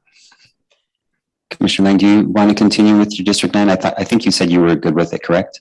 I think I'm good with the district for now. Excellent. All right. Thank you both for that. And I do not see, I think we're all set. We got thumbs up from the Department of State. So we're on to Commissioner Lett. Oh, excuse me, Mr. Bruce. Just two quick points. If we could just look at the election results for 5, just out of curiosity to see how it performs electorally, please.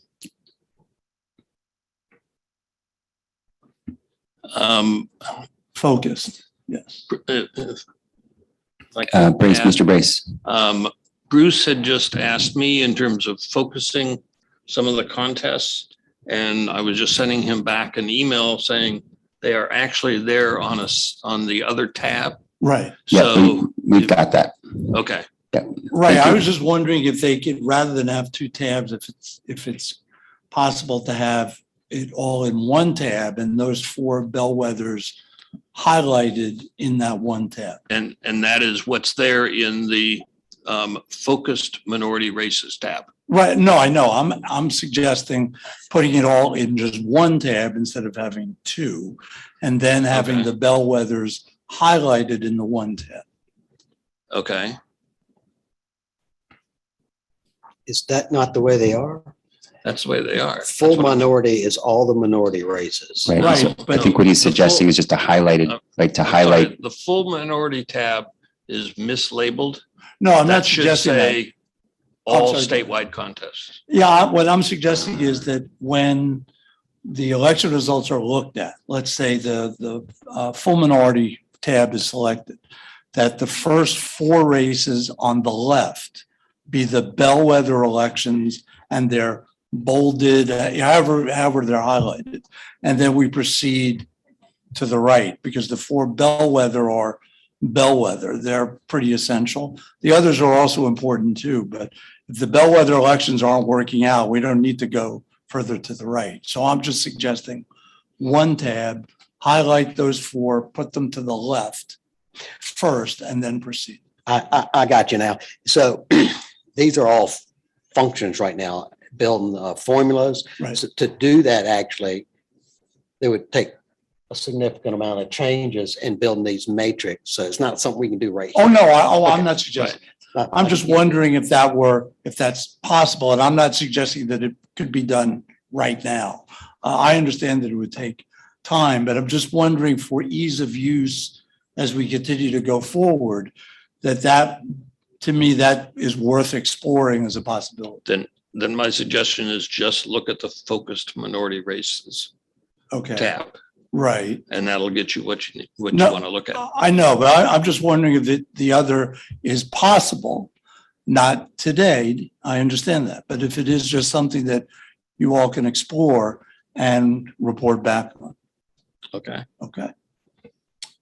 Thank you. Thank you. So now we're going to review District 5, the focus. Yes, I've looked at the focus. Can we look at the full minority, please? I want to make sure we're still on District 5. I want to make sure we're still on District 5. I don't want to lose us. Thank you. So.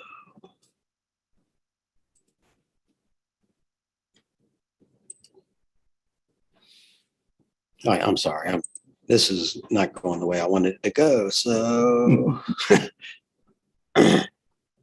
District 5. District 5.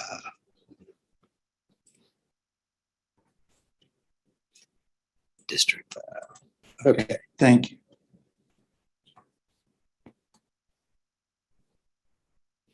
Okay, to the right, please.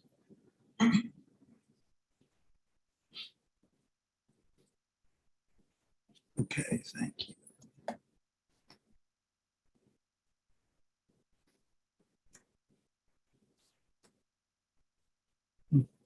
Okay, thank you. So those election results are showing support for the minority candidate of choice, I believe, in all the elections. And some of the margins are relatively close. I was just curious about that to see how District 5 as it's configured was performing electorally. Okay. And do we have a significant Hispanic population in there? Did Yeah, you I see think that the total population is about 30%. Yeah. And, or maybe that's total, 30%. And then the VAP, I think, is about 16, 17, 18. In District That's 5. about it. Yeah, the VAP for the Hispanic population is 15. Overall is 18. Total minority is Okay. about 32%. Okay. Yeah, well done. Okay. Thanks, y'all. Thank you. Yeah. So I believe we are on to Commissioner Lett. How are you feeling? Oh, Commissioner Witches? Okay. Commissioner Lett, on to you, please. I'm feeling great, Please continue. just so you know. I appreciate that. Okay, let's go up and work up north of your cursor between 2 and 4. Pick some color so we can distinguish between what they are. Yes. Don't Yes, pick just green remember. again. What color you want it to be? Are we doing District 10? Commissioner Lett is either green or white, but not both. Oh, wait, no, he is both. We don't typically do blues or magentas or like browns. What's your pleasure, Commissioner Lett? Red. Let's start, if we start the district, then I can set the color. Red. You start right where your cursor is. Thank you. You're welcome.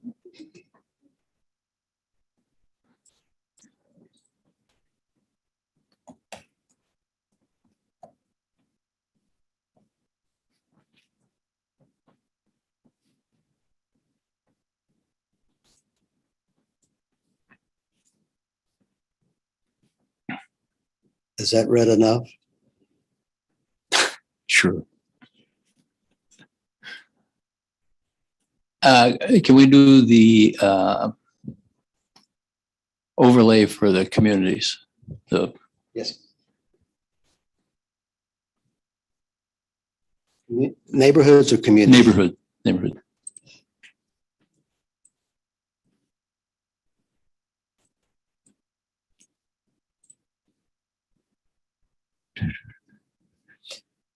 You want me to start assigning this area? I mean, please. Assign.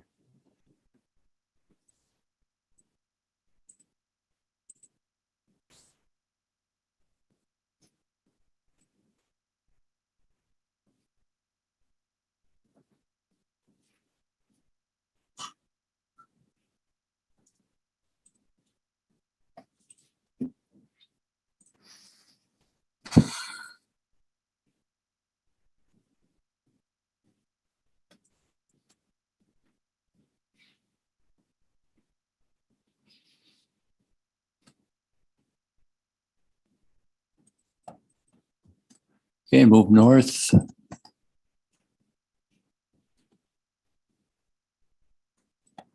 Assign basically this general region.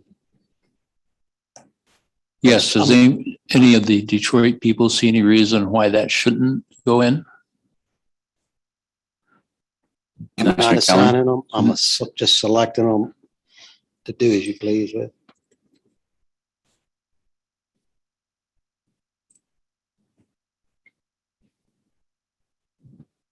I think we have to go to the block level to get that. I have to look at it more closely. Okay.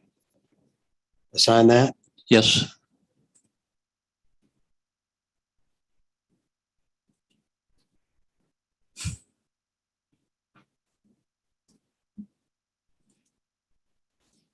I'm going to block level and I'm going to get this strip right here. Okay.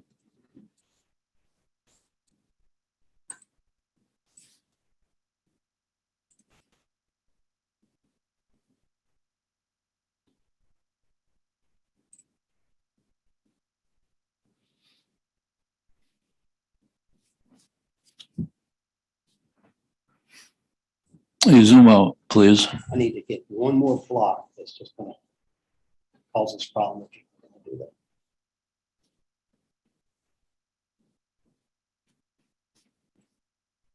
Just to keep it from coming up later, we'd have to come back to it. All right, sorry.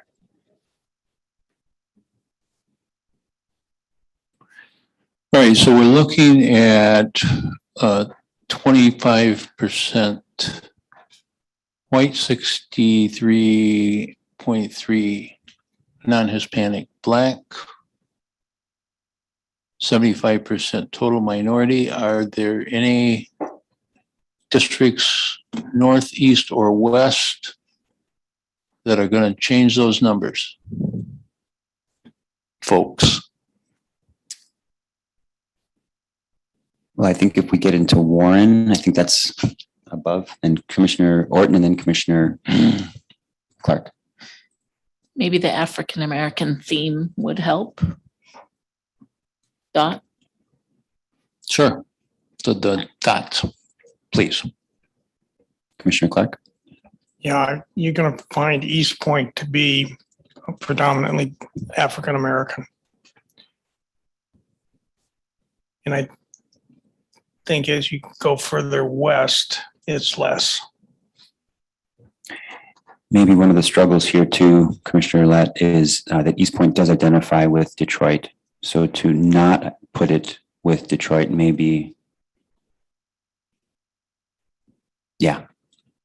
Even though it's African American, I don't think we want to sort of cut it off from Detroit.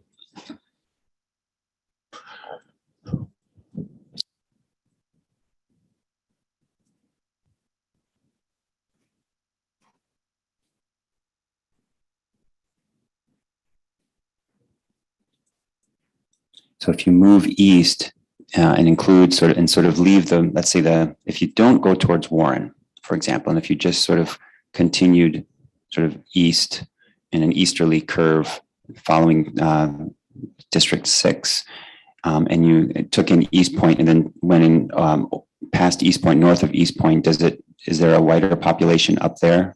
Does anybody know, to help balance the district? Should we? And I think that's what you're asking for, right, Commissioner? That you're trying to help balance this and try to know which direction to go in. Well, of course I am. I think Roseville's north of East Point. Go ahead, Commissioner Clark. I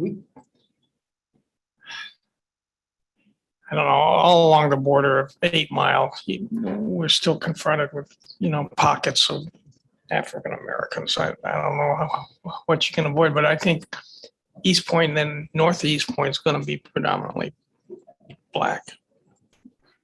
May I suggest we do what we've done previously, is just start our artificial district up in that area and see what you have in the general region.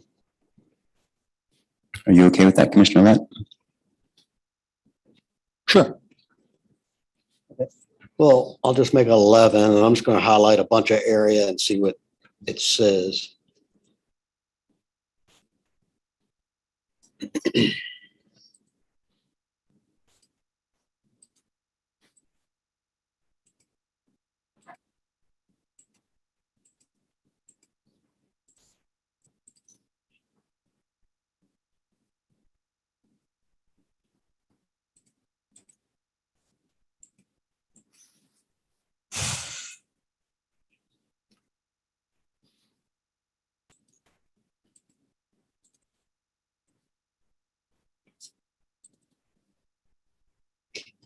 So that area is roughly 68,999 people, and I'm going to assign it so we can see what that population is consists of.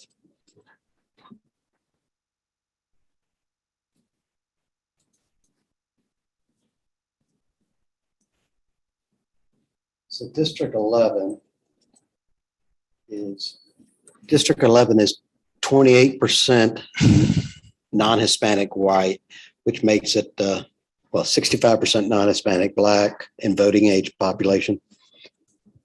And yes, I can change the color so it can be seen better. Well, it's not helping us. The other idea would be to make this more of a spoke and go further north? Yeah, you could continue. Go ahead, Commissioner Eid. Yes, I guess you're getting nodding heads. So instead of going to the east, you could head up and follow District 8 north into the Warren area with your, yeah. And Commissioner Lett, that was going to be my suggestion to try going north. That's why I was quiet. I had to make sure what I was thinking was actually what I wanted to say. Is that what you want to say? Yes, sir, Commissioner Lett, that would be my suggestion. I wanted to look at another map outside of the screen to see. Let's go up the west side of 8, headed north. This Yes. this area in Yes. here. Okay, I'm gonna select it and then we'll just go from there.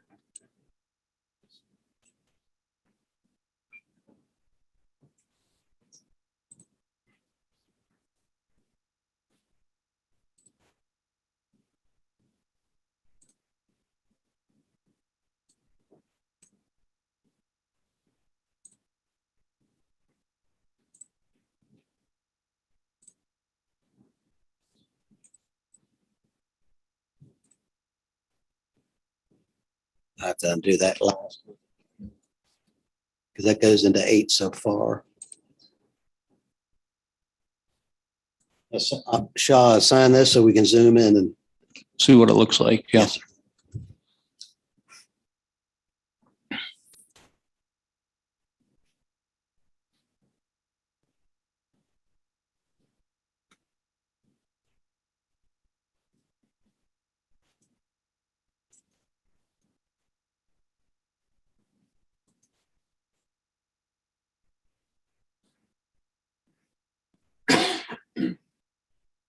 So this precinct, most of this runs into North Campo.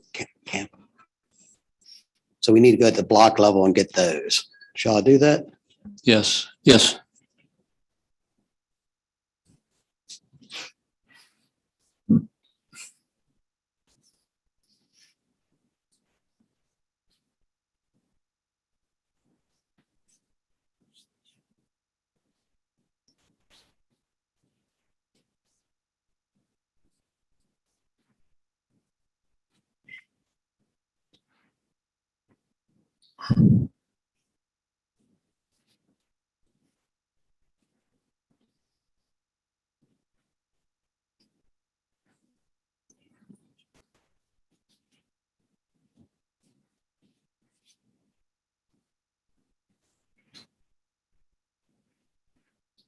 So now you need 46,000 more people.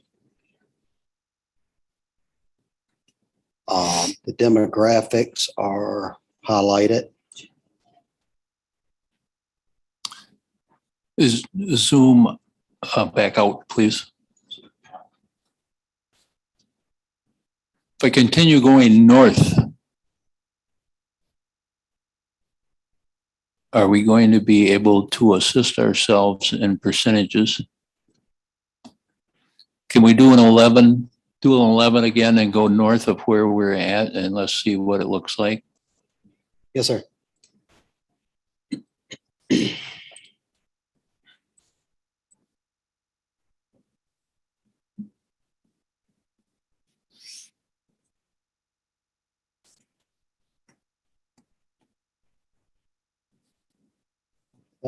That's 38,000.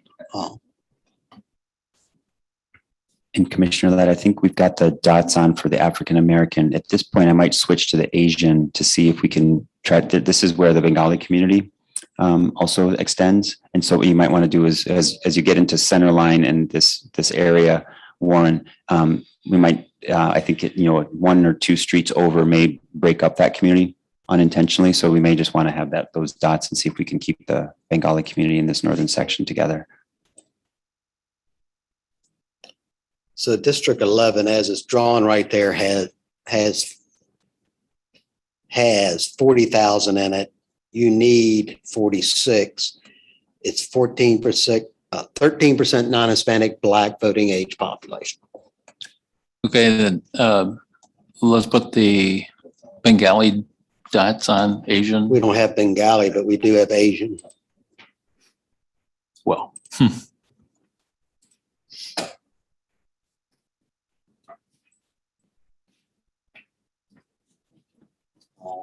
As you can see, it's south a little bit of your district and also north. Well, in fact, you'd be getting.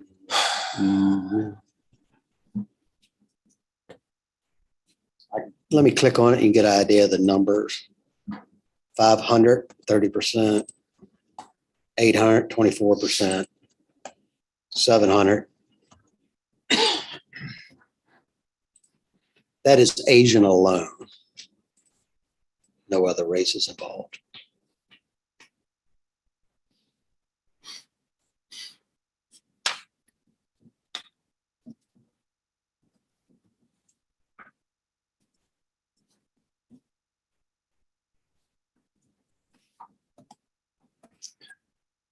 put 11, make that 10, and let's see what the total looks like. Merge them together. Yes.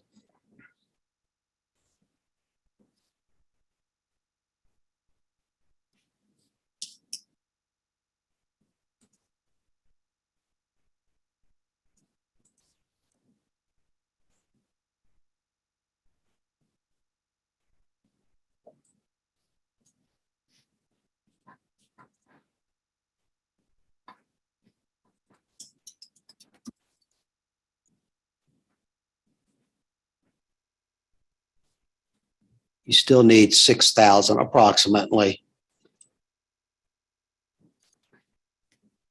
What's that looking like, Bruce? I think Commissioner Lett, this is an interesting looking district. You certainly have made a lot of changes. I mean, of course, we'll look at the election results, but I've been following what you've been doing. I think this is a very interesting looking district. And I mean that positively.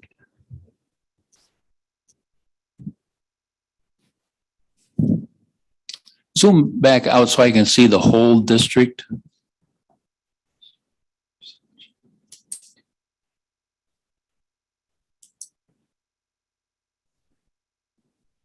I need to turn off that one layer so you can better view the.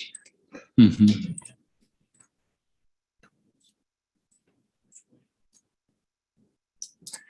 All right, right. Whoop.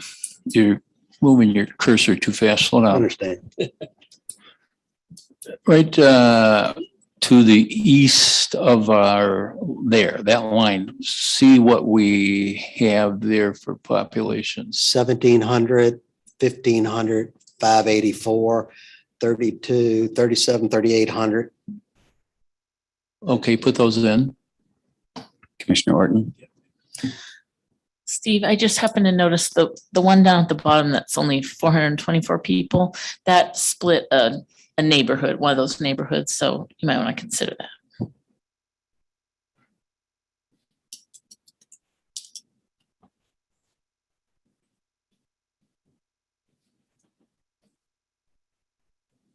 Commissioner Kellum.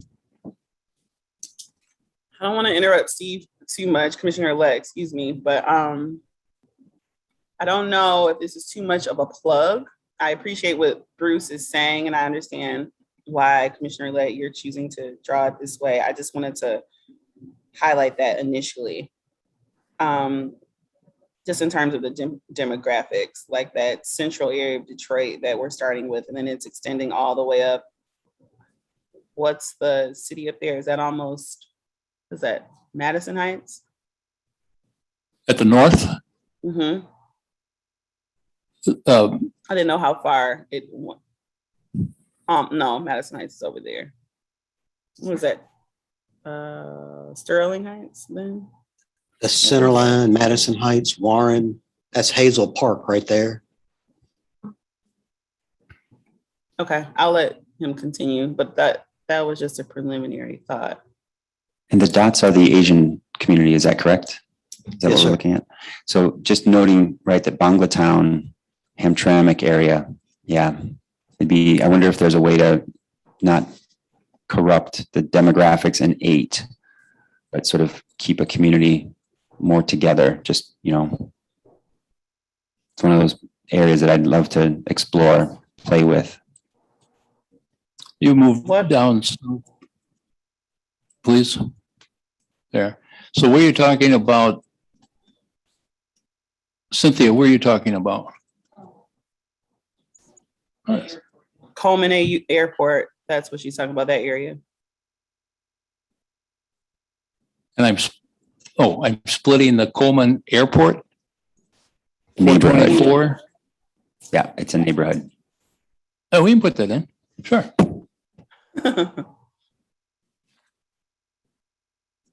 Probably the runway. It is.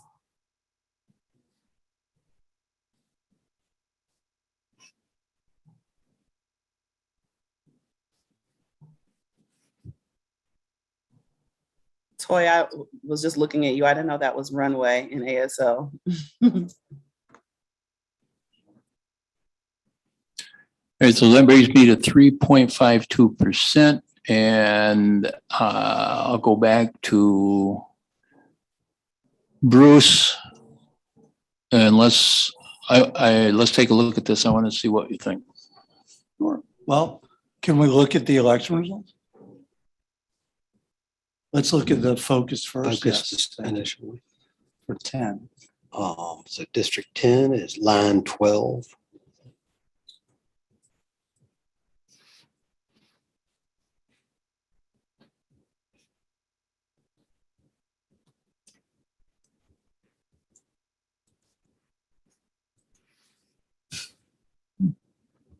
Okay, can we look at the full, please?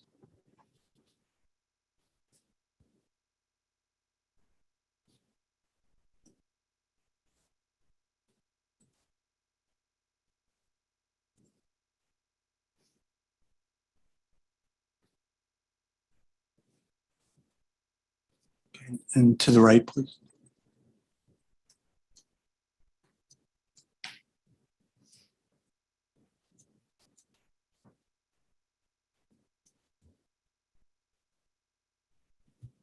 Okay, thank you. I think that this looks like a strong opportunity to elect district. The margins are, I think, typically about 3-1 in favor of the minority candidate of choice. Then what's interesting about this district, just numerically, is that this is not a single race majority minority district. So it is a majority minority district among Black people, Asian people, and Hispanic people. Now, as you know, we don't have information yet or analysis yet about coalitions and coalescing. That's what we talked about yesterday.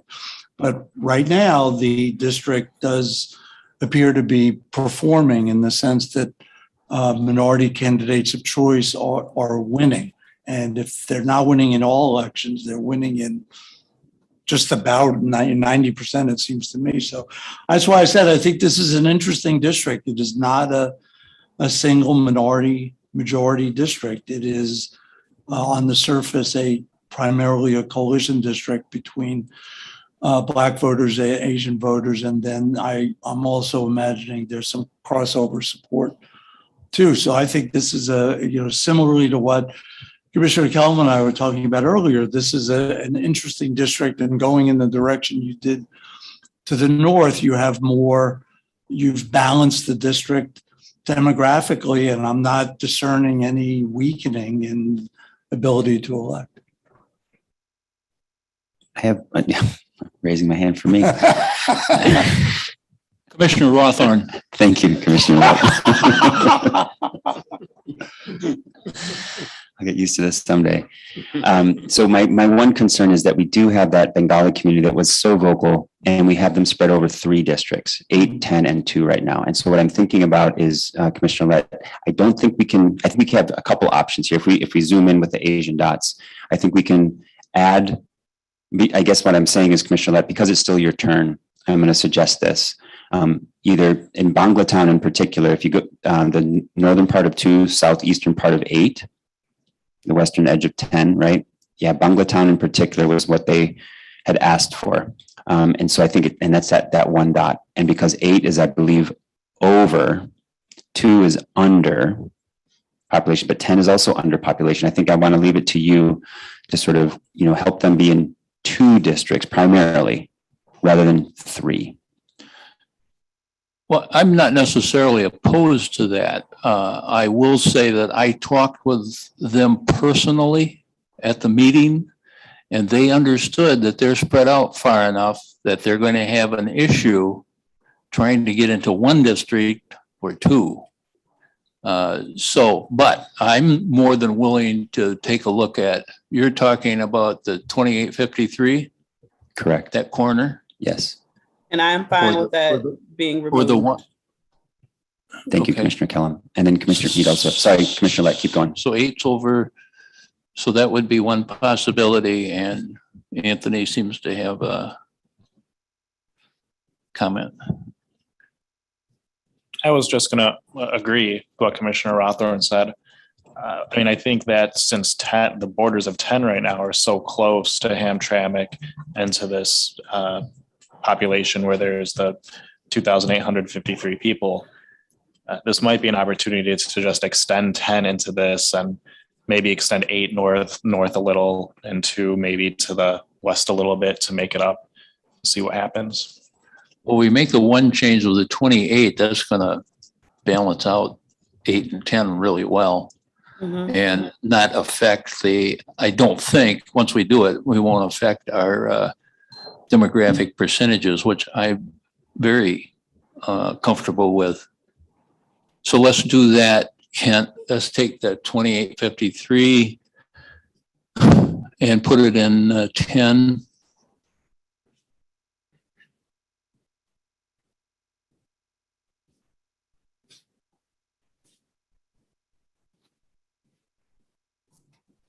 I like it. All right. Stick a fork in it. Thanks, Commissioner Lett. Do we need any questions? I think we got a thumbs up. Well done. And okay, thanks very much. Does the state have anything for me? They do not. You got a thumbs up. Okay, we're on to Commissioner Orton.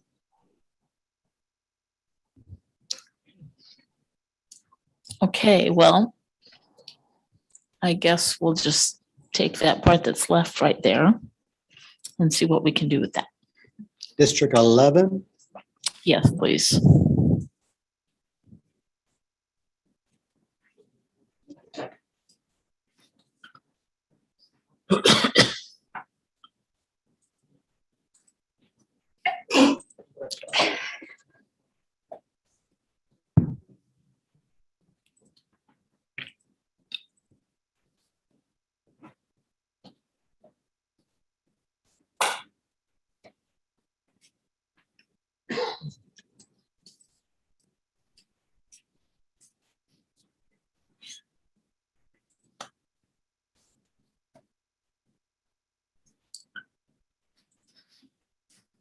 I need to go down to block level to get this remainder. Go ahead.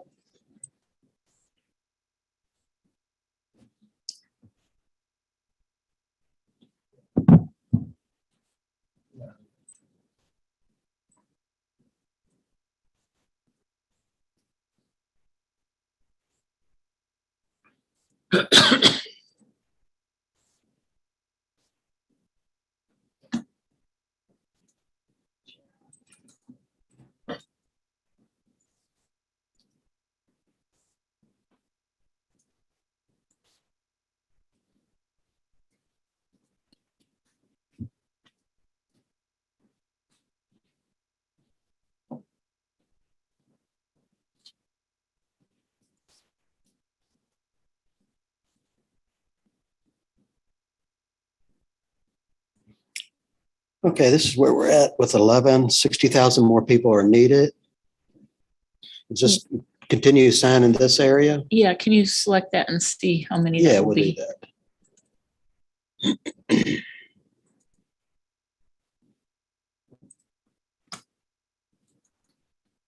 Oh, we'll still have plenty, I think, to go up.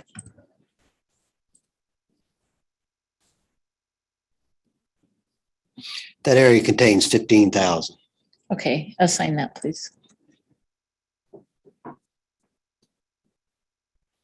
So this is still part of Detroit, right?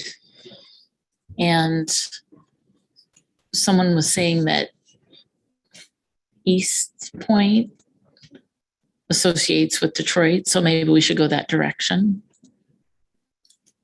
So can you zoom out a little bit?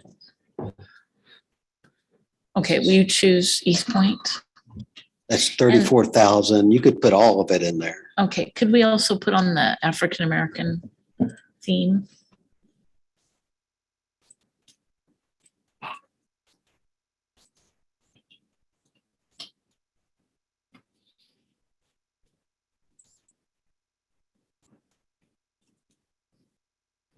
I'm gonna select it and we could. Okay.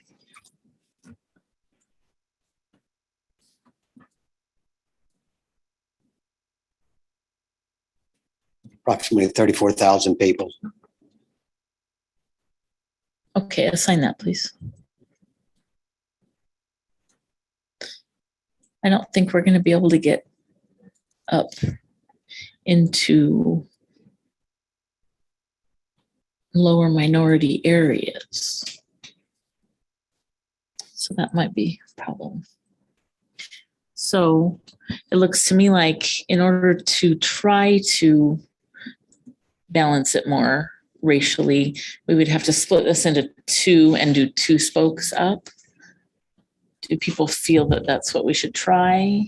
Yes, Commissioner Orton. That's Commissioner Kellum. I support that. Okay, then Kent, we will, so I'll just give direction. If anyone else has reasons that we should do something different, pipe in. But I'm thinking right where that right angle is. Yes, if you just kind of come down, follow that diagonal line down. That must be a road, but I don't know what road. Is that Gratiot?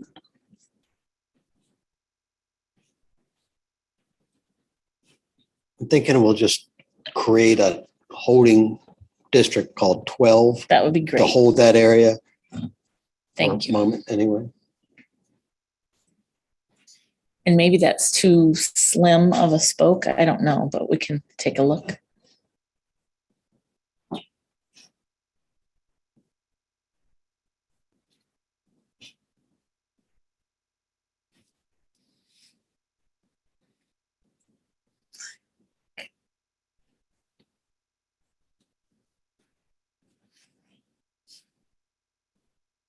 Okay, so I'm thinking what would be next. Can you, yeah, let me see it. Thank you.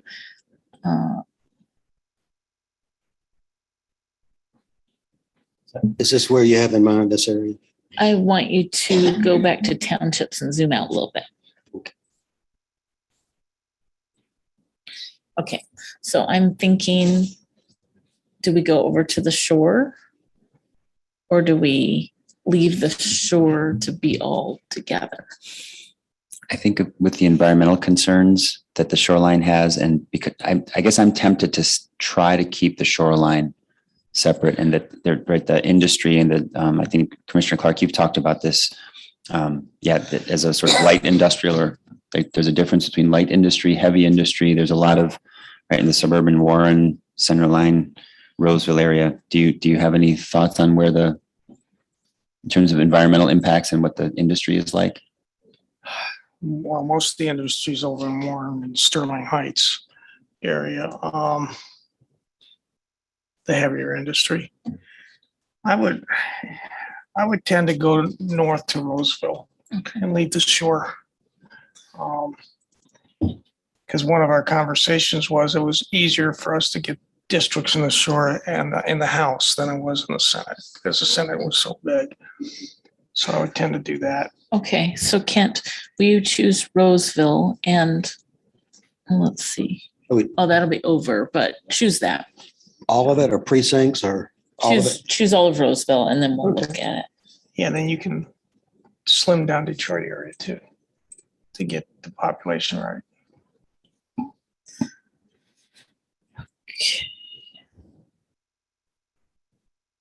So we're 7,600 over. Can we see the whole district?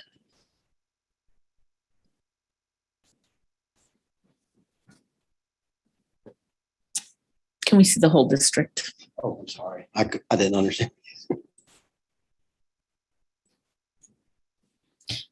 Okay, and the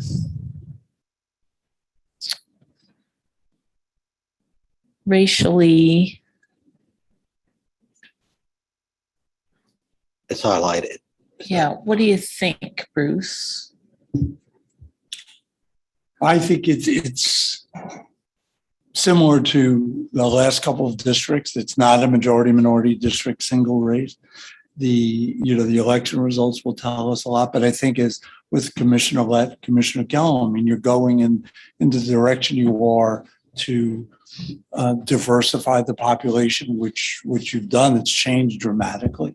So I think just from a demographic perspective, I think it may work. We'll look at the election results, but just, right now, I could see that it may well work after we look at the elections. Okay, so before we look at, well, I don't know, before or after, we're gonna have to take off some population. So I'm thinking those top 2 precincts, which shouldn't change things much, I'm thinking.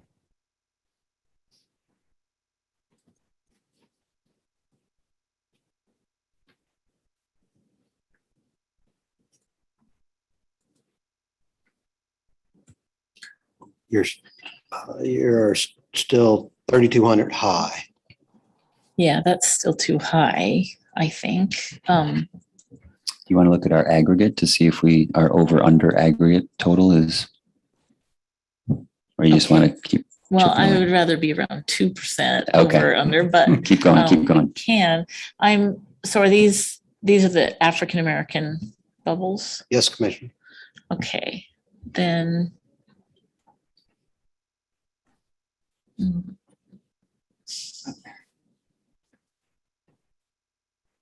Well, okay, let's look at the aggregate, see whether we're over or under. Okay, I have to load that up in a spreadsheet, but that's take just a minute.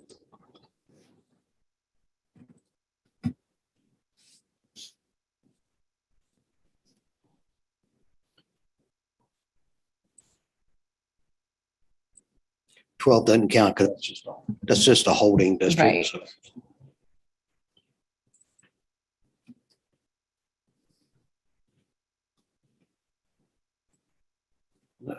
Let me see if I can find it.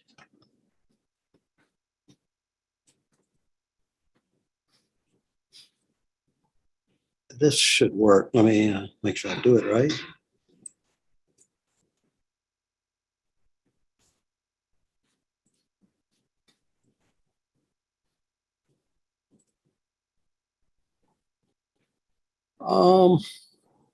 You have the eyeball test here. So yeah, it looks you're actually high on most everything. 5 and 6 kind of tilt it, and 11 Okay, are what tilts it upward. okay, so we need to be under. Okay, so. Thank you. I think I would like to take off the precinct, the 02 on the left corner. Yeah.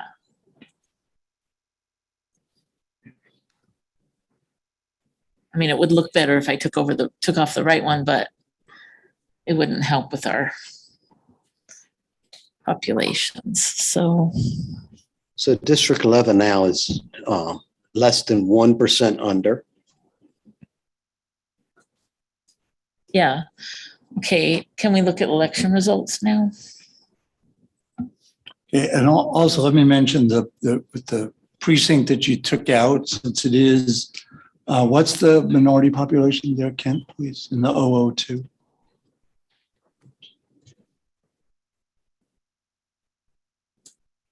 Is that what you're looking for? Yeah, the one that Commissioner Warden just.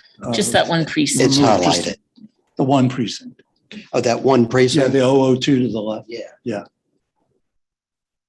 That precinct has 4,100 people in it, 1,097 are Black American, 26.74%.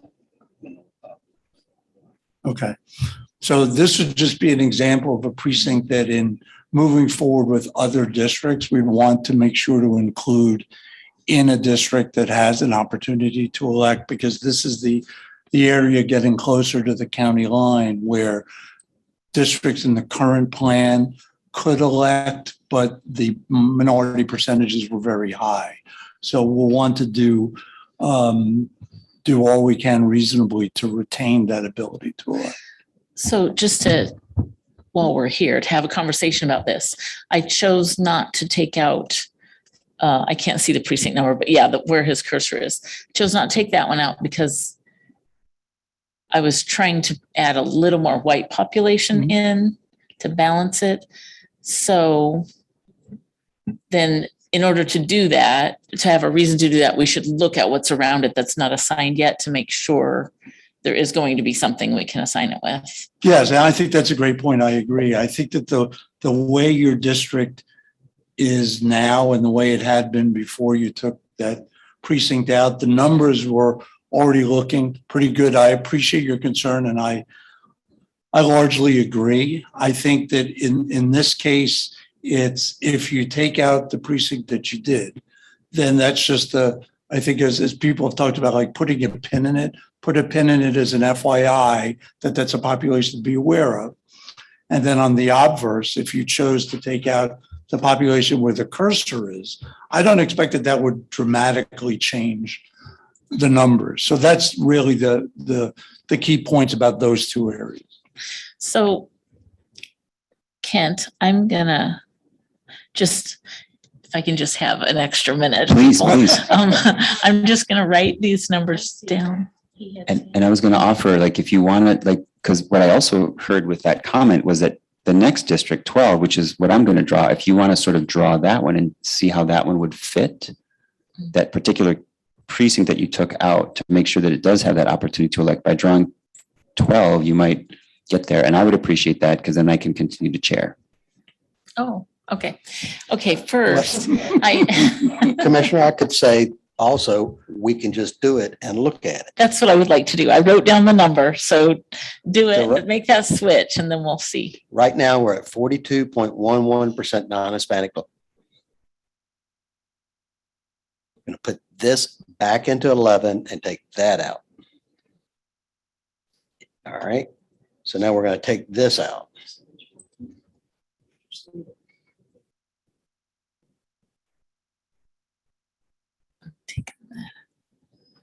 And now you're at 42.13. You're within tenths.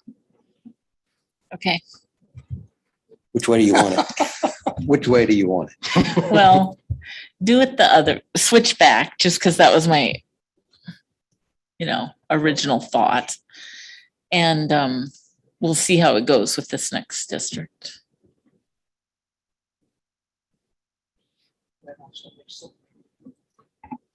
Go ahead, Commissioner Clark. It also makes the lake shore more narrow, which I think you want, because if you expand it over to the 2083, those people are kind of away from the lake and don't have the same concerns. Okay. So I'm happy with this. Oh, we haven't looked at political races yet. Sure, let's do that. Let's look at the focus minority first, please.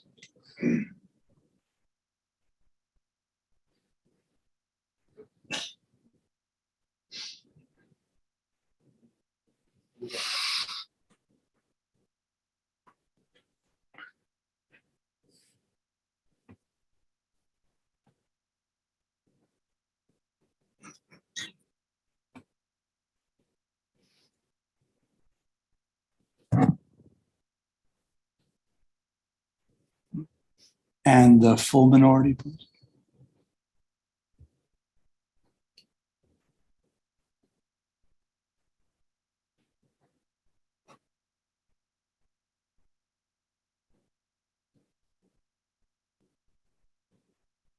I'm sorry, let me get back on District 11. We were on 10. I was afraid of that. This is District 11 highlighted now. Okay, thank you.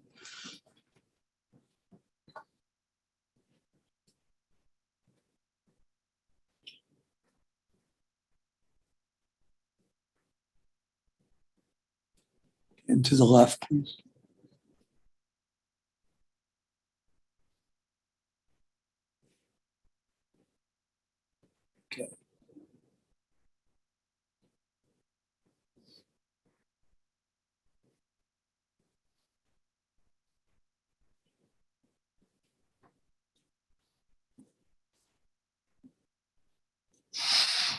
Okay. Okay, thank you. So Commissioner Warden, this district elects across the board and the margins are 2 to 3 to 1. So typically, so they're not close. So this seems to be a pretty good ability to elect district. And I think that what really is interesting with what you've done and Commissioner Callum and Commissioner Lett, the numbers are all relatively close. But they're all, from looking at the results, solid ability to elect districts. The margins are pretty good. And certainly the margins are good in the district you drew. So I think right for now, I think it looks pretty good. Okay. I'm happy with that then for now. Other questions? Will you continue with Okay. 12? Okay. Who's after you? So, Me. okay, you're good with that? Sure. Okay. Then I'll just, for Commissioner Rothorn, I'll just fill in that other empty part. Kent. Excuse me, 12? Fill in so District 12, we're going to add to. Okay, I just want to make sure I was on the same page.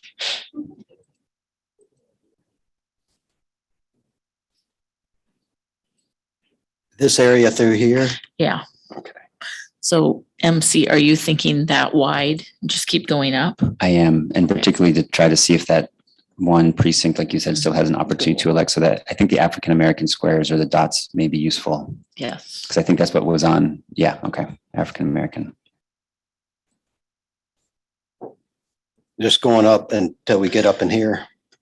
Yeah, go up Is to that there bad? and also add in the theme, please. Okay. I'm just going to get it selected and then I'll turn it on. This is this Yeah. district's at 91. Mhm. So you want me to add this in or? Please do. I'm assigning that area now. It's going to be 3,000 over something, 4,000, something like that. It's a lot over. It's way over. Okay, that's right, because we already had this area in here. I'm sorry.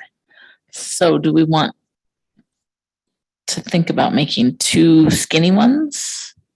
Or Let's look at the dots.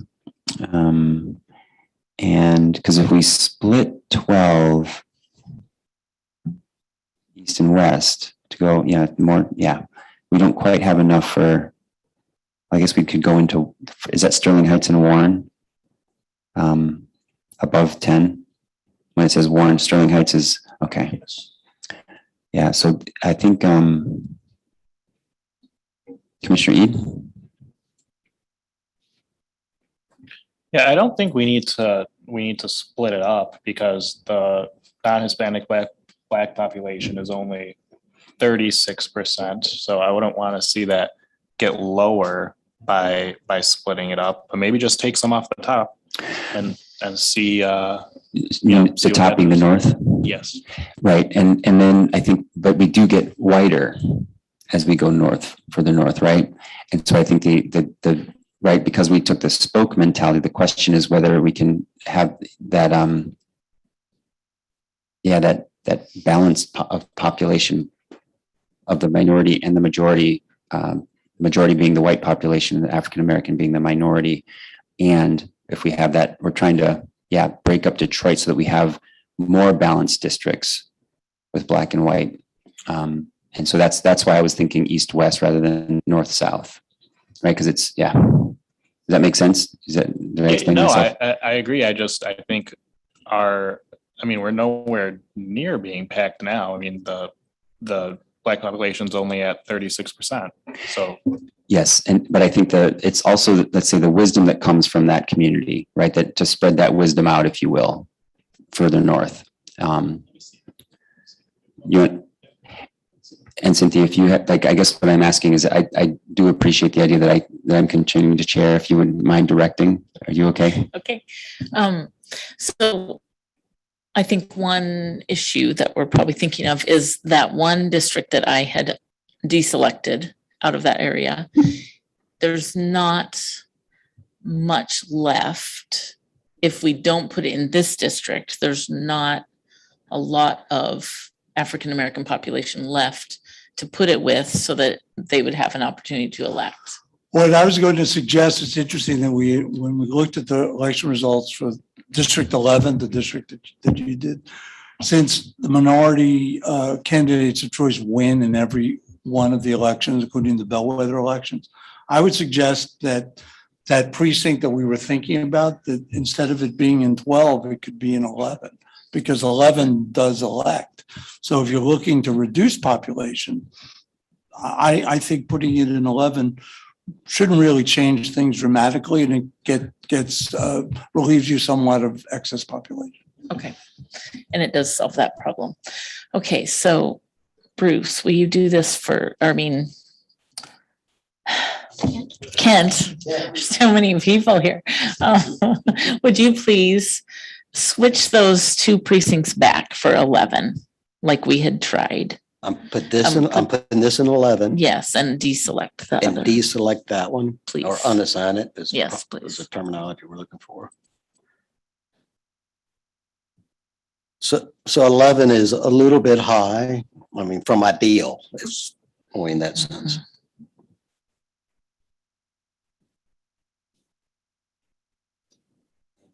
And 12 still needs to drop roughly 30,000 people. Right. So right under the word Warren, there's kind of a line that goes across. Can you select all of 12 that is above that line, just so we can see the population? To see the this area, I think is. Yes. That area contains 33,000. That's about what we need, Gets right? you in the ballpark. Okay, please unselect that. So Unassign. unassign it.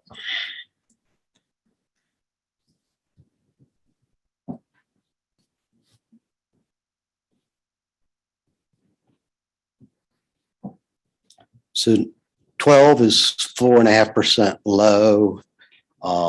Non-Hispanic Black is rounds up to 46.5% voting age population. So we need to add in a precinct or two probably to get it a little bit closer. Commissioner Rothorn, do you? That's 3,500 by itself. I would say follow the dots. So are you thinking the one that doesn't show African-American population, because we don't need it to be quite that high? Yes, that's what I'm thinking. Okay. So number 3032, will you assign that to 12?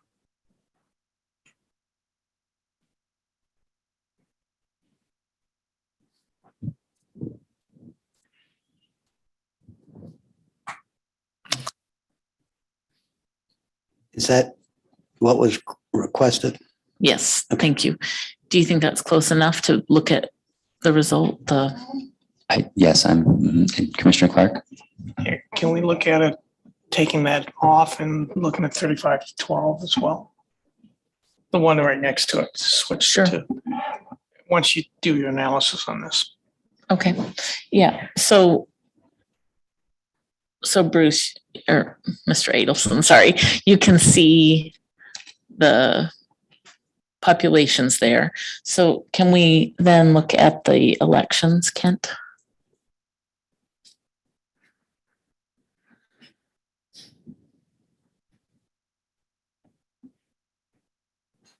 Highlight is District 12.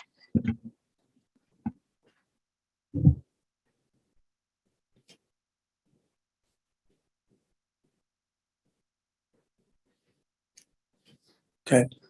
Thank you. Can we look at the full minority, please?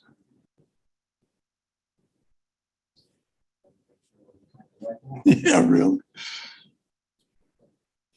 That is District 12 highlighted. Okay.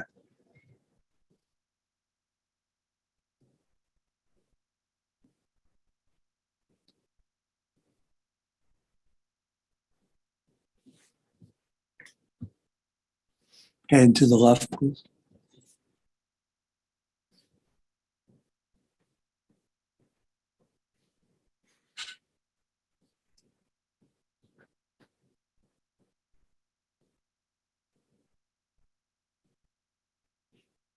And just a bit more to the left so we can see that last couple. Thank you. Okay, thank you. I think it's the same, that this minority candidates of choice, looking at the election results, win all the elections. The margins are typically, I believe, 2 to 3 to 1.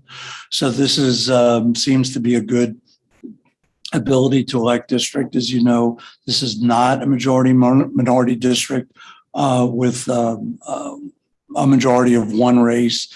It is primarily a plurality Black district, but the election results show that the candidates of choice win, particularly the bellwether candidates, across the board and by typically margins of 2 to 3 times.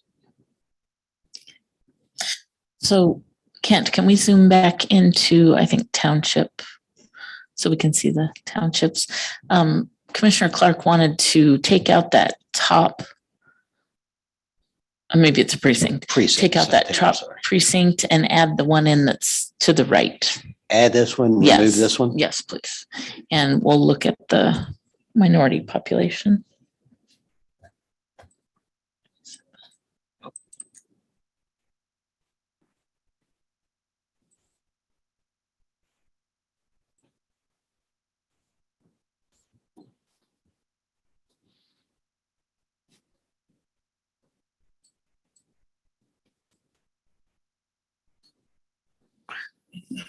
Next one down, I think. Next one down. So it went from, the non-Hispanic Black went from 4527 to 4544. Is that significant, Mr. Adelson? No, Commissioner Horton, I think that's just an incremental change. That's not going to change any of the election results. When we look at what's left, that we could make another district of that includes African-American population. Well, yes, I think if you look at going north from 11, 12, 10, there are significant African-American communities, and there may be potentially significant communities whether they're Hispanic or Asian. So yes, I think that there's still a lot of possibilities that's going to change a little bit as you go north from 10 to 12 and go beyond, go north of Utica, for example. But then you perhaps the districts that are to the west look more to the northwest, while the districts like 11, for example, look to the north and northeast.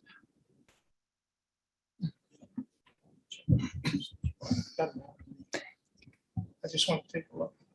All right, Commissioner Orton, how do you feel? Kent, put it back to the way I originally had it, just because I think you should always go with your gut feel.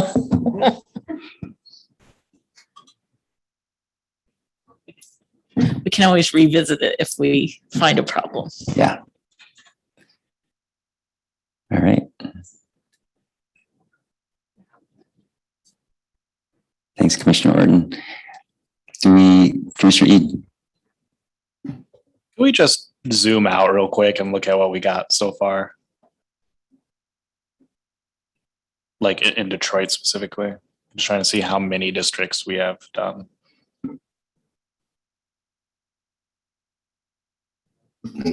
Okay.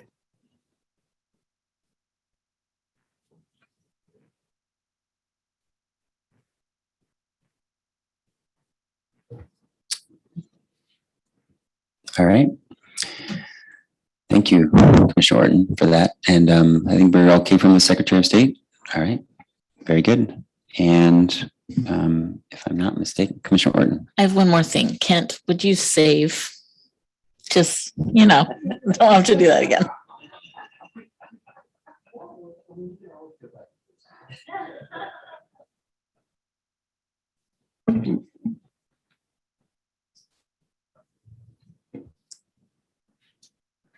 Want me to export another copy or?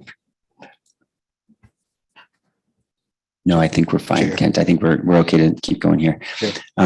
We are scheduled to take a break or recess, a small 10-minute recess between 3:15 and 3:25. How are we feeling right now? Should we do that right now? Or do you all want to? Yes, I think we need okay, we're going to take a 10-minute recess starting right now.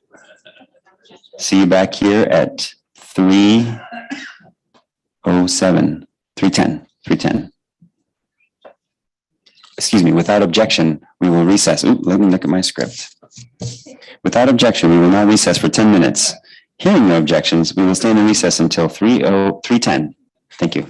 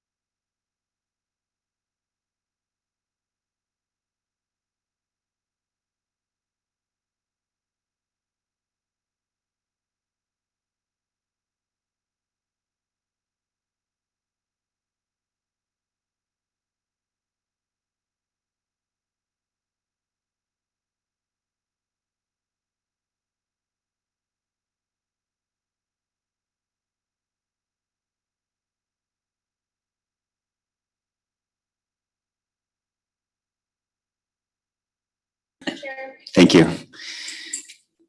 As the Vice Chair of the Michigan Independent Citizens Redistricting Commission, I call this meeting back to order at 3:10 PM.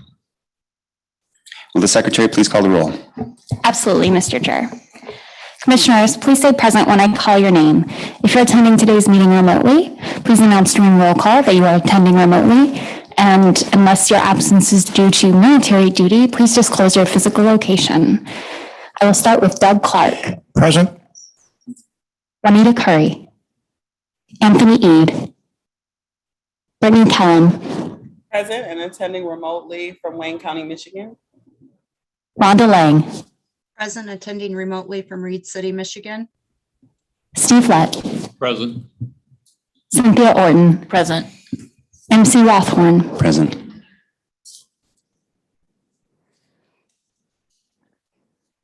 Rebecca Satella.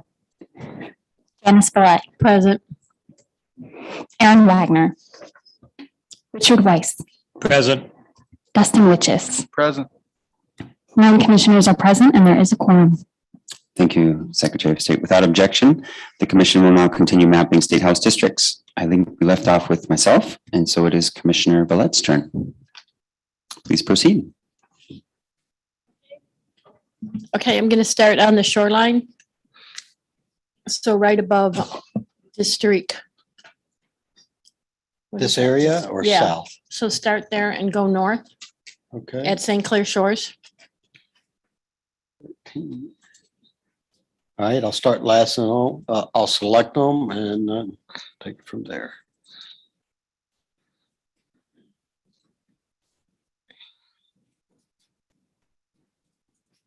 Mhm. I hate that place. All mermaids.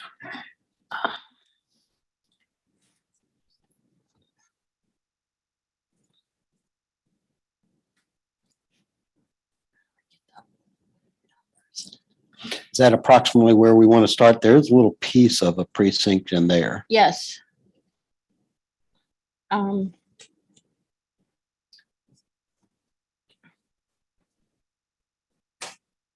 Well, can I see the population?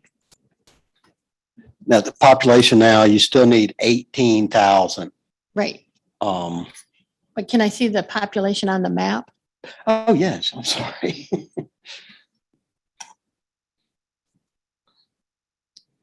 That's the precinct numbers.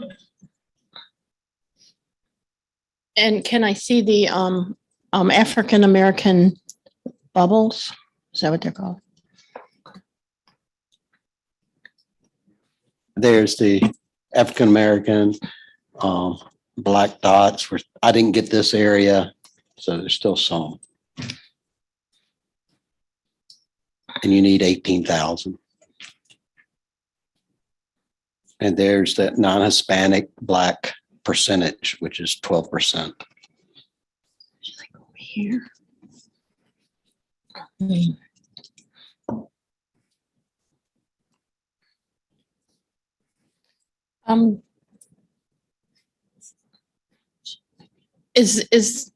Can I see the townships? That's township of Mount Clemens. You want to see that population? What's east of Mount Clemens? Clinton. Nothing? East. Harrison is 24,000, but I believe we have half of that. Okay, so can we finish Harrison? Yes. Thank you.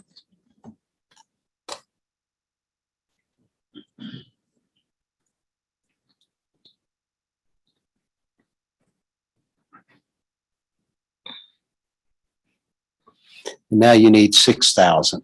And the non-Hispanic minority black population is 11.36. So can you go south a little bit? Thank you. And then, yeah, thank you. I only need 6,000. Next to Fraser and below Clinton in that corner there, can you add those two? Yes.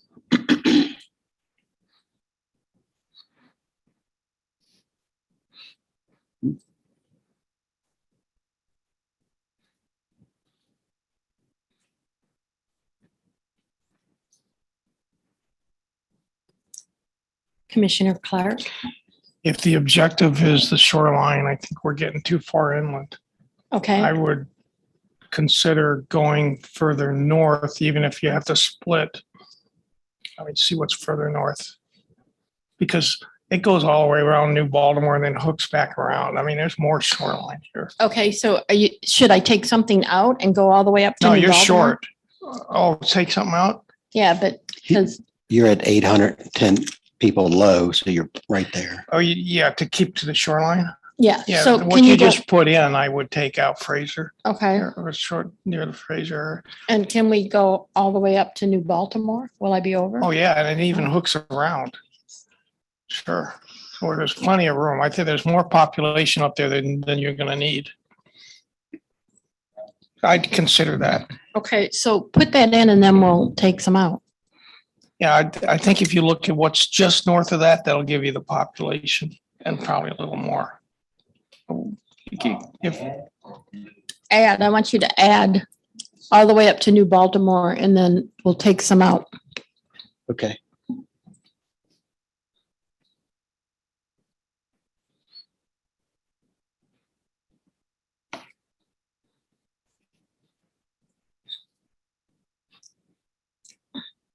I need to remove some of this, I suspect, Yeah, If you wanna- remove whatever that is sticking out.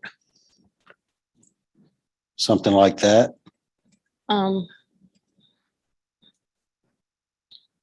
So what does everybody think?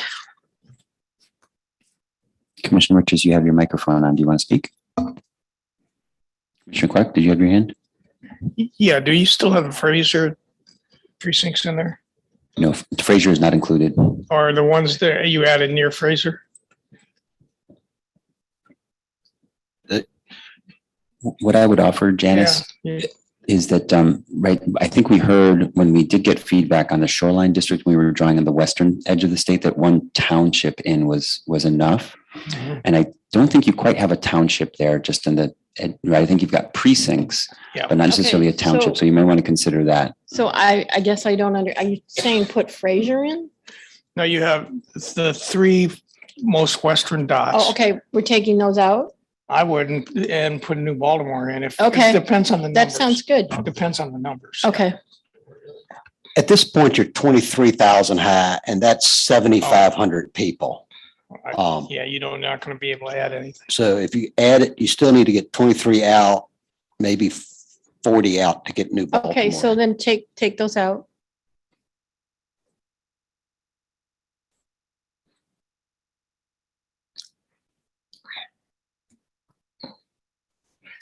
And then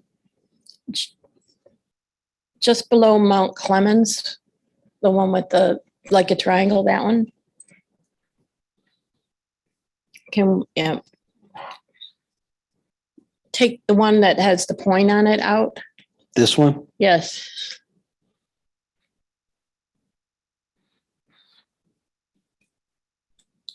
Commissioner Clark. Yeah, I would go back up to the northern part and come down. Okay, Because so that's where, I should go all the way up to New Baltimore? yeah, and then take some of those precincts out. So I can- would, that's how I would deal with it, but So should I go all the way to that blue dotted line? Oh, he wants me, you say I should take it out? Okay, On so, this-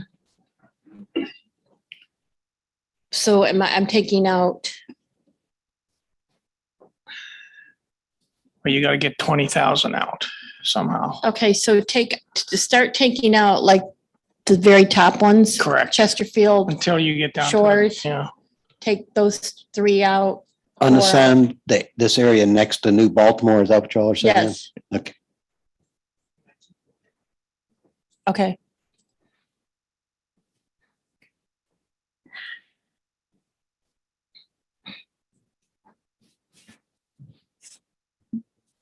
And then that one. Now we can add some back in. I did a chunk, and now you're 9,000 light. So if you zoom in here, you can look at the numbers and choose what Okay, you want to put in there. Can I take out those top two, the 1918 and the 1946?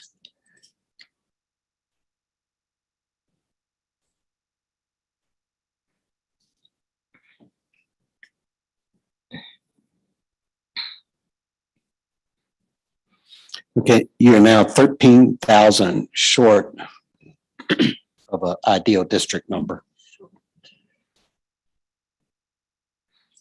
Commissioner Clark? Yeah, just east of Mount Clemens, there's a big Air Force base, so that's going to probably be lowly populated. But that's still, I think, somewhere around 20,000 in that area. Maybe not, no. That's That's the Air 2,400. Force base right there, I believe. Okay. Can you bring it in so I can tell you where to go? Because if there's no cities or anything, I don't know how to tell you. Okay. Okay, Now so- we're going to add, let me just get at my bearings here again. Are we going to add population from up here or add population from down From here? there. Add population here? Mhm. Okay. So I'll zoom in here. And you need approximately 13,000. What'd you say? This and this. The one 2141 and 2481. Okay. 2140, where I'm up. Right there where your cursor is. Yep, that one and the one next to it. I'm going to highlight them. Now it took a little piece up here, so we have to go back and take it out because it's disconnected.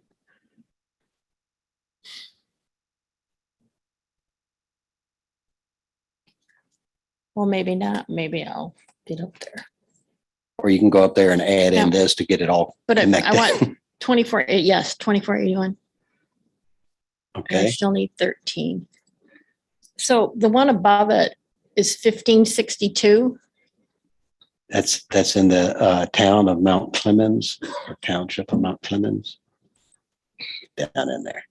So the blue line is the township. 1562. Yes. And there seems to be a precinct right here. Janice, I think you're taking parts of Mount Clemens. Okay. Did you want to go into the city? No, but I don't, you said that you thought I was too far inland.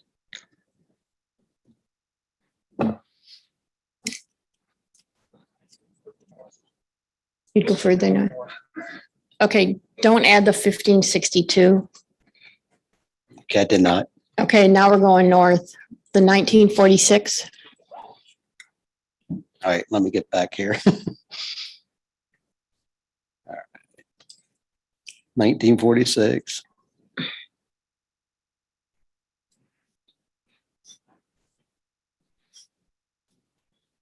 $1946.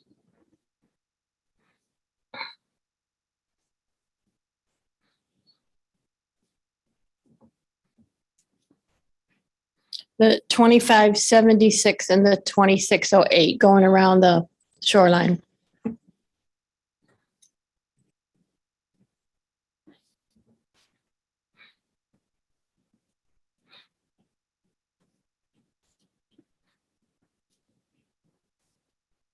I still need 6,000 people. So the 2691, the 2280.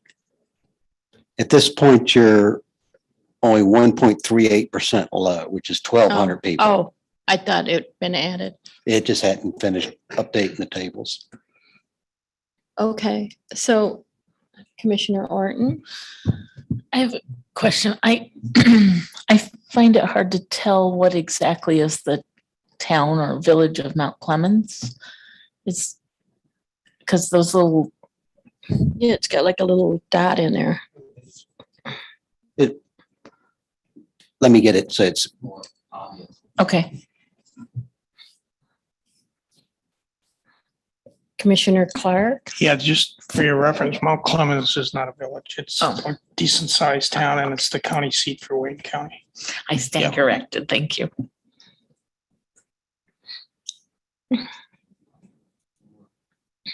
And I stand corrected, not Wayne County, Macomb County. I'm gonna turn off voting precincts just for a moment so we can clearly identify. So the township boundary is looks, you still can't hardly see it, but anyway, it goes around here Goes up here, comes down. So we're taking this out. Take that one section There- out. Right, that's part of a precinct down here.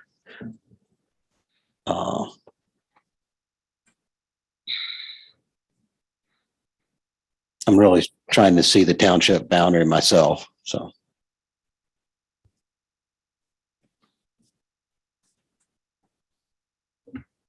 Kent, I think Janice was directing you to take that, to unassign that little section. Did I get that am, correct? And it's, Oh, it's still working? Okay, sorry. so.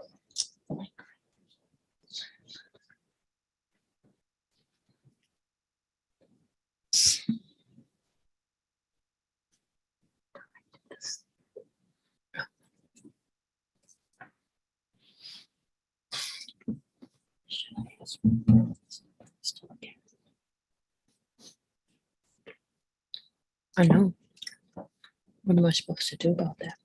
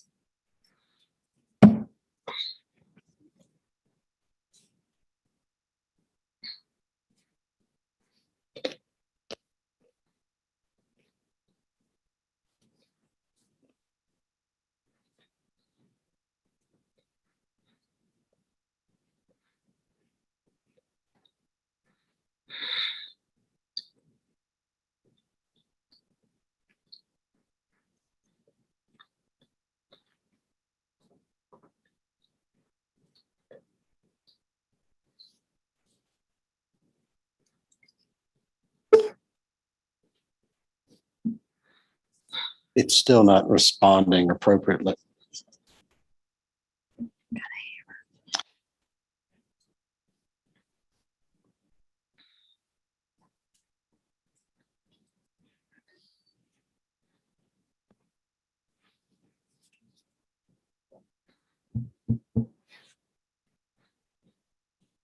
I really don't know what it's doing at this point, but What if you reassigned it to something else and then tried to? yeah, and right now it's churning in the background.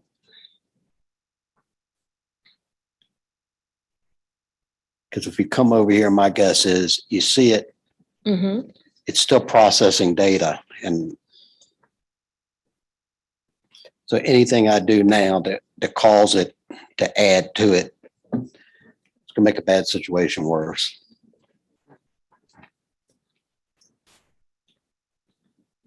All that Canadian population added to it.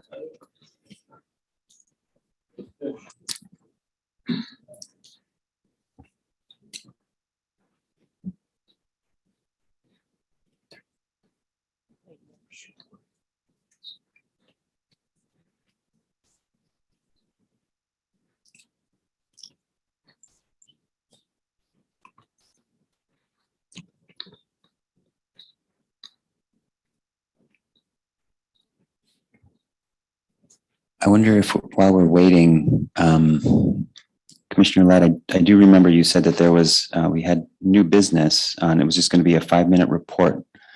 Should I jump to new business while we're waiting and then come back to the old business? Okay. So while we're waiting, so I'm going off script. Uh-oh. So while we're waiting, so we're going to move from unfinished business that we were, that is processing in the background. We're going to move to new business, item 6 on our agenda, and particularly 6B, which is the subcommittee report.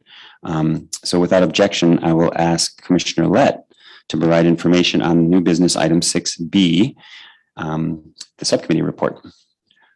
Okay, I don't know how many of you bothered to look at the evaluations for the local council. We had 3 responses, one from think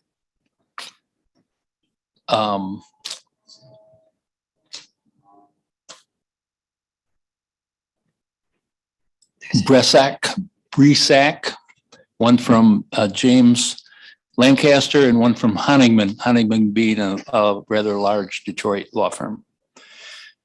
We can take care of two of them quickly for you. Honigman simply wrote a letter to us saying, well, we're kind of interested, but we didn't fill out RFP. And if you want us to really do that, get back with us. And so we're not getting back with them. You had your shot. Jim Lancaster did, in fact, reapply, I guess would be a good way to say it, because he took the RFP that he had previously submitted it for general counsel, which would contain pretty much the same answers, referenced them in his response. They did a vendor evaluation and he did not score above 80. And therefore, we're not considering him. I know Julianne had a conversation with him. I also know him personally, so we're just disclosing that. Really has no impact on it. I think Brisac scored 93 out of 100 on the vendor evaluation score sheet. They are what I would classify as a municipal law firm, done a lot of work for Detroit City, as well as other municipalities, have a broad range of experience, have done work in election law, voter rights law, etc.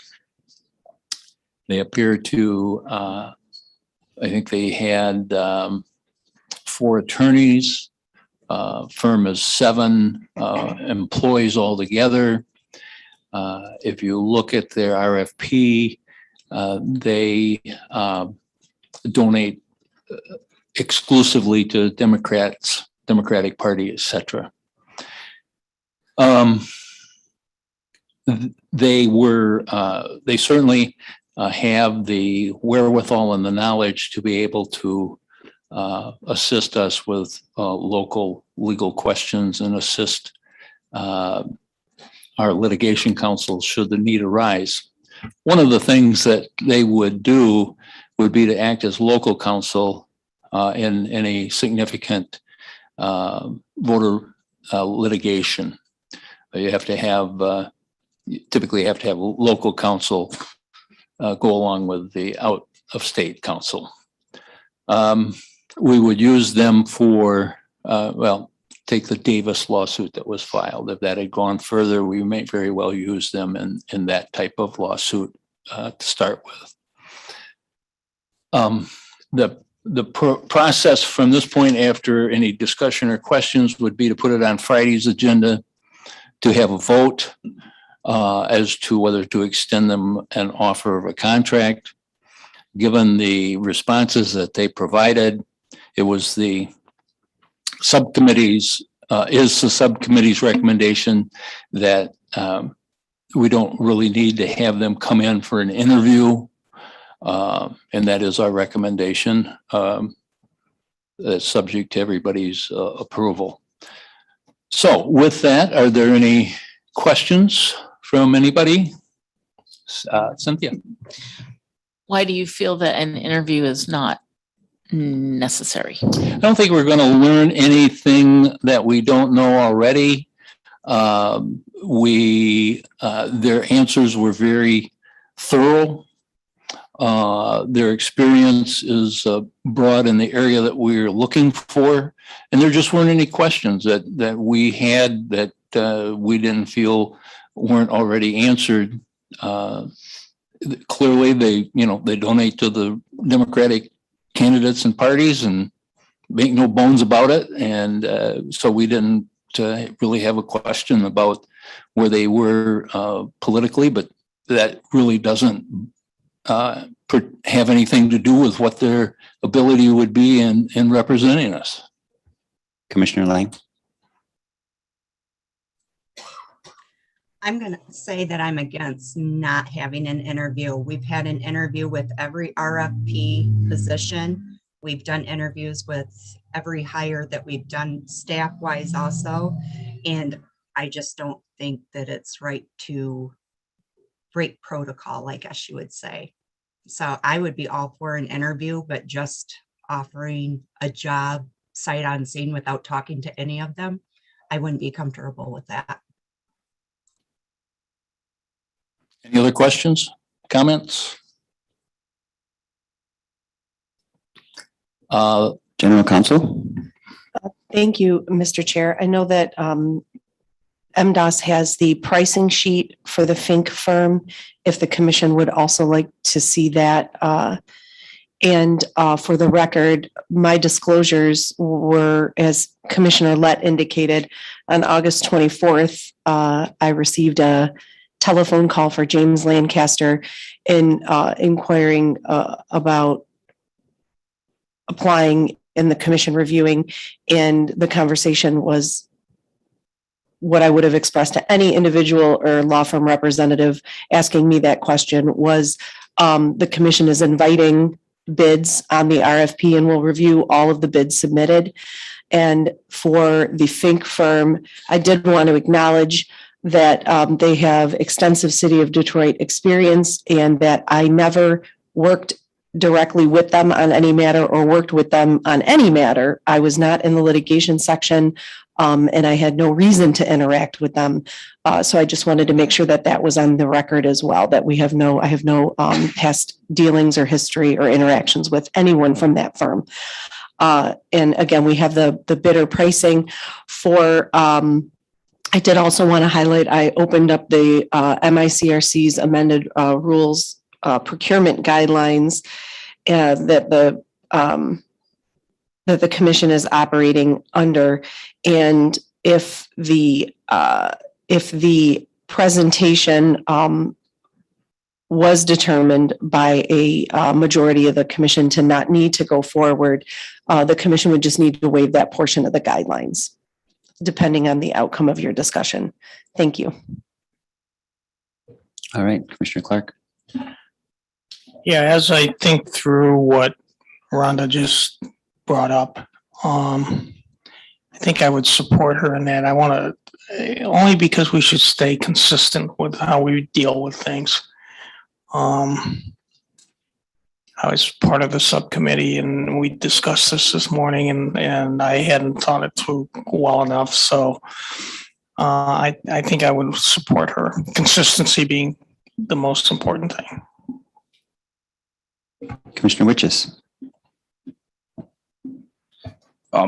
Two things. First, we don't plan on opening the RFP up again like we did at all, correct, for the local council?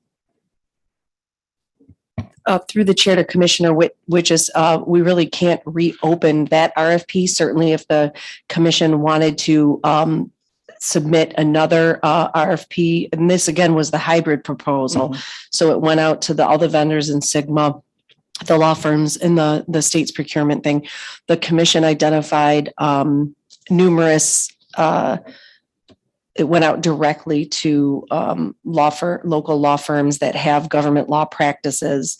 So there was outreach done, but certainly this would be the three responses, excuse me, the three submissions received for this posted RFP. This RFP would be closed, so it would need to have a new issuance. Excellent. Okay, so hearing that, I do agree with Commissioner Lett that an interview is not particularly needed at this particular point in time for local council for two reasons. First one being is if we do the interview, we're going to take away time of ours where we could be mapping, which is probably the most important thing that we're doing right now. We only have one person that we brought to the table in regards to the scores that we got on the RFP. And it was pretty high. I believe it was 93 out of 100. Second, it provides balance. We have our litigation counsel who leans Republican, or to everything that we have heard leans Republican. We have local counsel that now leans Democratic. The fact of the matter is that this interview, in my opinion, I don't want to say it'll be a waste of time, we really don't have anyone else to interview at this particular point. So why waste the time and effort when we could be doing something that we are supposed to be doing, which would be mapping the lines. So I would, once Friday comes, I would be in favor of just extending the job offer to the local council. Commissioner Villette. Well, I kind of agree because there's no one else we would even remotely hire, right? As far as you guys are concerned, there's only one candidate that you would even consider hiring. So I also don't know why we need an interview. I see the Secretary of State has a hand. Thank you, Mr. Chair. Just wanted to add the option, this is something I know the commission has elected to do in the past, is to have your executive director do sort of an interview or pre-screening of candidates. That would save the commission valuable meeting time, but also provide additional insight into the candidate. So just wanted to raise that as a potential option. Thank you. Thank you, Secretary of State. Oh, Commissioner Ede. I gotta agree with Commissioner Lang on this one. We've done interviews in the past for everybody, even if there's only been one candidate. And even if we think it's the best person, I think we should also give the public a chance to weigh in. Maybe they'll find something that we don't, that should be brought up to us and we should consider when deciding on this hire or not. And I think it just keeps it consistent. Plus, I want to see if I like them or not. So, Any further, Commissioner Witches? My only question to you, Commissioner Ede, is who else if you don't like them? Commissioner Ede? well, if I don't like them, I'd vote no. And then if we didn't get a majority of votes, we'd have to either see if we'd bring in one of the other two people that applied or reopen the RFP for other people, I guess. Yes, it takes longer. I agree. And, but we have time on this too. I mean, this person isn't really gonna be doing much for us until much later in the process, correct? No. General Counsel? We hope not Thank anyway. you. Thank you so much, Mr. Chair. No, there's certainly when you're dealing in the litigation area, which again, as Commissioner Lett indicated, the local counsel would be handling Michigan specific matters and working in conjunction as local counsel with your out-of-state litigation counsel, as none of the members of the litigation counsel team are licensed to practice in the state of Michigan. What I would like to highlight though, and again, MDOS has the pricing breakdown that the commission should review. But I also wanted to highlight that the guidelines in your procurement things speak of a presentation as opposed to more of a traditional interview. So it's really the opportunity for the vendors to come and present to the commission. Again, the scoring was 93 out of 100 of this vendor. So they had relevant experience in the key deliverables, in the key deliverables listed in your RFP, but the opportunity to present. Again, if the majority of the commission does not want to receive that presentation, then that portion of the guidelines would need to be waived. The other comment I would really like to make is on the notion of the political aspect. The commission has consistently asked for political donations and contributions and disclosures in that regard, and this RFP was certainly no different. One key difference between other RFPs issued and the litigation counsel and the local counsel RFPs is that attorneys have professional obligations and ethical obligations to their clients. So, and I believe that when the litigation counsel presentation was going on, that they very clearly expressed that when you are hired by a client, you zealously advocate and work on behalf of that client because that's what you are hired to do. And so I would encourage the commission to view, again, similar to the comments made not only by the litigation counsel, but by the questions from commissioners in regard to that presentation, is that to think of it as that they're working on your behalf, because we will have instances where litigation counsel is taking the lead on redistricting litigation And we would have instances where your local counsel would be performing work for the commission independent of your litigation counsel, again, for local Michigan election matters or other things that might arise. I know your RFP spoke specifically about the Open Meetings Act and the Freedom of Information Act issues. So in those types of matters, it would do that. So I would really encourage the commission not to view it in any sort of way as balance between those two. I would encourage you to view it as each of them independently and collaboratively when required, working very hard on behalf of their client, which would be the MICRC as a body. So I hope those comments were helpful. And again, we're prepared to show the pricing breakdown whenever the commission would like to view it. Commissioner Clark, and then I want to try to answer that question. Yeah, I'd like to put forth a motion that we bring the Fink law firm in for a presentation / interview. And the justification is what Rhonda and Anthony and I had spoken to this afternoon. I'll second it. Any discussion on the motion in front of us? Yeah, I got discussion. Commissioner Lett? I initially didn't, not only initially, I still don't think we need to do the interview, but I think that it probably would be good. There are 3 people, certainly, I suspect there's more that would like to see the interview. So I think that's, let's not divide the commission over an interview of a law firm. So let's see, it's seconded, so we can do that. Friday, we were going to vote on whether to extend the contract, so we don't have to post that any longer. So we did have the fee schedule up. Sarah, can you put that back up, please?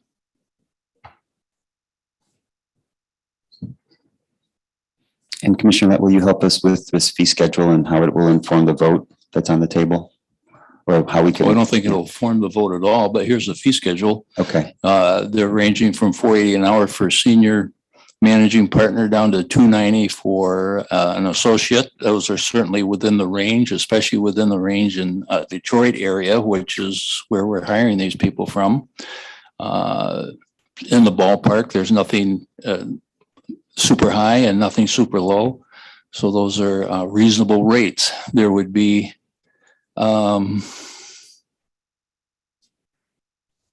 they talk about a fixed fee work. We're not doing that. There doesn't mean that we can't do that if something comes up that we want to do initially. Certainly there's going to be some work done by their clerks that are going to be billed. That's to be expected. So if there are any questions on the fee schedule, pretty straightforward, is hourly fees. I'd be happy to address them. Thanks, Commissioner Lett. Any further? We have a vote. We have a motion on the table that has been seconded. And that it is, can I ask General Counsel to repeat the motion, please? Certainly, Mr. Chair. The motion that I captured was made by Commissioner Clark and seconded by Commissioner Lang. The motion was to invite the Fink firm for an interview / presentation before the commission. Without a date. That's what we got on the table. All in favor of the motion as stated, raise your hand and say aye, please. Aye. Aye. All in favor, all opposed, please raise your hand and same sign. 2 noes. Vice Chair Rothhorn, I don't think you captured my aye vote. Thank you, Commissioner Kellum. And do we have Commissioner Wagner also? We do not have Commissioner Wagner. Okay. Thank you. So I believe the motion passes. Thank you. So with that, thank you for that presentation, Commissioner Lett. I'd like to return us now from new business back to our old business. Commissioner, we were at, Commissioner Lett, please.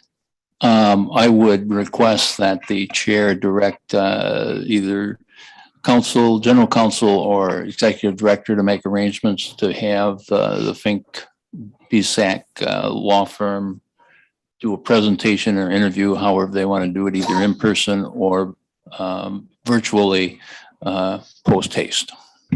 Thank you. I received that direction and we'll make that happen. Do I need to do anything?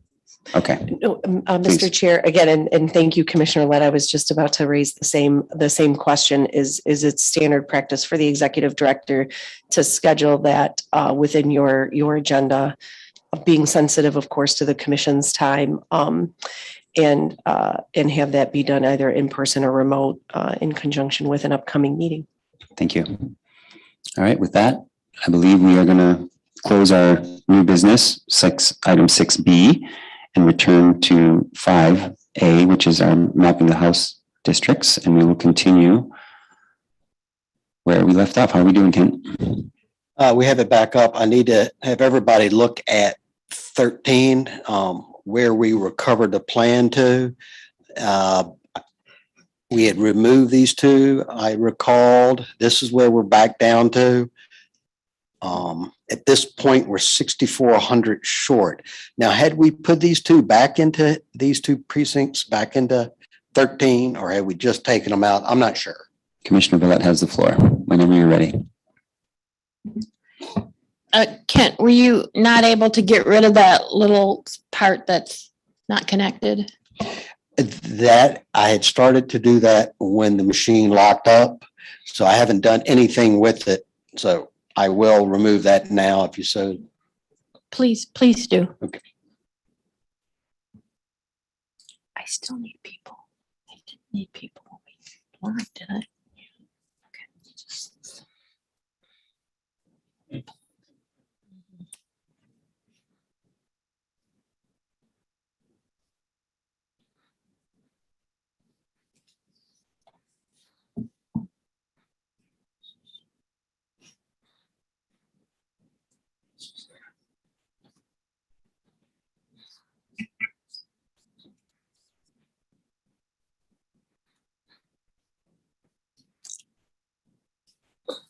Okay, and I need how many? 4,000? So at this point, you're 6,500 people short. 65. Now, had we removed these prior or had we added them in? I just want to make sure this is where we left off. I can't remember. So I guess go ahead and add those two in.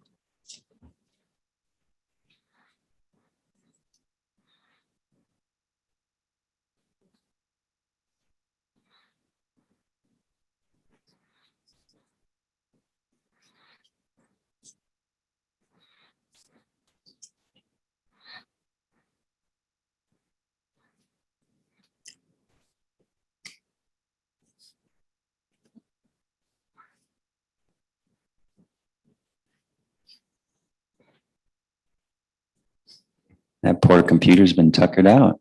It's just all worked. We worked it today. Doesn't have to zoom in.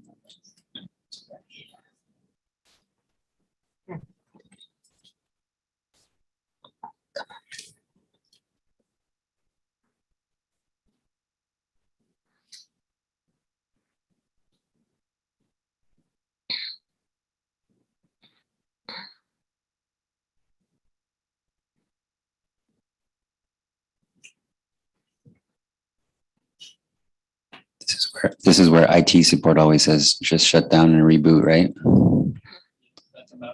Should we, I hesitate to move on to other business, but I want to use our time well. What do you think, Kent? One more minute. One more minute here and Okay. I'll tell you whether we should. We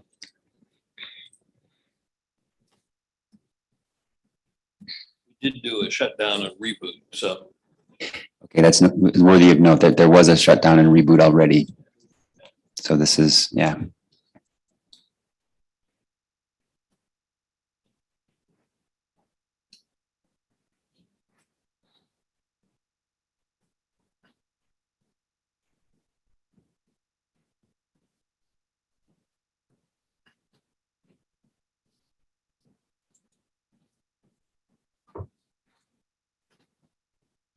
So I need to unassign that again. I'm going to add those two in first.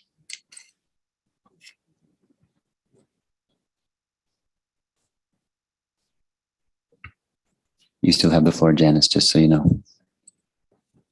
Well, I was waiting for him to add those two to see if it changed the population. Yeah, added them. Yeah, still. Can you turn on your mic, Kent? Sorry, we can't hear you. We're at 2,000 low. I need to still go in and take those out.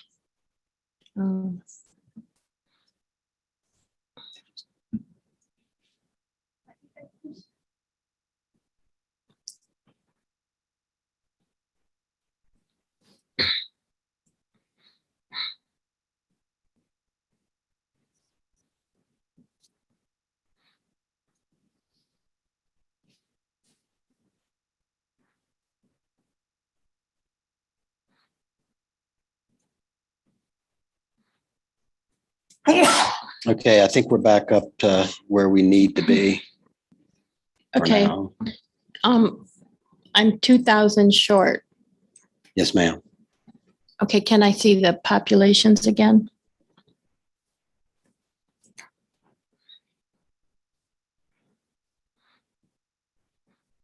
And can you go further north?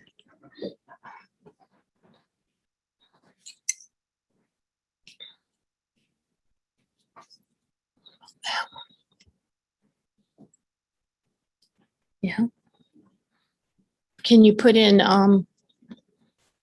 Anchor Bay Harbor?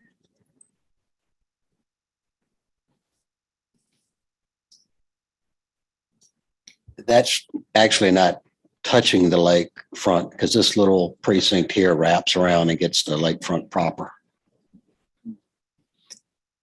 But your numbers are right at where ideal is. Well, what if you switched them, put the one that's actually on the water, take out the other one? Sure, we can do that. And then, it'll have this little bit of an odd shape to it. What do you think?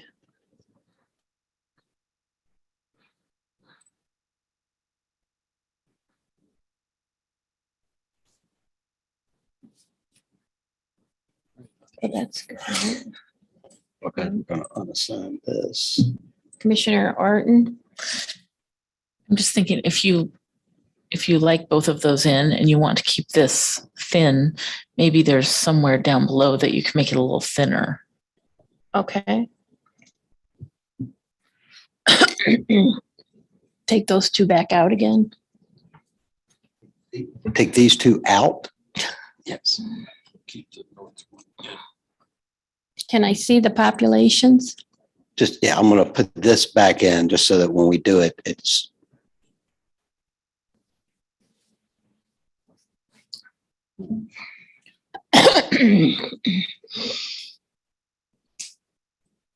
Just a minute. It's another odd activity.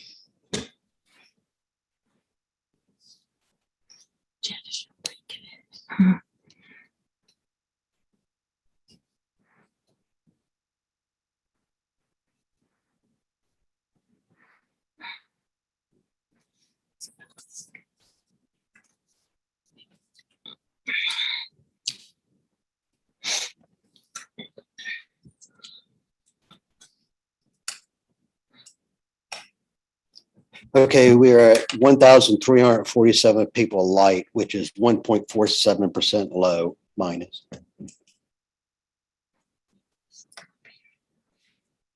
The section above that curve, the below Chesterfield. That's what it was, Chesterfield. This. You're right at it. You're 1.47% low, which is only 1,300 people.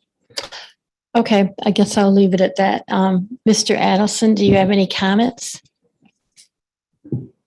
My comment is I was going to make a comment if you had gone west a little bit into Mount Clemens to see if there might be an alternative way, but that didn't happen. So I think that the district as configured is the minority voting age population is pretty low. It's probably about 15%. The interesting thing about this district is potentially the same as in the Senate. The Senate district elected the majority of candidates of choice. Now, we can certainly look at that if that's something you're interested in, but I think that surprised a lot of people. It certainly surprised me that that district just came out of nowhere. This could be its House counterpart. It sounds like the thumbs up to me. What do you want to do, Janice?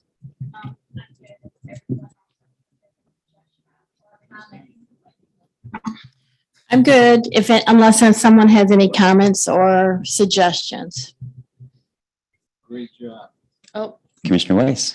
One question, Commissioner. Would you try to get your numbers a little closer? Would that maybe be what you would want to do? I was looking, if you put the 2 back in the bottom and take the 2 out up above and right where that little triangle sitting there like a pyramid, that would almost put you close to 0. okay. So you're saying put the 2 that we took out, put At the in, bottom, took out. yes. Yeah. And then what? Up at the top, Yeah, up north? right. And taking out 2576 and 2608. The last 2 that I put in? Yes. Okay, Commissioner Orton. So before you do that, I wonder if we could see the African-American theme again, because I think there was some, maybe we would want to save any precincts that were high in that to try and create another district. Just if that would have any bearing, just wondered. Commissioner Weiss. It looks like if we do that, we're actually going to add some in and take some of the white population out. If what Okay, I see then on the map. let's do that and see what it looks like. What exactly is We're that? taking out those 2 that we kept taking in and out. We're Okay. putting them back in. And then I guess we're taking the dragon head off the top. Yeah, I do too.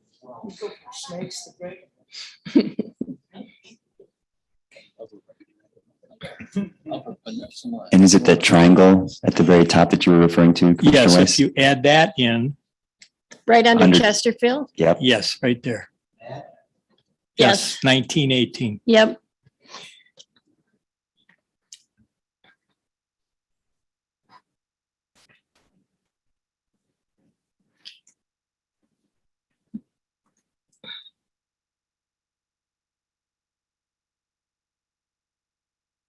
I think that's going to make you quite a bit closer.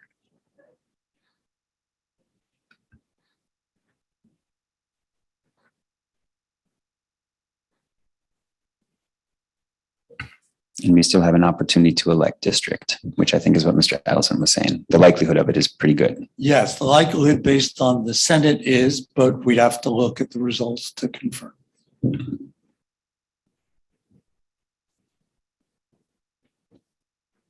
All right. I got you closer. Okay, I'm good with that. Does this look better to you?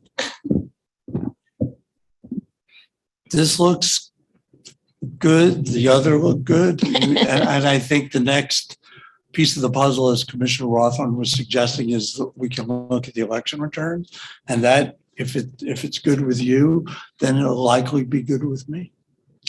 Okay. Okay, I'm good unless anybody else has suggestions. Let's look at the election returns. Oh.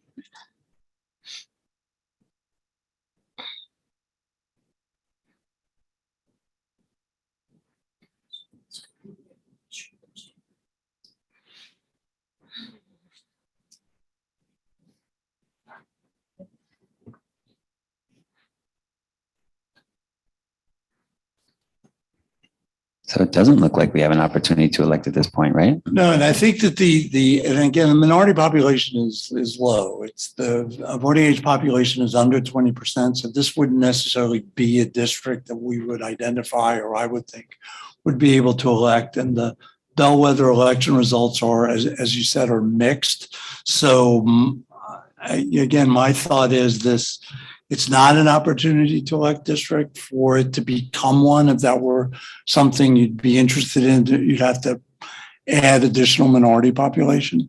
So whether or not you decide to keep it as is, retain the precincts that have larger minority populations, those are choices. So this is most of this district is in Macomb County. Am I correct about that? Where's the line, the county line on this map? Oh, it's all the way down there. Okay. Yeah, so that's my sense. It's not an opportunity to elect district. I don't think the thought was that it was going to be.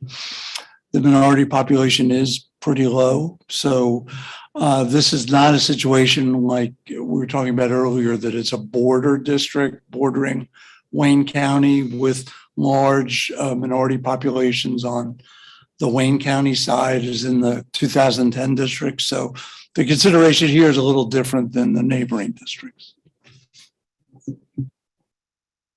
Thank you very much. All right. Commissioner Weiss, we are to you. Thank you. Could you scroll out a little bit so I can see where I can get into the most trouble?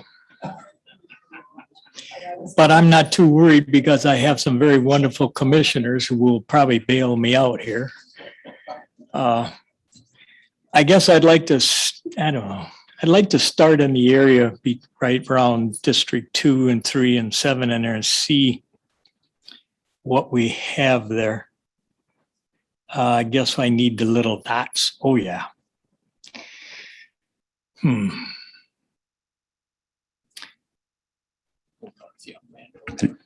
I don't know if you saw Commissioner Orton sort of talking about looking at spokes. You want to say anything, Commissioner Orton? No, that's called chutes and ladders. Yeah.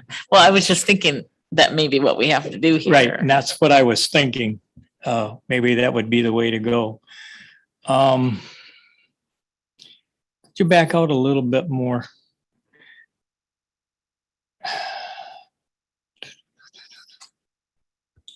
If I'm not mistaken, it's the Grand River spoke that sort of divides it diagonally. On the diagonal there's a nice, yeah.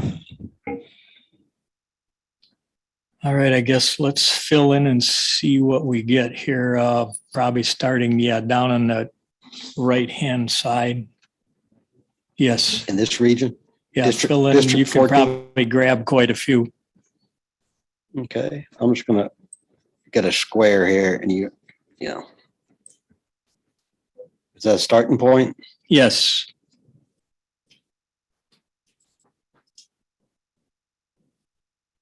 Okay. It's Are we gonna 27. go Let's westward? add a few more. Let's go west, maybe. So I assume you want to get these sticking down in here? Yes. Keep me straight. They continue westward? Yes, let's go west again some more. I'll just. Why you do this to me? All right, could you zoom out just a little, please? All right, I'm a fan of those. I Yeah. just highlighted them. Okay. And that looks like okay.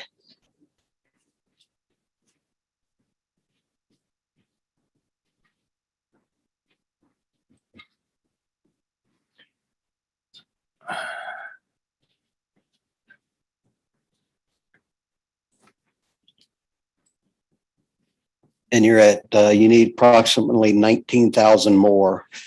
This appears to be a township boundary, so I don't know if that matters. Can we change the color for 14, please? Absolutely.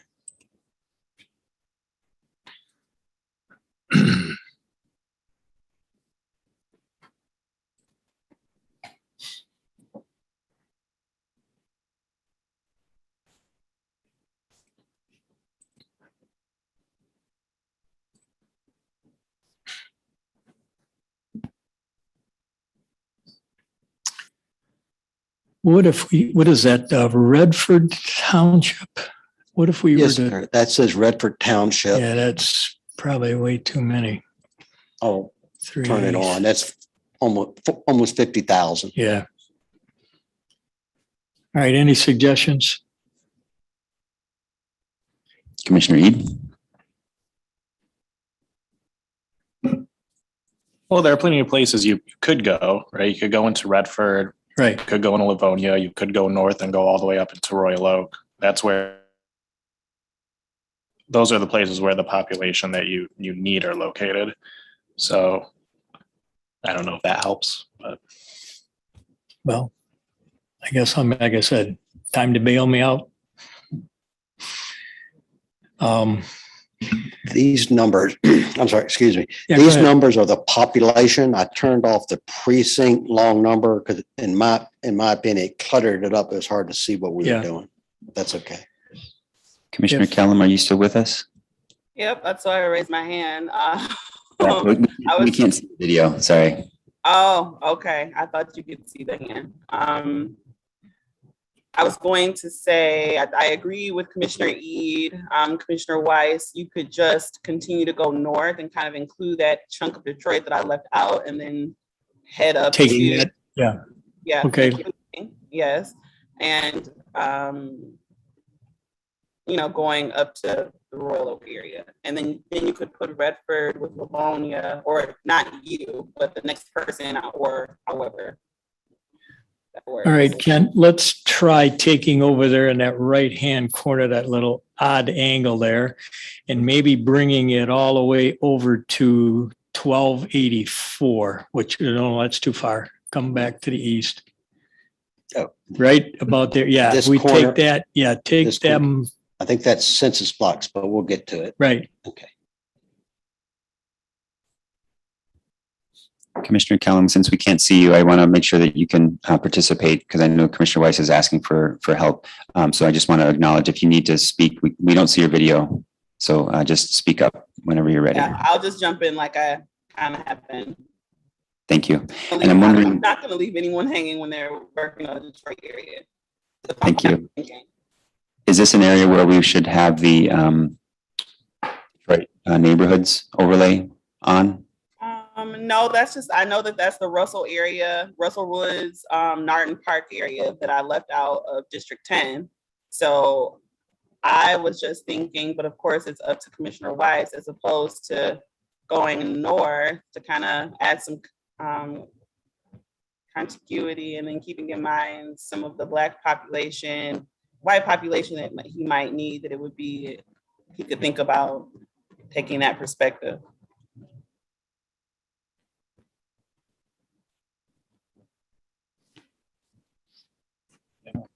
Make it District 15. Up above. See what that does.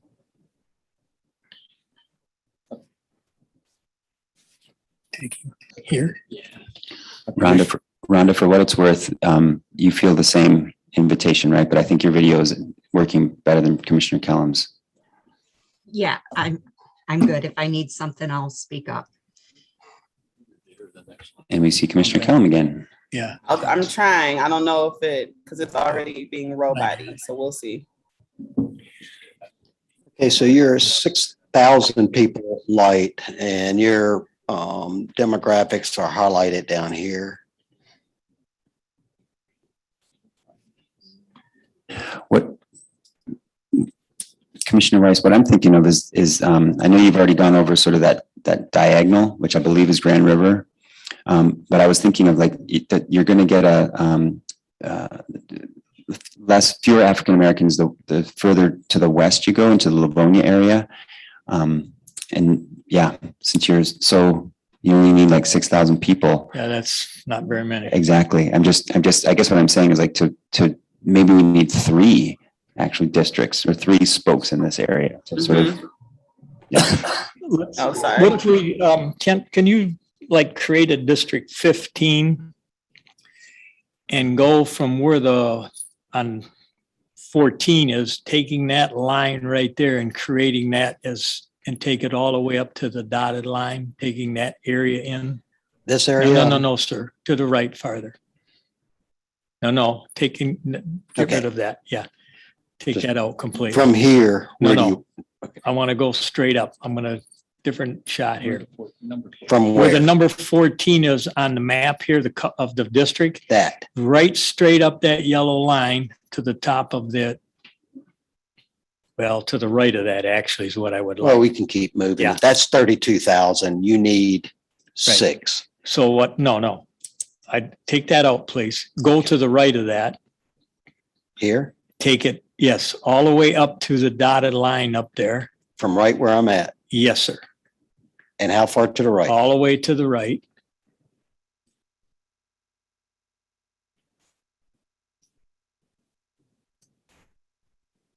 That area right there is 76,000 people. Okay, and then catch that, I guess, 1360 quick. Now what I'd like you to do is come down where we started and take from there down out that left side of that line, all of that area there. Take it out? Yes. I'm still mildly confused where we're going. You see- Okay, all right, where your cursor is, go just a little bit right there, from there down, all the way down to 292, leaving that Okay. lined up with the rest So- of District 15. I'm gonna put that in, make that 15. Yes. My apologies, Commissioner Weiss. I didn't realize you Yes, only needed go ahead. 10,000 people. I totally would have said you can go in that other direction. I'm sorry. Well, that's fine. I just thought I'd try this quick to see if we were to take that out. Yeah, What and then you could is that go, total? yeah. That area of 15 is 93% non-Hispanic Black. So you want to unassign this from 14 and Yes, merge just these? to see what it looks like. Okay.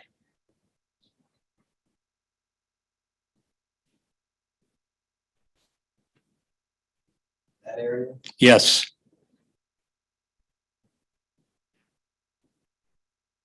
And take those two out.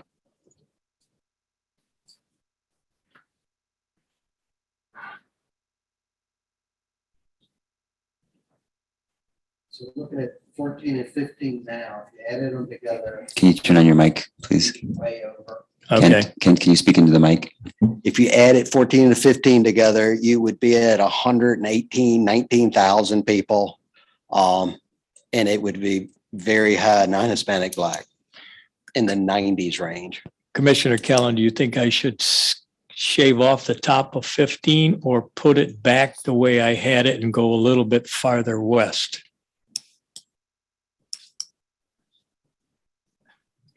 You could go either way, but if you shave off 15 and go west, I'm kind of picturing like a weird, like an upside down triangle, a little bit like an inverted triangle. I guess that's what that is. I didn't do well in geometry, full disclosure. So, yeah, I would suggest to get less of the Black population to go west, and then that could give wiggle room to the Royal Oak, Madison Heights. They could grab some of the Black population to continue to kind of replicate what we've done in with Commissioner Orton, myself, and Commissioner Lett. That's my train of thought. So I should just put it back and then go a little bit west. Yes. Okay. Could you do that, Kent, please? Sorry about that. Yes, no, it's fine. I'm going to leave 15 alone for just this moment.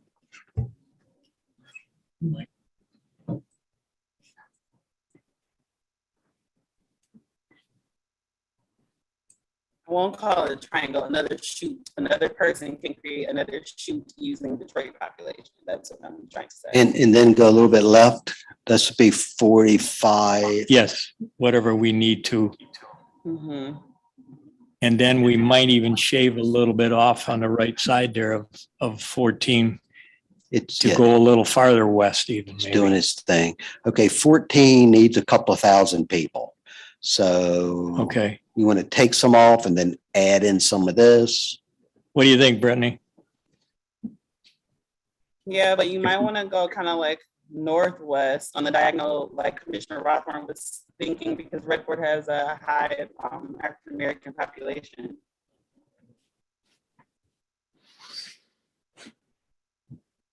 Yeah, what are Sorry, we at?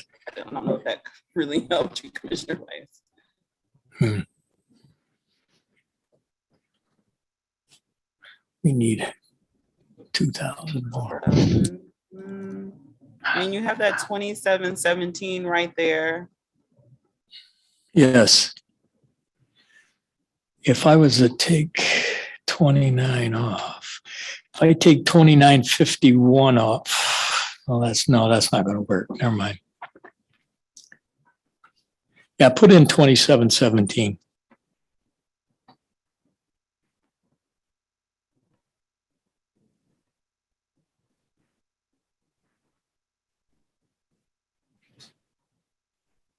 And that puts you 0.64 high.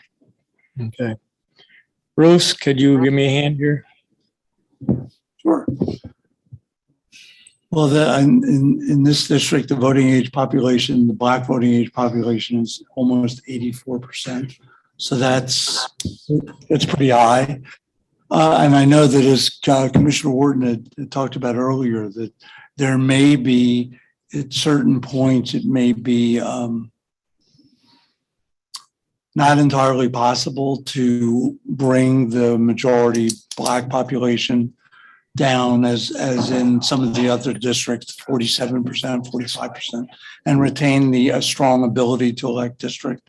So I think that's a trial and error process. And I know that, you're pretty close now to the ideal population, but there is the issue with the Black voting age population. All right, I got one other shot. Kent, would you please get rid of 15?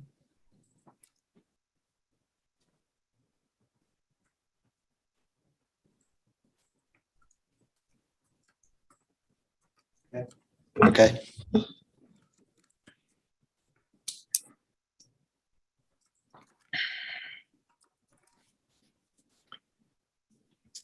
All right, blow me up a little bit so I can see the numbers.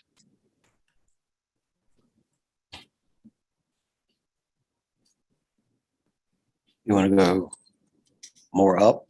No, that's all right. I'm watching it on a computer. Okay.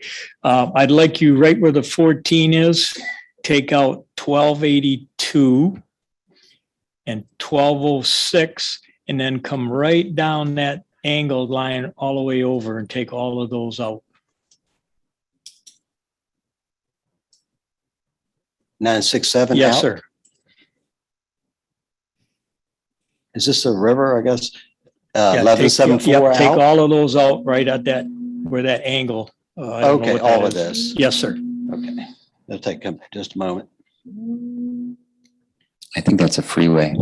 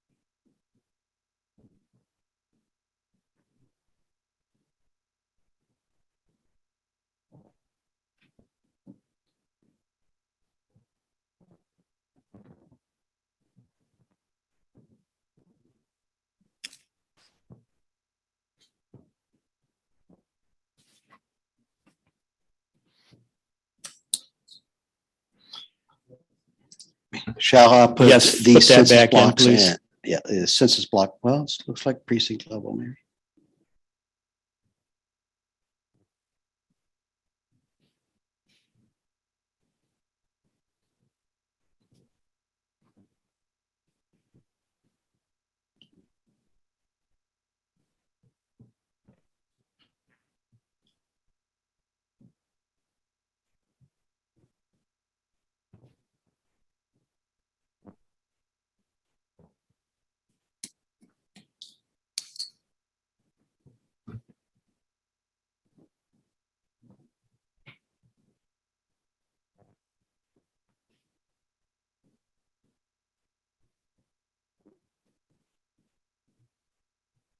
Well, that wasn't the correct thing to do.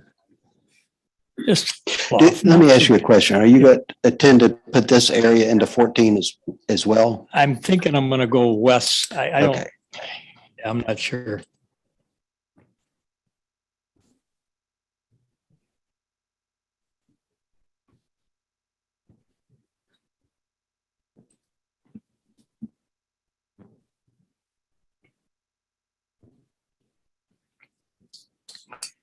All right, go west, young man.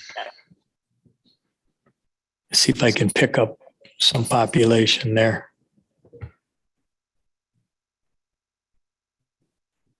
And so if you go west into Redford, you're not likely going to pick up A whole lot, right? right. Well, not many, but not much white population, but you will Right. pick up more black. Okay. Yeah. So up into the Livonia area, like a pretty skinny district along that Starting- Grand River. Starting where at, It's or still, going up that, yeah. You've But got I it. have to connect them two across, right? well, this is where I think, It's gonna be a weird looking district.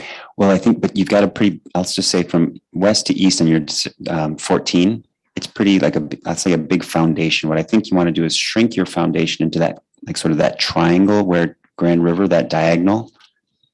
So to have a real skinny district going along. Or why don't you, Want me to try it? yes, sir. Okay.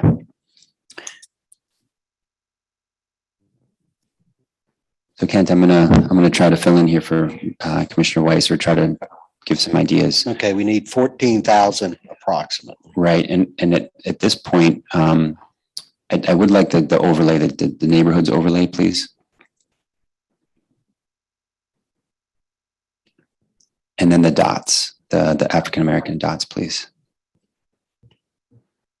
Okay, so we're going to take out, so the southeast corner of District 14, we're going to keep. We're going to shave off from, let's see, Joy. Yeah, where the 14 is, that neighborhood, Joy Channing, maybe? Joy Community. Joy Community. So we're going to remove Joy Community and the district north of that. Well, this is Warren Avenue. You can leave that in there? No, we're not. We're going to remove that. We're going to make it skinny going up. That's going to be a different, you can even actually, let's not unassign it. Let's just put that to a holding district, like to 15, for example. Okay.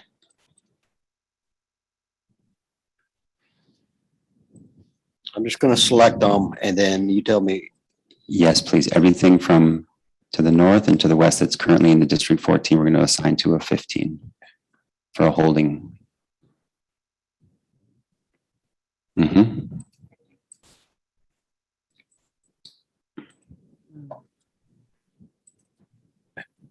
That area shall become 15 use? Yes, please, as a holding district. And then back to 14. And we're going to go, yep, so school, craft, Southfield, yeah. We're going to run north, that northwest line. And we're going to try to keep the neighborhoods whole if we can, but just assign it precinct level, please.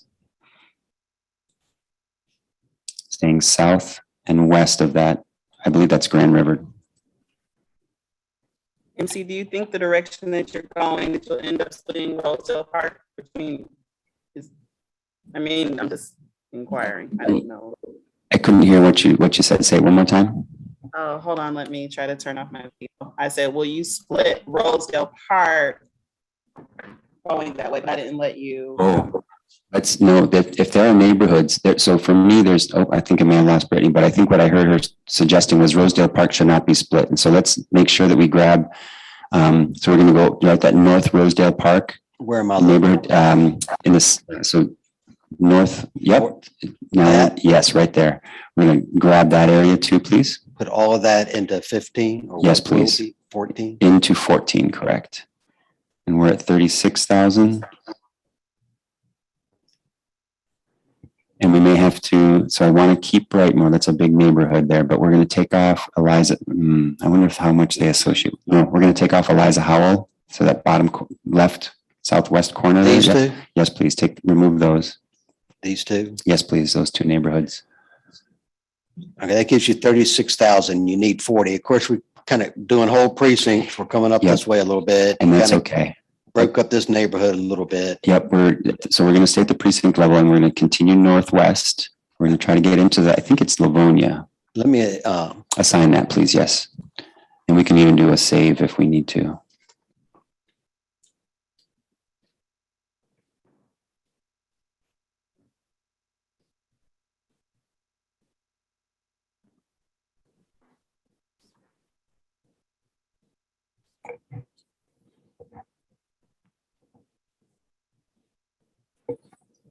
so from here, 14 needs approximately 30,000. Right, and so I believe, what I remember was that we want to keep Farmington and Farmington Hills so that, so Kent, sorry, I apologize, I'm orienting myself here. So 14, we're gonna continue south of that Grand River line.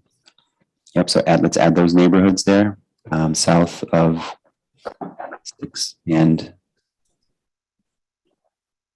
This area and this area? Yes, please. And then we're going to move north until we get to I think the border of Wayne County.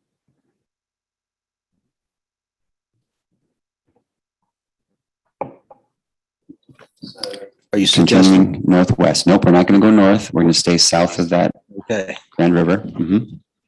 There's just- the county line, all right? Yep. I'm gonna select them and Yep, just the precincts that are closest.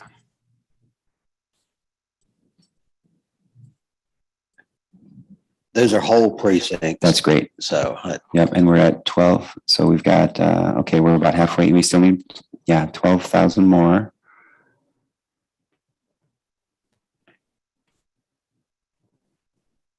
Can you zoom out a little bit? I don't want it to be too skinny or too, well, I guess it's got to be skinny. Okay, and we are, yes, we're going to go into the Livonia area, yes. And my hunch is that this is what I'm going to try to do is also have 15 run south of this, like sort of a similar spoke into the Livonia area. I'm going to try not to get into the Farmington Hills area unless other, folks can tell me, but that's what I remember. You're shaking your head, Commissioner Ede? Okay, so you're confirming that I should not go into the Farmington Hills. Excellent. So I'm going to stay on this trajectory, if you will. So 14, we're going to we're going to stay at the county line as the northern border, yes, and take those townships. Yes. Just looking for population. that's 13,000 right It's there. about where where we want to be.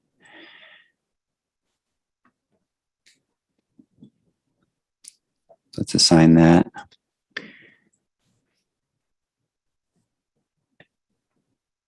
Okay, so we're a little bit over. So now because of this, and so Commissioner Weiss, if you'll allow me, so you see what I'm trying to do? And I think that, that 15 and then again 16, but I think it's that kind of pattern that I think we want to try to, but I think it's going to, but the north of that Grand River line is going to be,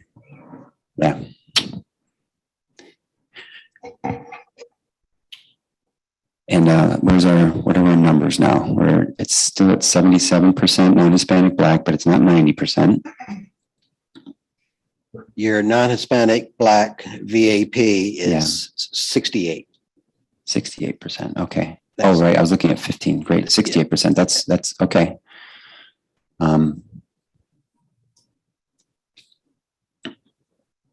Commissioner Ede and Commissioner Orton, thank you. And instead of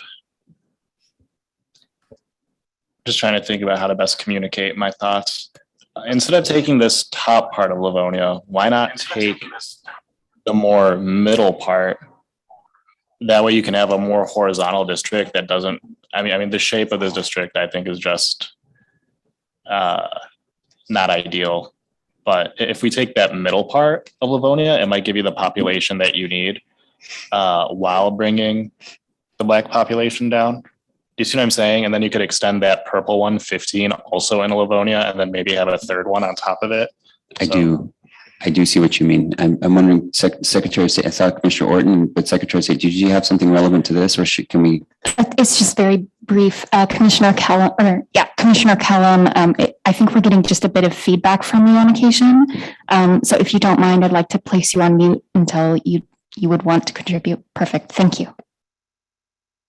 Okay, so Commissioner Ede, you were trying to say the middle part. So you're saying south of whatever I've drawn, that northern top line. So not select the northern tier, but maybe sort of the two, like a tier, like the next southernmost, not southernmost, but the next tier south of that northern line. Is that what you're thinking? Sort of when you say middle, I want to be as clear as possible. Okay, and then that would allow us to stay out of front the Farmington Hills area with the northern, like that spoke. Okay, so I'm open to that. And you know what, Commissioner Orton, did you want to say something before? Yeah, so to me, I realize this isn't all filled in, but it looks like a reach to me. It looks like we're reaching, like Mr. Adelson talked about. So, which we are.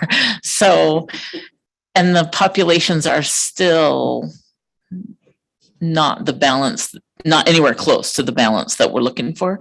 So I just wanted to ask Mr. Adelson, is that, where do we know how to make that choice?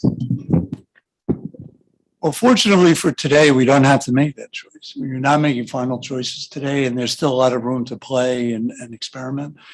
And if I could suggest, without looking at the population currently in 14 or the population in areas in Livonia, Redford Township, and Stark, how the district would look better, and likely won't work, is if you brought that southern line down to Livonia and then go straight east. That's just from a shape standpoint.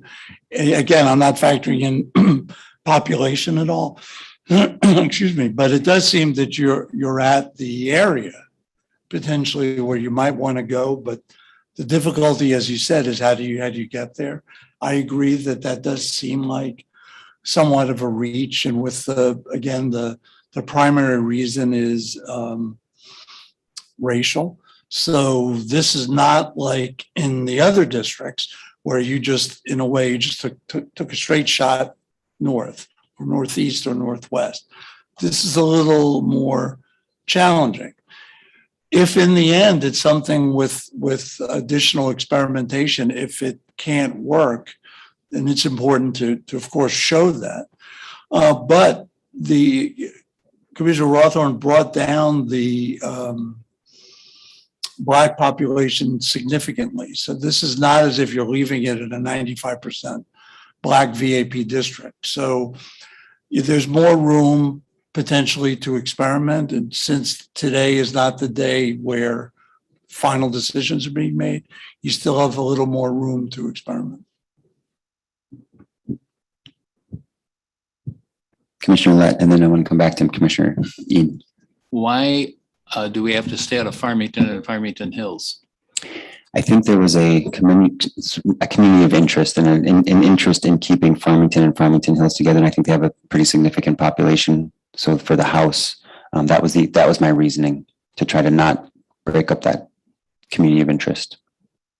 That's where all the population is. Yeah. Yeah. Oh, okay.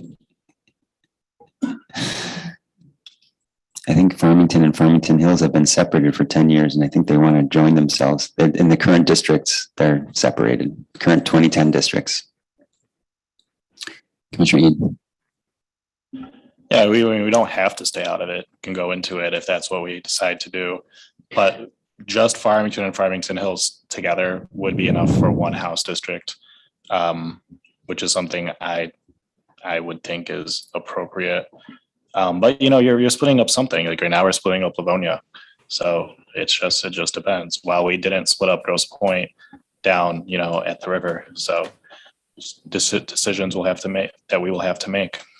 Secretary of State. For the record, just wanted to state that Commissioner Satella has joined. Commissioner Satella, can you disclose where you're attending from, please? Yeah, I am attending remotely from Wayne County, Michigan. And I don't have a lot of time here, guys. I have to jump back off, but I just kind of wanted to provide an idea, if that's okay. If someone else wants to comment first, go ahead. But I think we're, if you have, yeah, so I'm assisting Commissioner Weiss at the moment, and Anthony had given an idea on where to adjust line 14, and we're, I think have you been able to follow sort of why we're reaching with, District 14 right now?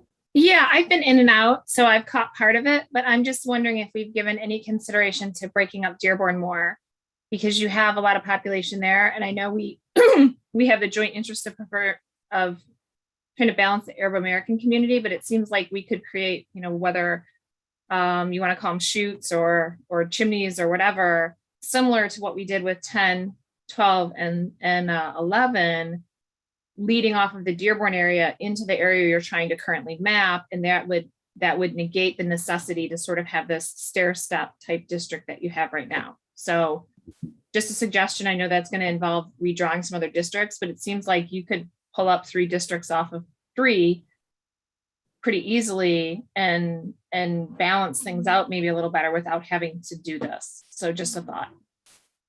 Okay, thank you. For the moment, I really appreciate that. And like you said, it would break up some of the map. Yeah, I'm not sure I have the energy at this point in the day, 4:45, to sort of attempt that, honestly. And so I suppose I'm thinking about what Commissioner E was suggesting, and recognize that this is still Commissioner Weiss's turn.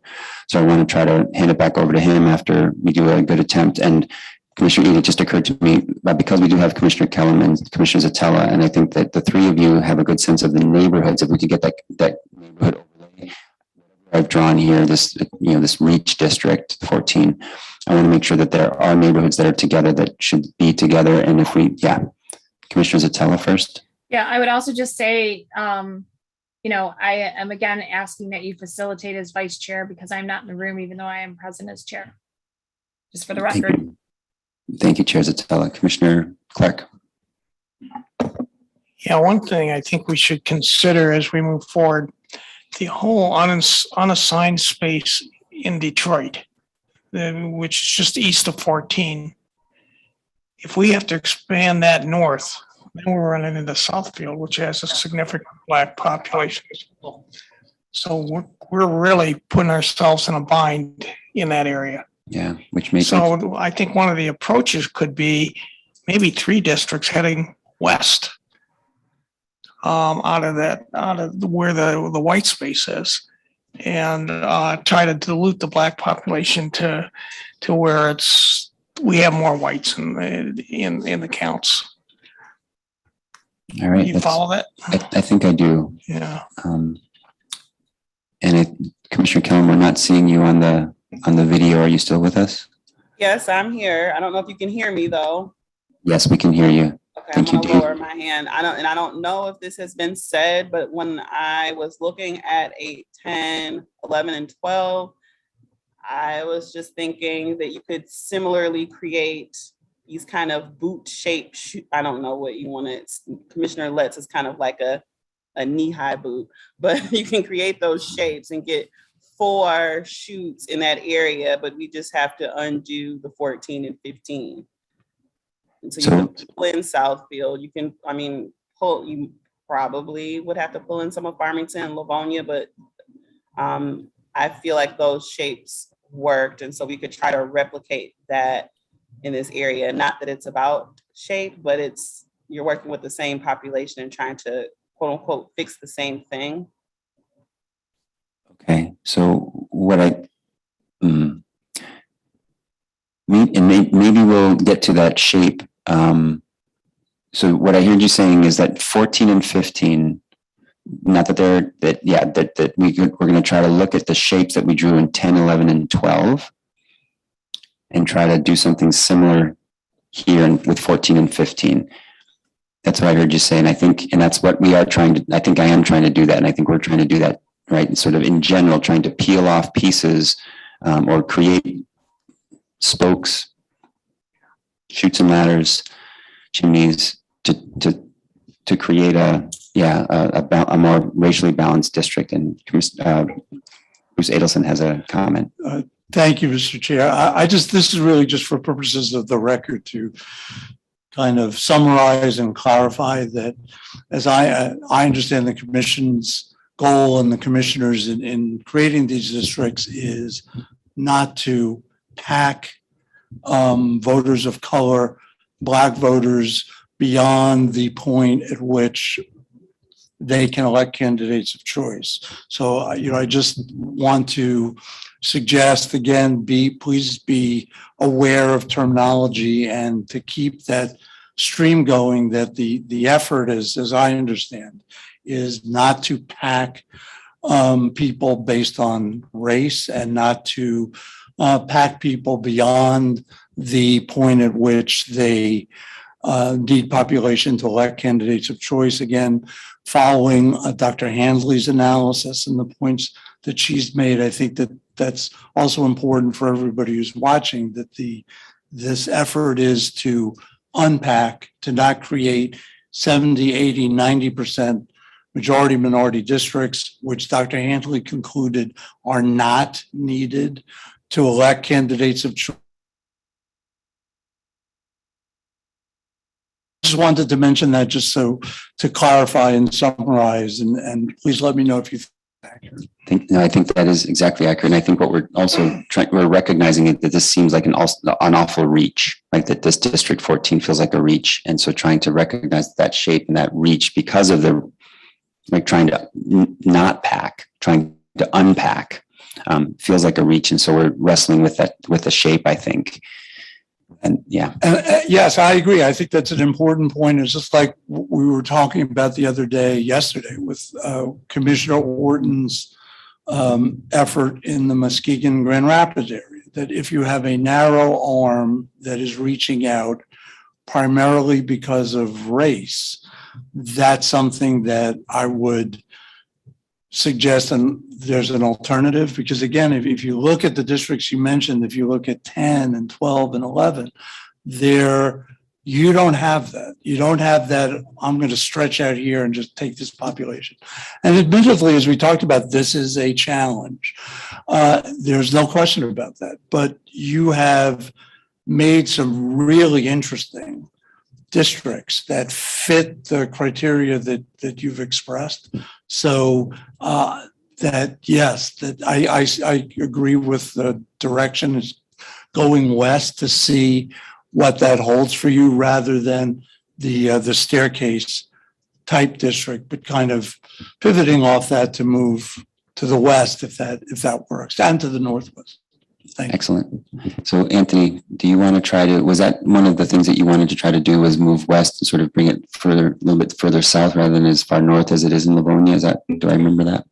Well, I don't really want to do it, but I think it's what we have to do with this configuration. Do you want me to try? Do you want to sort of take over and try to lead it, or do you want me to just do it? I mean, yeah. I mean, I think that if you just, so there's a lot on the screen right now. It's hard to see. Right. And the reason that this was up was, forgive me, Commissioner, I remember that I did want to, before we moved west, I wanted to make sure that we didn't have Detroit neighborhoods that were not together, that should be together, while we have Commissioner Zatella and Commissioner Kellum present in particular. So if we could just, make sure that this District 14. What is up there was up there by request. So actually what I would do is I would include that part of 14 that's to the right with 15 and just extend it west into Livonia and kind of make just stacks of squares. That makes a lot of sense to me too. Okay, so and if we took it off, if we take was it Schoolcraft Southfield, Schoolcraft, that in 14, just north of 15, Schoolcraft Southfield. That's Schoolcraft right there. And the northern, yep, let's take that off. Let's take in District 14, we're just going to remove everything. Yep, erase the district from there. We're just going to, from there north and west. So we're going to remove everything, and we're going to just add 14 and merge 14 and 15 eventually, and just move west into Livonia. Excuse me, is that not where Commissioner Weiss had gone, right across here? Right. That's where we started. Was there too much, there was too much population, right? Is that right? I mean, I could Yeah. just assign this to 15 and this is exactly would have been. I appreciate that. had. No, because we're returning to where we were. Yeah, full circle. So, I guess we could make it thinner. I guess we'd have to make it thinner. Yeah, that's true. Why don't we just call it 15 and I'll just start assigning parts of 14 to 15 Sure, let's do that. rather than unassigning all this and going, okay, Yeah, if y'all are okay with. you,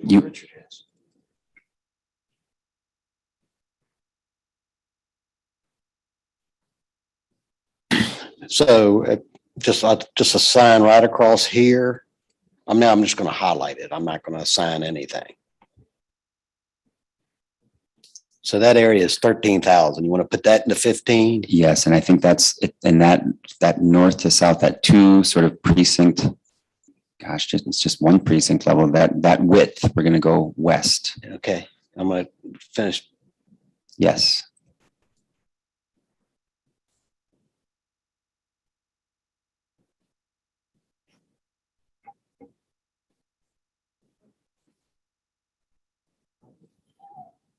Wow, heck on it. And we're dividing neighborhoods here. So any input from commissioners that know the neighborhoods here is appreciated.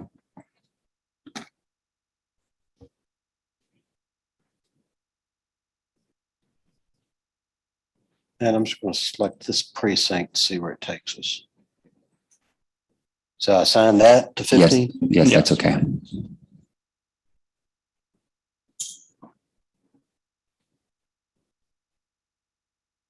So there's two different colors. That's 15. I'll change the colors just a moment. Thank you. So I'll say let's.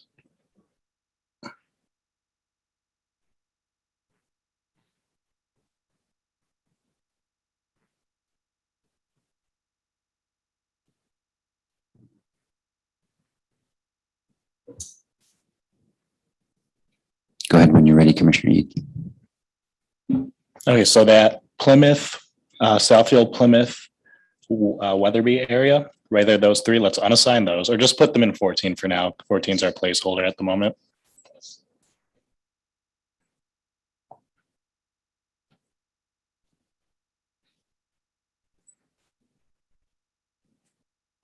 That goes down there. You want to undo that one?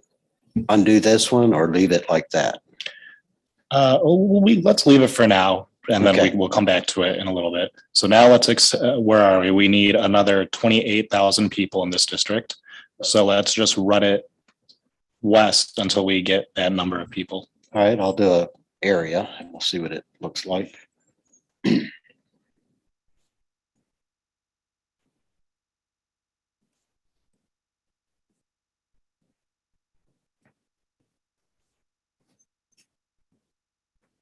And that's 16. I'm just adding to it and you say stop or up or left or right or whatever you want to do. That's Okay, 21.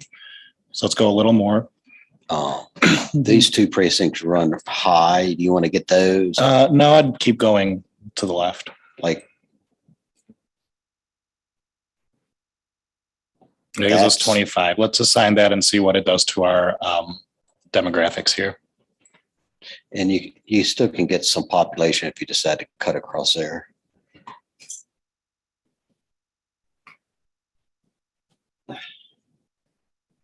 Let me repeat what I just did.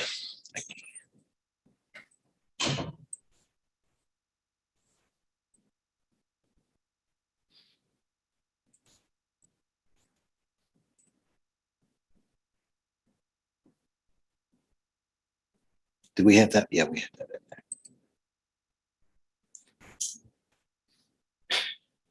So you're 3,000 under, 61+% non-Hispanic Black. So I brought it down from about 80% to about 60%. Oh, yeah, the old 14 was up around 67, 68, the one that was the stair steps. And I think we've got a much nicer sort of district that doesn't look like it's quite, I mean, it's still It's a long district, but it doesn't strike, yeah, it's not this, doesn't have the same sort of reach feeling. Is that accurate? Okay. And you still have, you can add more to it because you're 3,000 under or, Mhm. And I think we've set up a pattern here. Thanks to Commissioner Weiss. Thank you. Thank you. I told you I'd get into trouble and you bailed me out, just like I figured. Thank you. Appreciate it.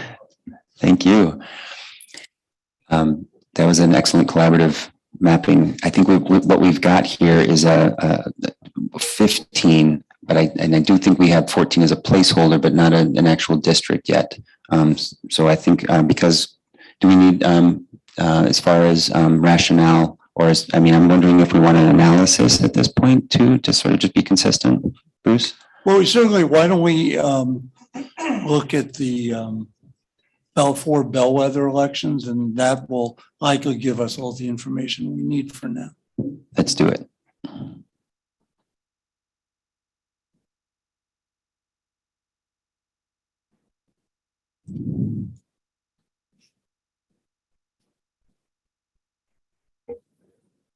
$80-20. Yeah, 81-20, 81-19. Can you speak into your microphone? Sorry. The margins are a little bigger, than in some of the other districts, about four times. But the minority candidates of choice win in all the bellwether elections, which is always the starting point. So the district, just from an ability to elect standpoint, not looking at anything else, is likely pretty solid. And I would expect we'd have similar results if we looked at the full range of them. But for now, this gets the check is clearly its ability to elect, and it's a strong district in that regard. All right. Thanks very much. All right. So I think we've, do we have enough detail for the Secretary of State? Do we need any more detail in the for District 15 that we've drawn? Okay, thank you. So Commissioner Weiss, thank you very much. Commissioner Riches, we are on to you. All righty. Go back down to southern downriver area in Detroit.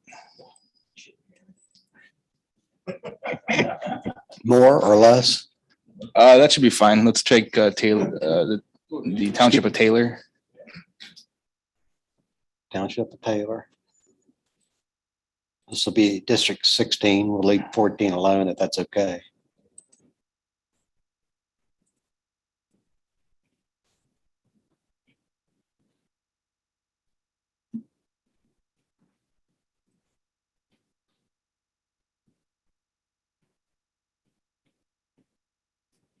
Okay, you need 28,000 more people.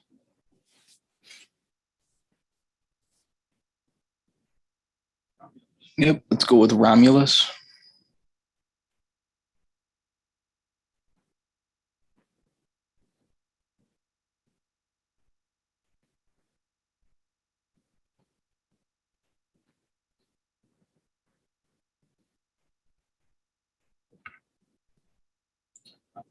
And you're minus 3.3% short, which is 3,025 people from ideal. With the configured like this, can I get the total deviation, population deviation? Yeah. Thank you.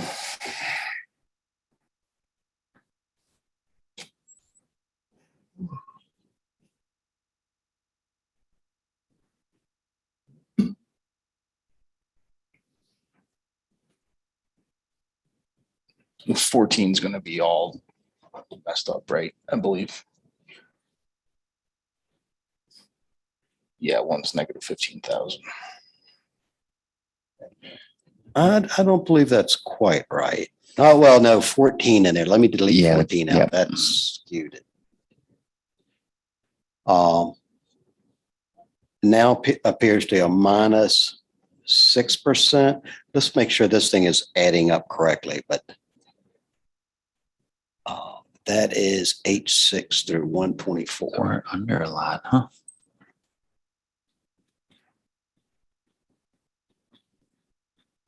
I haven't checked this in a while. I don't want to, if I've hit something that messed it all up. So that is right.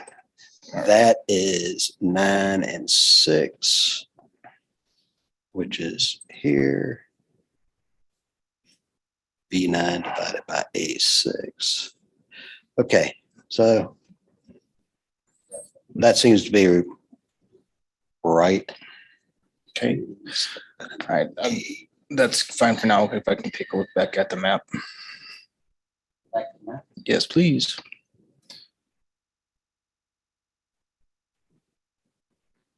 You've done so few districts, it doesn't take much, to change that variance greatly. Let me zoom in a little bit to see the population of the townships real quick.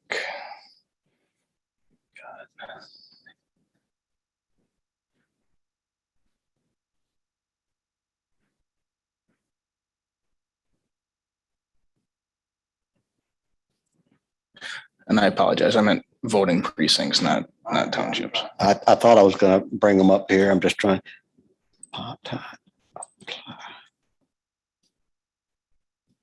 Okay, there we go. So you have to be zoomed in fairly close to get the precinct numbers to show up. You need 3,000 approximately. I'll go around and you just kind of figure out where you want to look. Let's add the Metro Airport for now. Zoom in for me.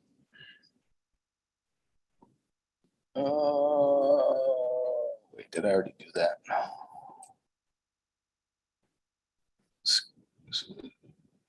Scroll north. I thought I saw it, but I guess I don't. I'm not sure you heard you, Dustin. Did you say scroll? Go north a little bit. I'm looking for it's already in there. Never mind. I'm going to leave it as is for now. And then we have Romulus and Taylor. Those are closely related. And we have 42.68 minority, which is something that we've been working on all day to keep low. And plenty of room to make adjustments in districts 5 and 9 if we need to with the downriver area.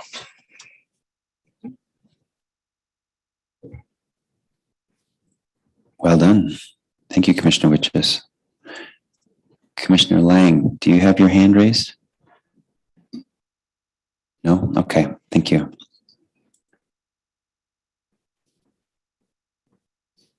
All right.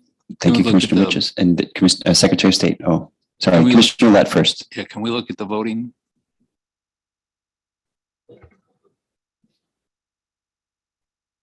Kent, did you hear that request? Thank you. So I said elections right here. He said voting. Yes, that's right. Thank you.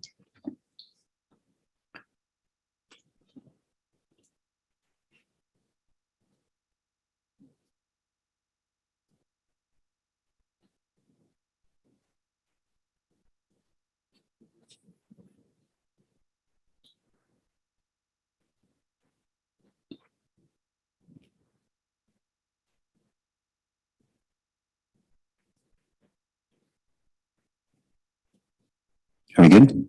All right. Commissioner Kellum, do you have your hand raised?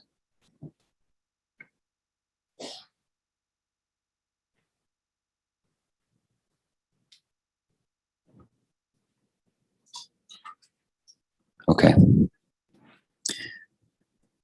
Very good. So we are at 5:10. We want to stop around, I'm going to suggest we stop around 5:30. We're at the end of the day. I also know that we've been working for a long time. And we have one more item of business, but I see Bruce has a microphone on. Go ahead. Yes, thank you, Mr. Chair. I just remembered something relating back to what Commissioner Reed had asked about earlier in the day, a gubernatorial election involving an Arab American candidate.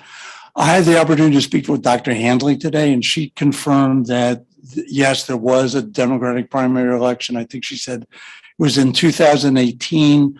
She has analyzed that election, and she asked, I told her about our conversation earlier.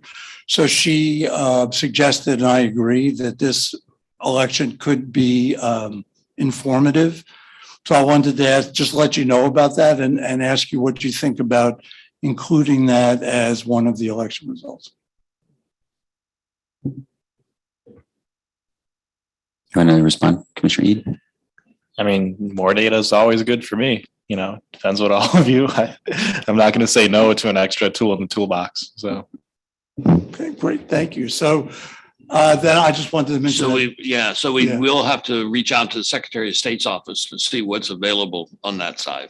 Yes, and then I know that Dr. Anthony said she's completed her analysis, so to the extent that that's helpful, but I thought that was a good potential additional, as you described, tool, particularly since there is a minority candidate. Those are always bellwether elections, so that it seems a lot of potential. All right, thank you, Commissioner Ede. well, I think it can specifically help in regards to Dearborn.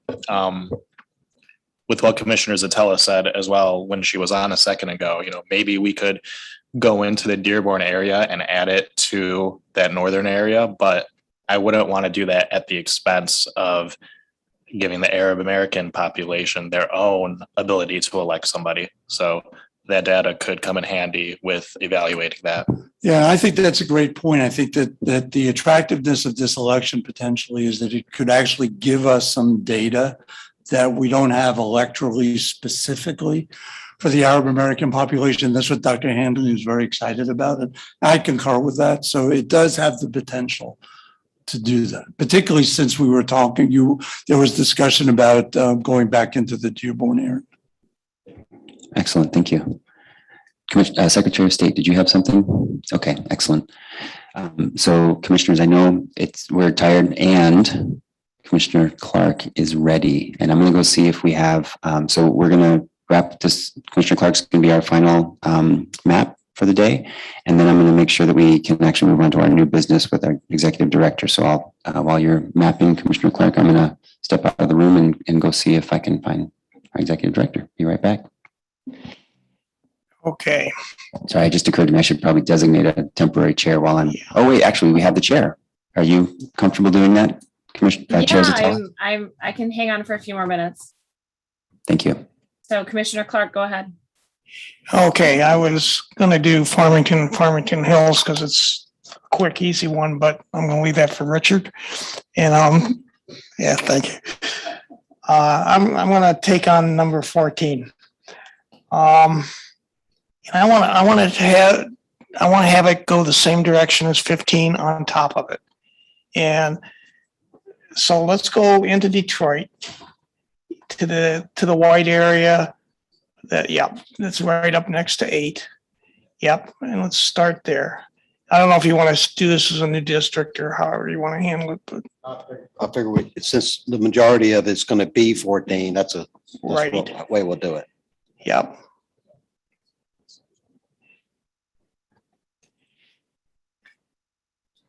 So we're going to make it as parallel as we can to 15 and hope we get the numbers.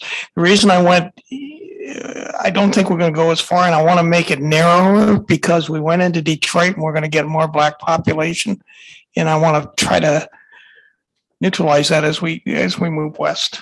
So it gets 635 and 1821, the two on top of that, please. Their census blocks, I have to go in there and part them out. Okay. They're a big part of 8. So I was just getting some.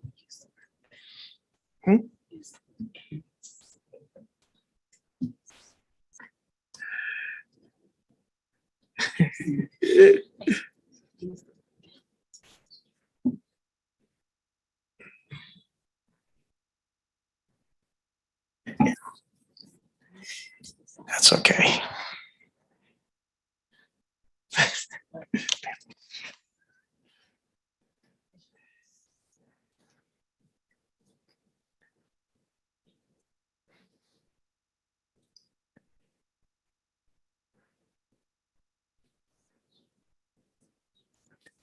Okay.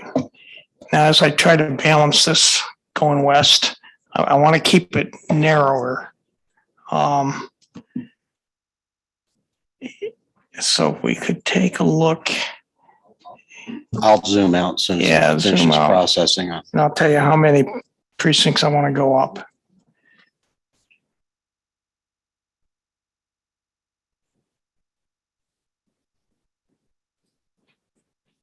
So this is a precinct that kind of wraps all the way up to here like that. Okay, let's do that. I mean,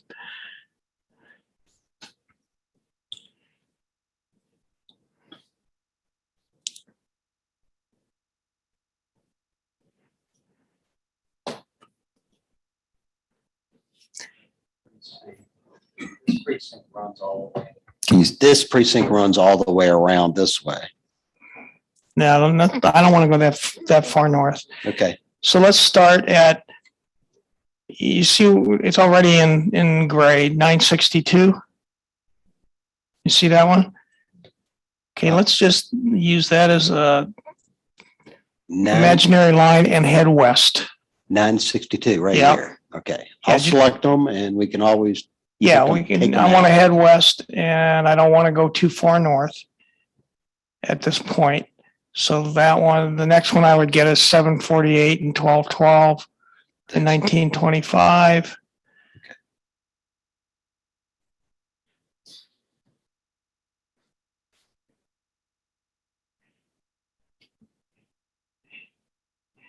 Okay, now I don't want to go any further north than that. Okay. So all that, you can reassign all that above it. So if you want, I don't care what you do Yeah, with I'm it. going to unassign it just to keep us on track. Well, I do care, but I mean, we're going to get to it eventually.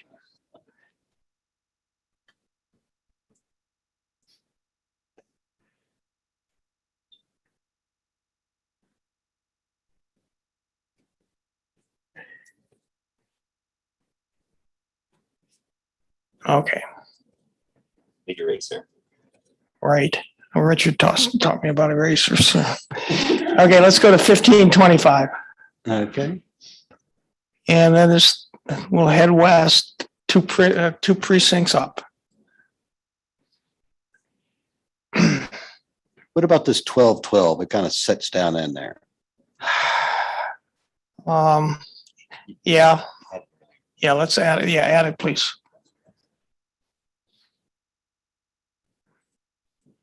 Okay, we had number wise, good. Okay, let's go west. We may come back east and add another layer of precincts. Let's go west a little bit.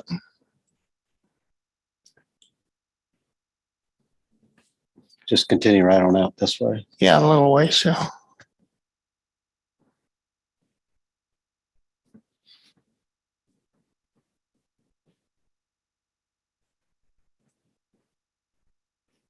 Okay, let me take a look where we're at number wise.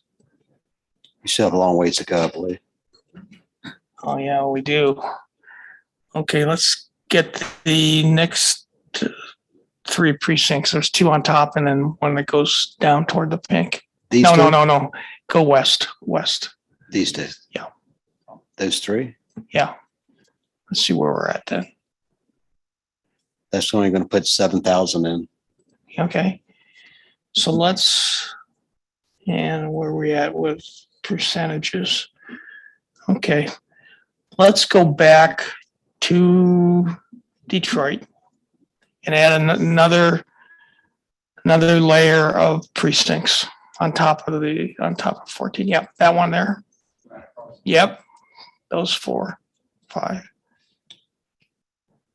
Commissioner Clark, I just want to acknowledge that I'm back in the room, and Chair Zatella, if you do need to leave, I am great. here to chair. So we're looking at another 23,000. So it gets, the next layer, keep going west. And you'll get 1013 and 563. Yep. Let's take a look at those. Yeah, go ahead and assign those.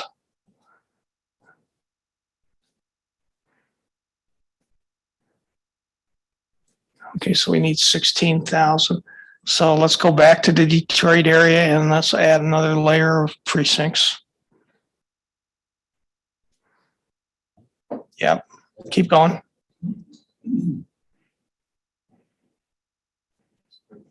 $3,700. Yep, keep going.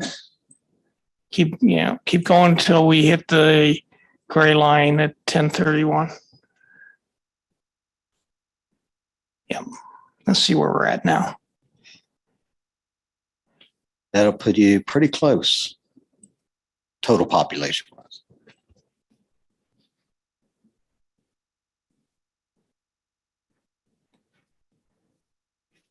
Oh, yeah, that's a little bit over, but I'm good with that. Yeah, and it balances what we haven't done, one that's significantly under, right, in 15. So, correct, and yeah. we're headed in the same general direction, and it seems to balance things out well. Cynthia? I just wanted to make a comment that when I was watching the populations, the minority population, it didn't change at all with No. that last group that you added. That was Yeah, I interesting. saw that. That was kind of interesting. So can we get your analysis? What, I think Bruce? nothing changed. Y'all saying that the population didn't change at all? Very little. Okay, I just want to, let me rebuild this plan. It's a check. You know, I don't want to. Not going to change all the numbers we got everywhere, did it? I'm sure it's not. Commissioner Ede, and then we'll, after the plan is rebuilt, we'll head to Bruce. Go ahead, Commissioner Ede. I was looking at the non-Hispanic Black voting age population, and when you added that top row of districts, it went from about 68% to 73%. Okay, so it was, yeah. Okay, so that's good news that we're working. So Bruce, I think Doug had asked for an analysis. Sure. Well, excuse me.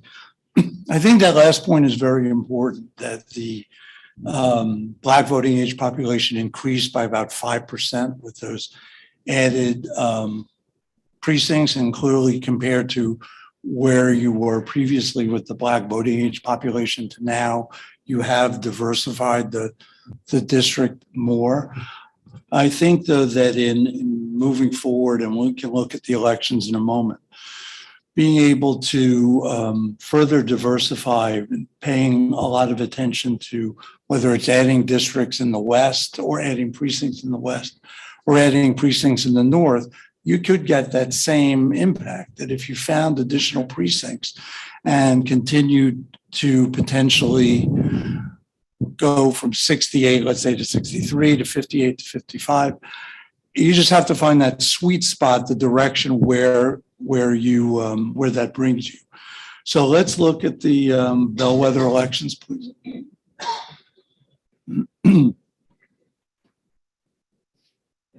District 14 is the district he just built. Yes, thank you.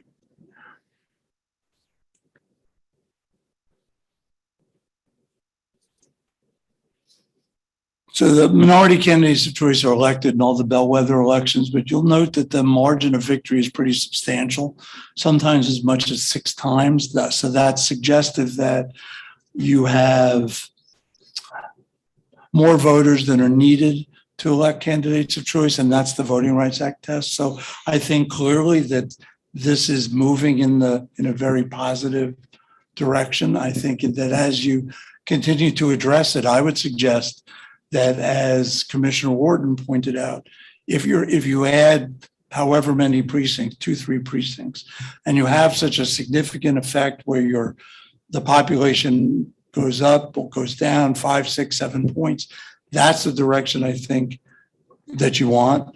That may be more to the west than to the north, but that's something to explore at a later date. At a later date? Yes. You don't think I should reduce that now? I mean, I can reduce it by taking some of the eastern precincts out. I'll defer to you if that's something that you'd like to try. That's up to you. I think I'm good with this. Okay. Yeah. Okay, thank you so much. You're welcome. Do we have enough information? We have a thumbs up from the Secretary of State. Thank you. We are at 5:20, and we are, for the moment, I should read my script.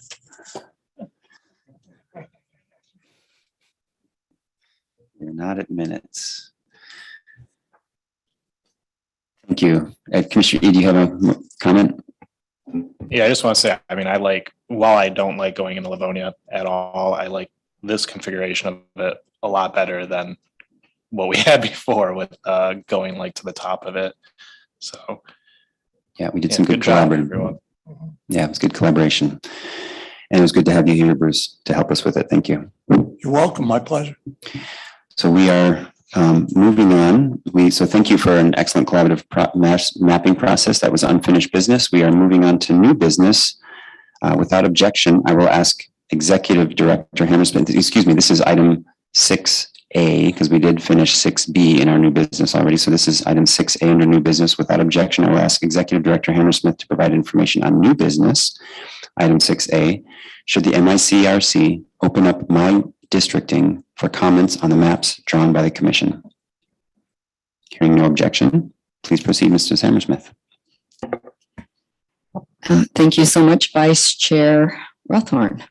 Appreciate the opportunity to share a little bit of information this afternoon about the My Districting website. We're going to have Kent or Kim bring up a demonstration this afternoon that will show you how when your maps are posted on the My Districting website, then a person can go in and comment, and you would have a specific comment pinpoint exactly where they're talking about. So we would certainly anticipate keeping the MGGG portal open for public comment, but I think this might be a helpful avenue for specific mapping comments that would be specific to the maps that you have drawn versus someone posting the maps they've drawn on the MGGG portal.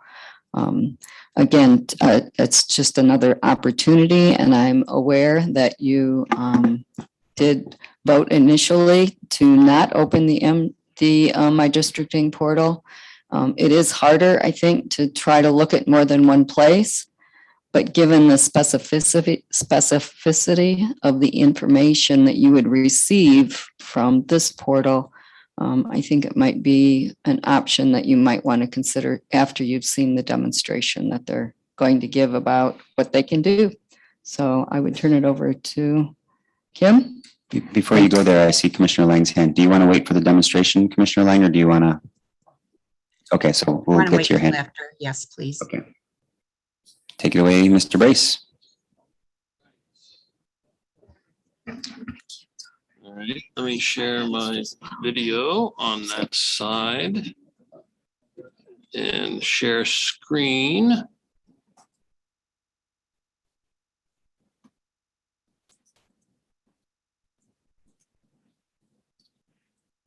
Okay. Can everybody see? I believe we can, yes. Yep. Okay. This is the My Districting website that has been set up. This is where we are putting the various plans that have been created. Kent is adding them on a daily basis. You see, these are the plans that that you drew yesterday.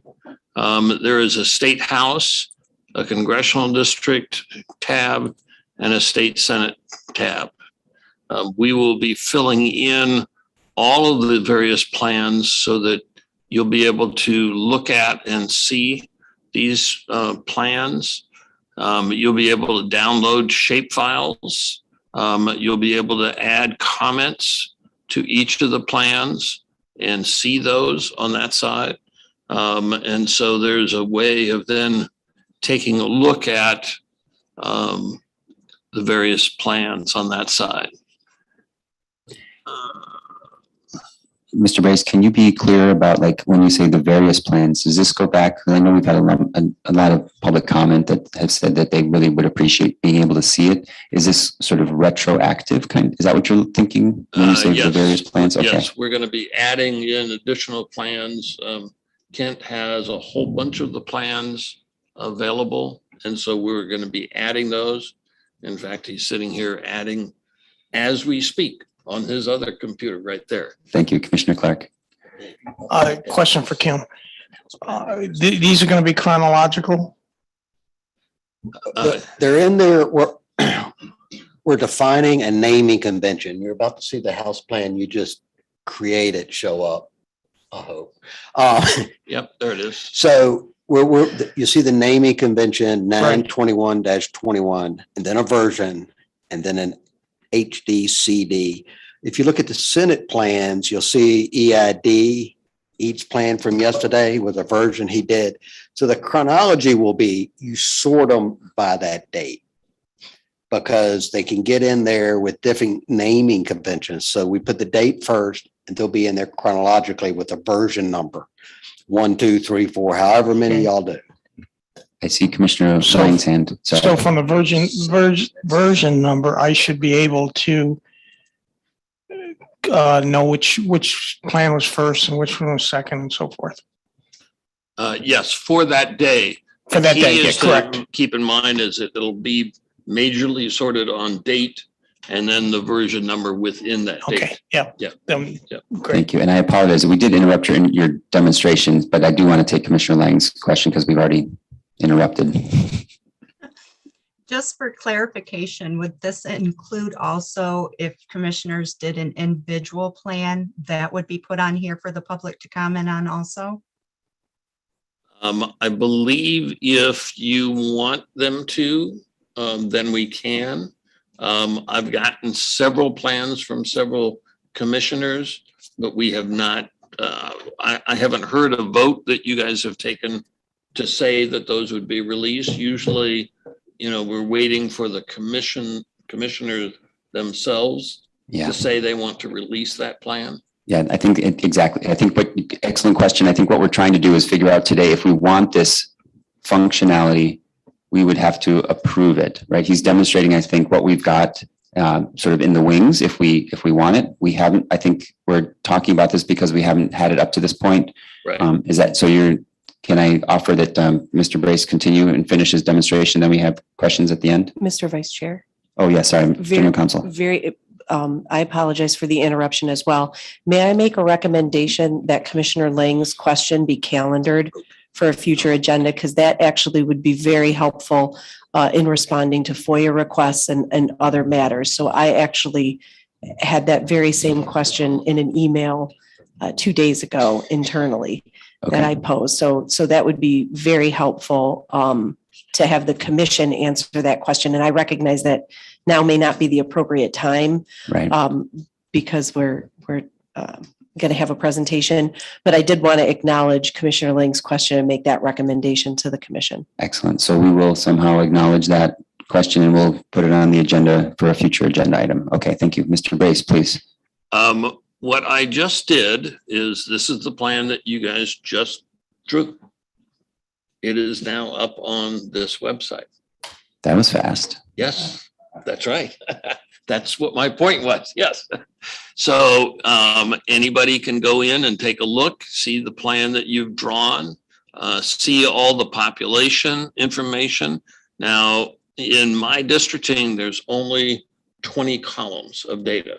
You've been looking at in Audubon Edge, you have an enormous number of columns of data. So what is up here is we only have the capability of putting 20 columns of data on the website.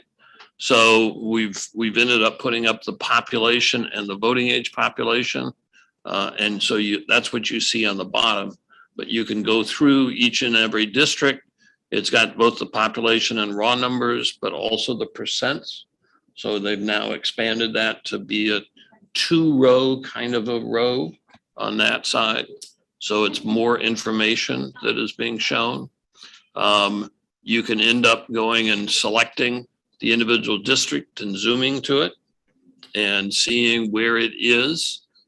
You can end up having different map overlays and underlays. So both maps and satellite images like what you have.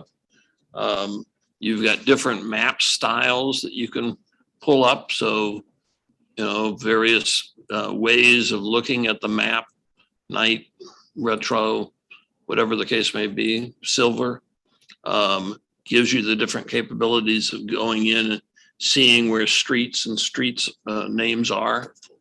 And so you can see how that, yeah, let me go to full screen. You can see how you can go in and look specifically at the district that you've drawn and put up here. So all of this information is here so that you've got a full way of communicating with the public what indeed you have drawn. And as you see, this is exactly what you just did 15 minutes ago. So these plans, and thanks to Edward, he's not here, but he'll be happy to see that we are up and running immediately on that side. So, and all that is simply a way of looking at the plans. And let me move this cursor over. Kim, it may be useful, because we have the public watching too, like, so when you're walking us through it, help us understand if you're sort of walking through the public or like, because as a commissioner, I imagine it's a little bit different how we will receive public comment or receive, right, whatever they may comment on. So if you could give us both sides of that, that'd be useful, please. Right. So what there is by doing this comment link, this will open up the plan. Okay. So that's what I just did. I hit comment link and open, and that brought open that view. This is public. So this is what the public will end up seeing. Now, we have the capability, we've turned it off right now, but it is your choice. There can be a comment field here so that people can specifically on the plan can add a comment, and they can do that by even zooming down to the individual block and being able to click on the comment, put a point here on the image on the screen and attach the comment. I think you shouldn't have turned right at this corner or whatever the case may be. And so all of that kind of commentary can be documented and be available for both the users to view as well as the commission to view. Got it. So one plan, all the comments. Right. Okay. Right. So you'll be able to see as the public comes in and comments on your plan anywhere in the plan where they put the point, whatever the case may be, so that you'll be able to review that and see that information. I think I'm just gonna, just to add, to add with Kim, when he says put a point on the map, that comment is attached to that point on that map. So the comment doesn't have to be about the whole plan. Right. It may be about this census block, this neighborhood, this point of interest. I'm talking about right here. Right. And not the whole plan. Yeah, So be very specific. That's part of the key. That's one of the keys is looking at specifically a point on the map. Before we get to, I want to make sure before we take more questions, is this to conclude the presentation more or less? Should we take questions now or what? I think that is show. Go ahead. No, please answer your, I don't want to be rude. Please finish. You were going to conclude or? I'm the only other piece that's on here is that you can type in your address and it'll zoom to your address. So you can see where are you in your house, your address, what district would I be in this plan? Now you can open up different plans, type in your address again and see that, oh, I'm getting moved in this plan over to this district, but in that plan, I'm in District 4, whatever the case may be. Mr. Vice Chair? Yes. May I make a suggestion that was extraordinarily helpful in our internal meeting?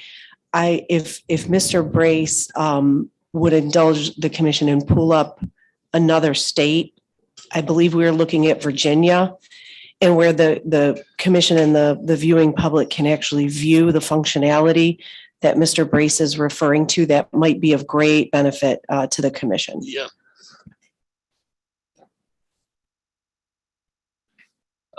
This is the site for the Virginia Redistricting Commission, their website. And you can go in and citizen redistricting, right? Yeah. Oh, this is the one where you gotta sign up. There's the view plans and comment. Yeah. That previous button he hit was for actually drawing districts in my districting, which I don't think y'all are going to utilize, but this is basically the same as what we have admitted. So in this instance, this is a plan that they just put up. We can look at this one here and open it up in their website. Again, in that same scenario, see that plan. And indeed, you can see that there are already people that have added comments. So if I go to that one there,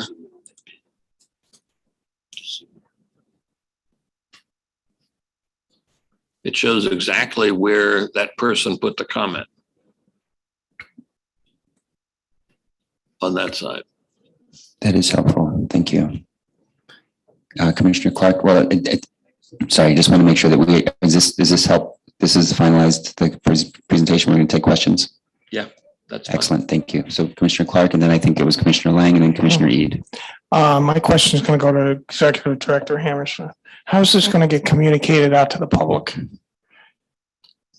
That's why you have a communications and outreach director.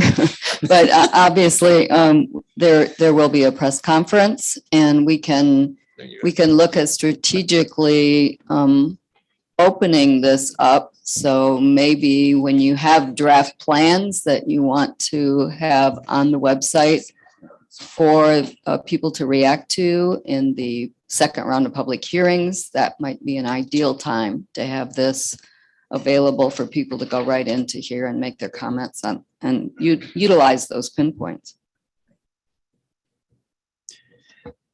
So I've got I got a stack here, and I just recognize that our communications director just joined us. Did you want to respond? Thank you, Vice Chairperson Rothhorn. In addition to a press conference, we will also provide materials so that people know how to do it. We just can't assume they're going to know how to do it instinctively. So we want to do more of a campaign with regards to that. We also believe that by having this additional public comment would be helpful for the commission to see what people are talking about, because they can actually pinpoint their location. We do not see this as a conflict with the public comment portal, just so we're clear, but it would give them one spot to go to make their comments instead of trying to go back and forth where the commission has it. So I think that clarity would be helpful. Thank you, Communications Director Woods. I'm going to just acknowledge that we did that. Okay, so we've got Commissioner E, then Commissioner Lang, Commissioner Witches, and then Commissioner Orton. So Commissioner Eid next, please. So excuse me, just water. Two quick questions. First, is there any sort of verification measures in place for this? Like I know for the MGG portal, our public comment tool, they verify email addresses of the people commenting, to prevent spam and whatnot. Is there anything like that on here? In the Virginia website, when they activate comment, when you add a comment, so I'm just going to add a comment in this particular area, you end up having a bunch of screen potentials. Okay. So this is what they have implemented.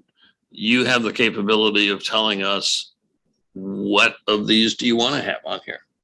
I know you talked about earlier of, do you have addresses? What kinds of things do you want to have? So you have a bunch of different ways for people to express their comments, a like, an opinion, a dislike, all of that sort of thing. And name and address, this is kind of the generic attach capabilities. I mean, if they say that you left out this part of the community and here's a picture of it, there's a file that could be attached of the picture. All of that sort of thing would be able to then add to the comment so that any kind of information could go. If they wanted to draw something separate and take a picture of that map that they drew on the back of an envelope or whatever, or with, Google Maps or whatever, they can attach, and then you'll have that. So all commissioners will be able to see these comments, if indeed we implement them on your recommendation. Wonderful. That answers my question, and I like that a lot. So thank you for that. My other question was, is there any talks of somehow exporting these comments to be compatible with the MGGG reports that we get? And the only reason I ask is because I'm a little worried about recency bias, or taking the most recent comments that we receive and putting more weight to them than like the first comments we might have received during our first round of public hearings. So being able to have all of them in a report, like how we've been getting from MGGG, would be helpful. I'd like to point out that this is EDS and this is EDS product. And what MGGG does is we have no control over that. We don't interact with that. That would be somebody else's responsibility at this moment, as far as I know, but this is totally separate. Okay, thank you. Commissioner Lang, to you. Okay, I think mine's pretty simple. As far as the commissioners go, when there are comments, do we get notification of that? Or is it going to be something like MGG's website where we just have to go in and check it repeatedly multiple times a day to get updated comments? Or do we get sent some type of notification, or how exactly do we check the comments? As I remember what Fred had mentioned, there's multiple ways of doing that. And so we'll explore that and share that with you in terms of automatically on your, you guys have all set up already an account in Michigan's My Districting. Remember that from way back. I do remember that. Yes. So you guys have an account in there, and let me explore with Fred the ways that those things are notified to you. Okay, thank you. Commissioner Riches. Okay, so I just want to say this is awesome and fantastic, and I've been waiting to see this for a while, and I was just being patient because I knew it was coming. I don't think it's going to add any kind of complication to our user base at all whatsoever. Currently, there's a link on our website that says view proposed maps. You click that, it makes you download an Excel file with a link in it. It takes you right to this website. So the best way that I can think of to implement it, which I hope that we do, would be just to change the hyperlink to on that website to what it is to be to the main website that we just saw. Yeah. And there we go. So that is going to be awesome. It's going to be another great tool for us to receive comments, and we're all going to be on our own responsibility to check those comments. Thanks, Commissioner Riches. Commissioner Orton. I had several questions and comments. Most of them have already been said or answered. But I do think there should be the link, like Dustin was just talking about, so that it's easy for the public to get to both places. And I think this will be awesome. I think it's what the public and we have been asking for and wanting. So I'm glad we finally have it. And so will the public be able to see all the comments as well? Will everyone be able to see the comments that come in? Kim may have a better answer to it, but we were just on Virginia's website. We don't have special admin rights or anything there. And he just went in there and you saw the comments. Okay. So And the answer is yes. So along with that, is there a way to comment on someone's comment like people are used to doing on the public comment portal? In fact, the first comment he clicked on was a reference to somebody else's comment. I don't know if there's a one-to-one tie, but I noticed this person was commenting on somebody else's comment. So it'll be there. All right. So Commissioner, so thank you to the staff and to our contractors who are helping with this, put this and respond to our public comments. So we will need a motion if the commission chooses to open up the portal for comments on the commission maps. So moved. Second. So we have a first from Commissioner Witches and a second from Commissioner Clark and from Commissioner Lett. That means a third. So then we'll have discussion on the motion. Commissioner Orton. So when would this be live? And when would the link be on our website to go directly to this? It is live now. When y'all update your website that we don't administer, it'll be there. Right. Sounds like immediate. Right. Any other discussion? Commissioner Orton and then Commissioner Witches. So I think what you're saying is you're not in charge of that. Yeah. Did you hear Commissioner Orton's question?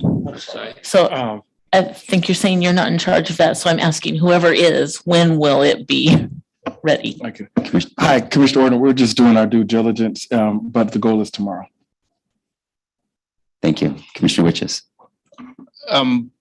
All personal created maps would have to be submitted to you folks for them to be uploaded, correct? Or do we need to do that on our own in the software?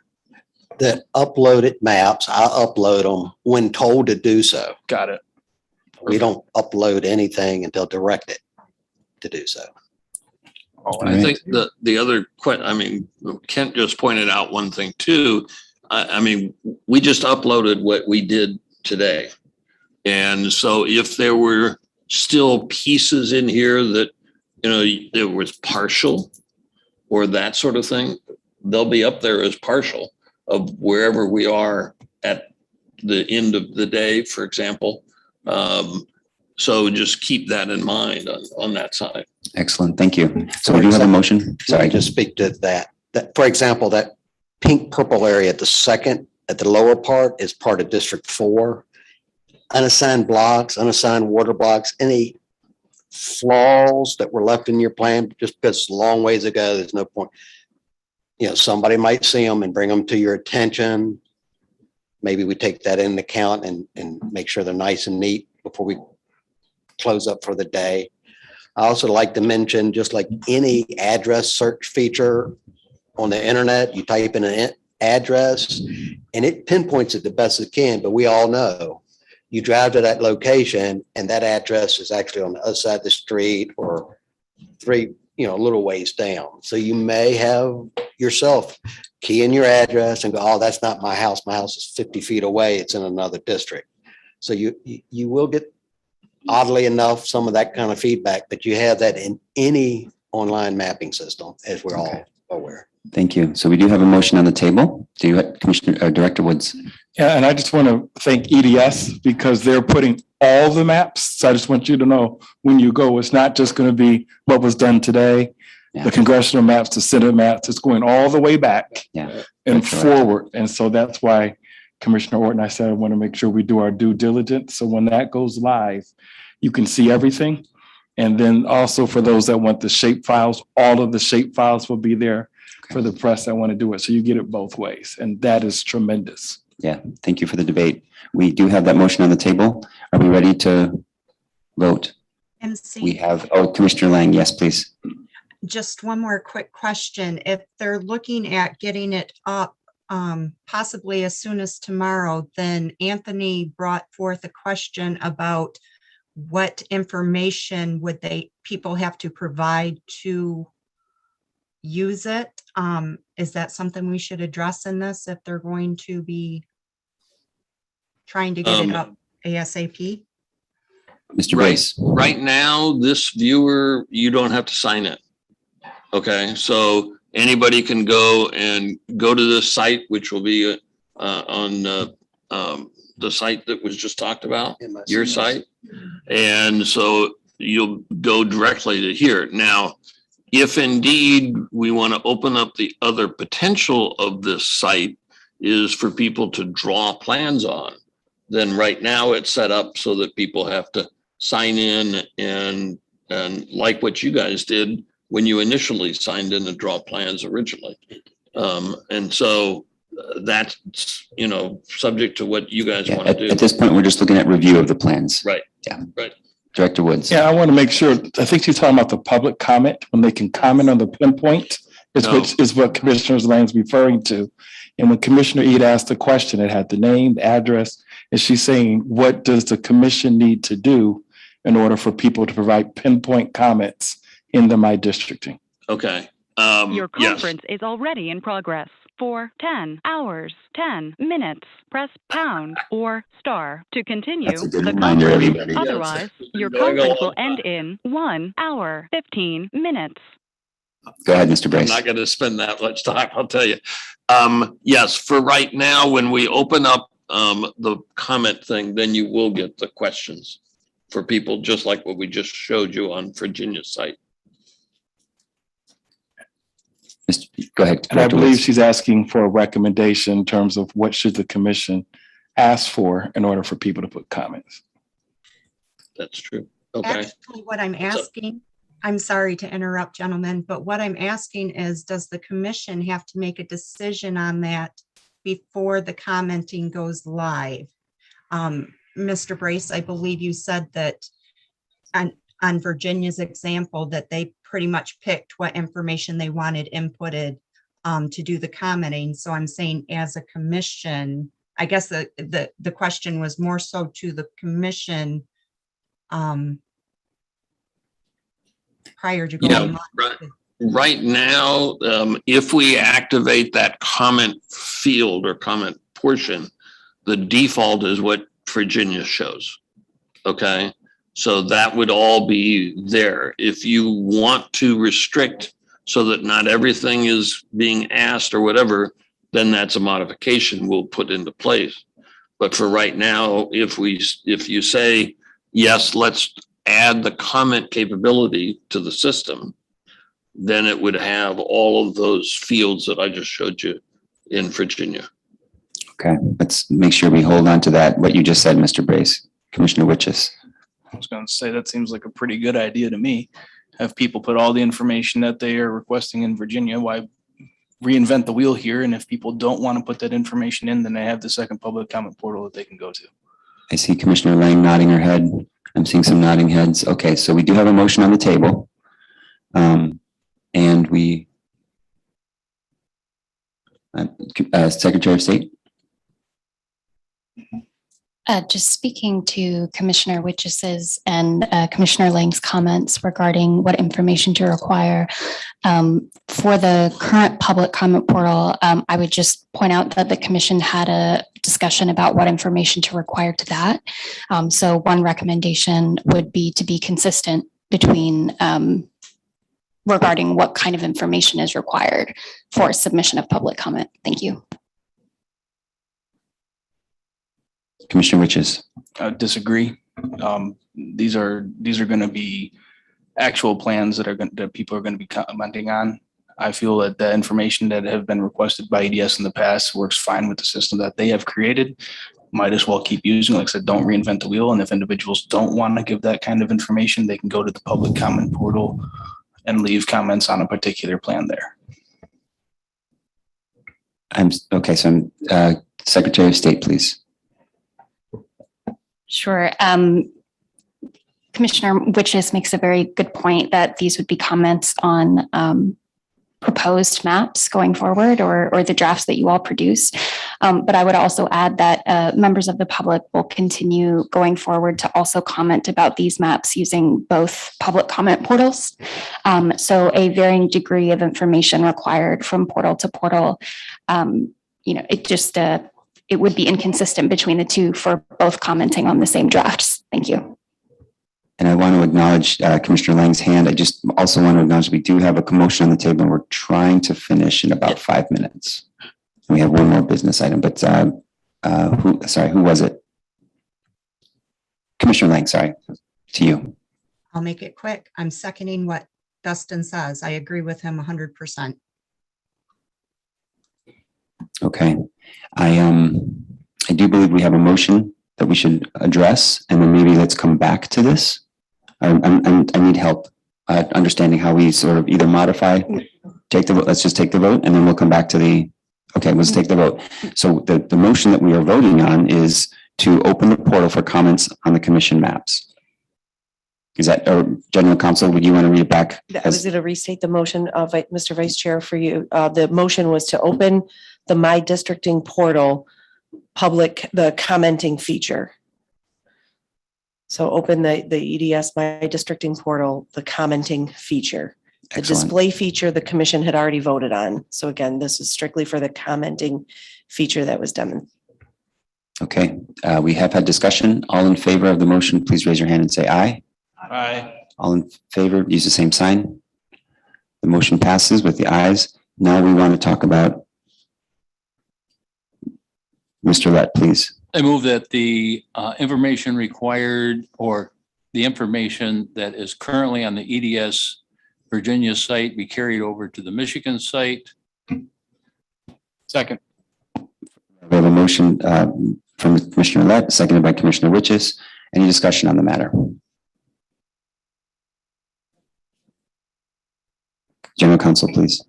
I apologize, just for clarity, this is providing the link on the MICRC site. Thank you.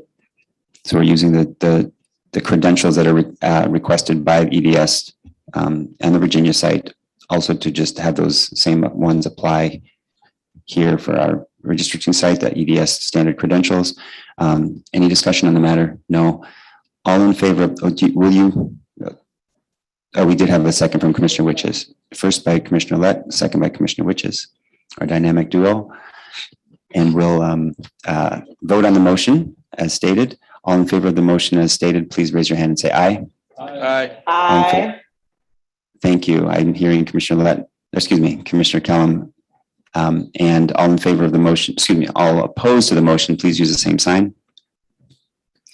The motion carries. And we are moving on.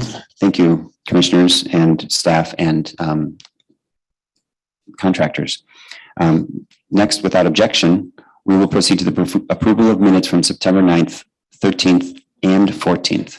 Are there any proposed edits to the draft minutes that have been provided? Seeing none.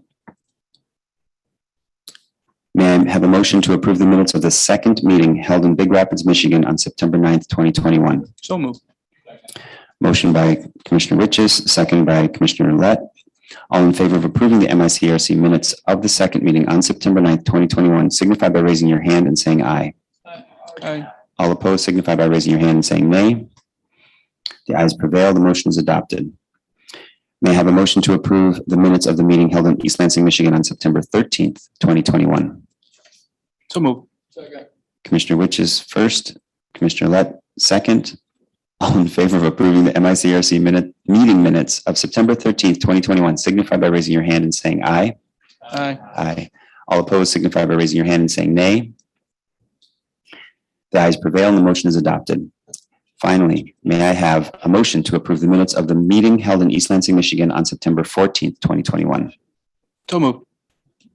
Commissioner Witches is first and Commissioner Eads, numbers second. All in favor of approving the MICRC meeting minutes of September 14th, 2021, signify by raising your hand and saying aye. Aye. All opposed, signify by raising your hand and saying nay. The ayes prevail. The motion is adopted. Staff reports. Without Mr. objection. Chair, Yes, please. if possible, could we get a audible confirmation of Commissioner Callum's votes? Commissioner Kellum? Aye. Sorry, it's delayed on my end. Do we want an audible confirmation for all three? Yes, please, for the record. Okay, for the record, Commissioner Kellum, would you confirm your vote for the second meeting held in Big Rapids, Michigan on September 9th? Aye. Aye. And then a motion, excuse me, your vote for the approval of the minutes for the meeting held in East Lansing, Michigan on September 13th, 2021. Aye. And the minutes, the approval of the minutes for the meeting held in East Lansing, Michigan on September 14th, 2021. Aye. Thank you, Commissioner Kellum. Okay. Without objection, I would like Executive Director Hammersmith to provide schedule updates for the dates and times approved at our meeting last Thursday. I'm going to let Commissioner Communications and Outreach Director Edward Woods III do his report, and I'll forego mine today. Wonderful. Thank you, Director Hammersmith. Director Woods. Well, thanks to EDS, I think you guys received the update, and the agreement was to update the public until we got it done because there were some concerns. We wanted to be adamant about addressing them in an open and transparent way. And what you're seeing is we have a better product. I do want to remind the public, this is, even though this is more user friendly, we did have an open and transparent where you can actually get our meetings and see the maps. And, it wasn't the ideal way in terms of screenshotting the pictures. This is a better way, but the openness and transparency in terms of the values of the commission were never tarnished or diminished, but it's just a better way and a more user-friendly way to do it. So I just want to reiterate that our transparency and openness is there on the YouTube channels or the Facebook with regards to how maps were created by this great commission. Thank you. Thank you, Director Woods. Oh, Friday, we just want to reiterate, just so everyone knows, we're going to stay at Central Michigan University for Friday, and the meeting will be 10 to 5. And we were able to work out an arrangement at the 9th hour. And so we just thought that would be better for the commission. They're already there Thursday night. You can go right there and it'll take care of that. So just want to reiterate that Friday, we will be at Central Michigan University, and the time is 10 to 5 that we have the room available. Obviously, you have the right to alter those times, but that space is available to us from 10 to 5. Wonderful. Thank you, Director Woods. I see a lot of thumbs up. Commissioner Witches, do you have without objection? I will ask. I move to adjourn. Legit. There's a second. The second was, Commissioner Lett. okay, for the benefit of the commission, a motion to adjourn if there's no pending business on the floor is always in order.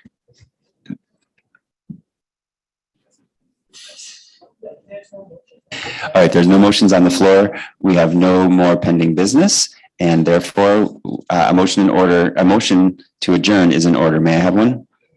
We already did it. So let's just say, let's vote. All in favor of adjourning, say aye. Aye. And raise your hand. All opposed, same sign. Thanks very much. Have a lovely evening.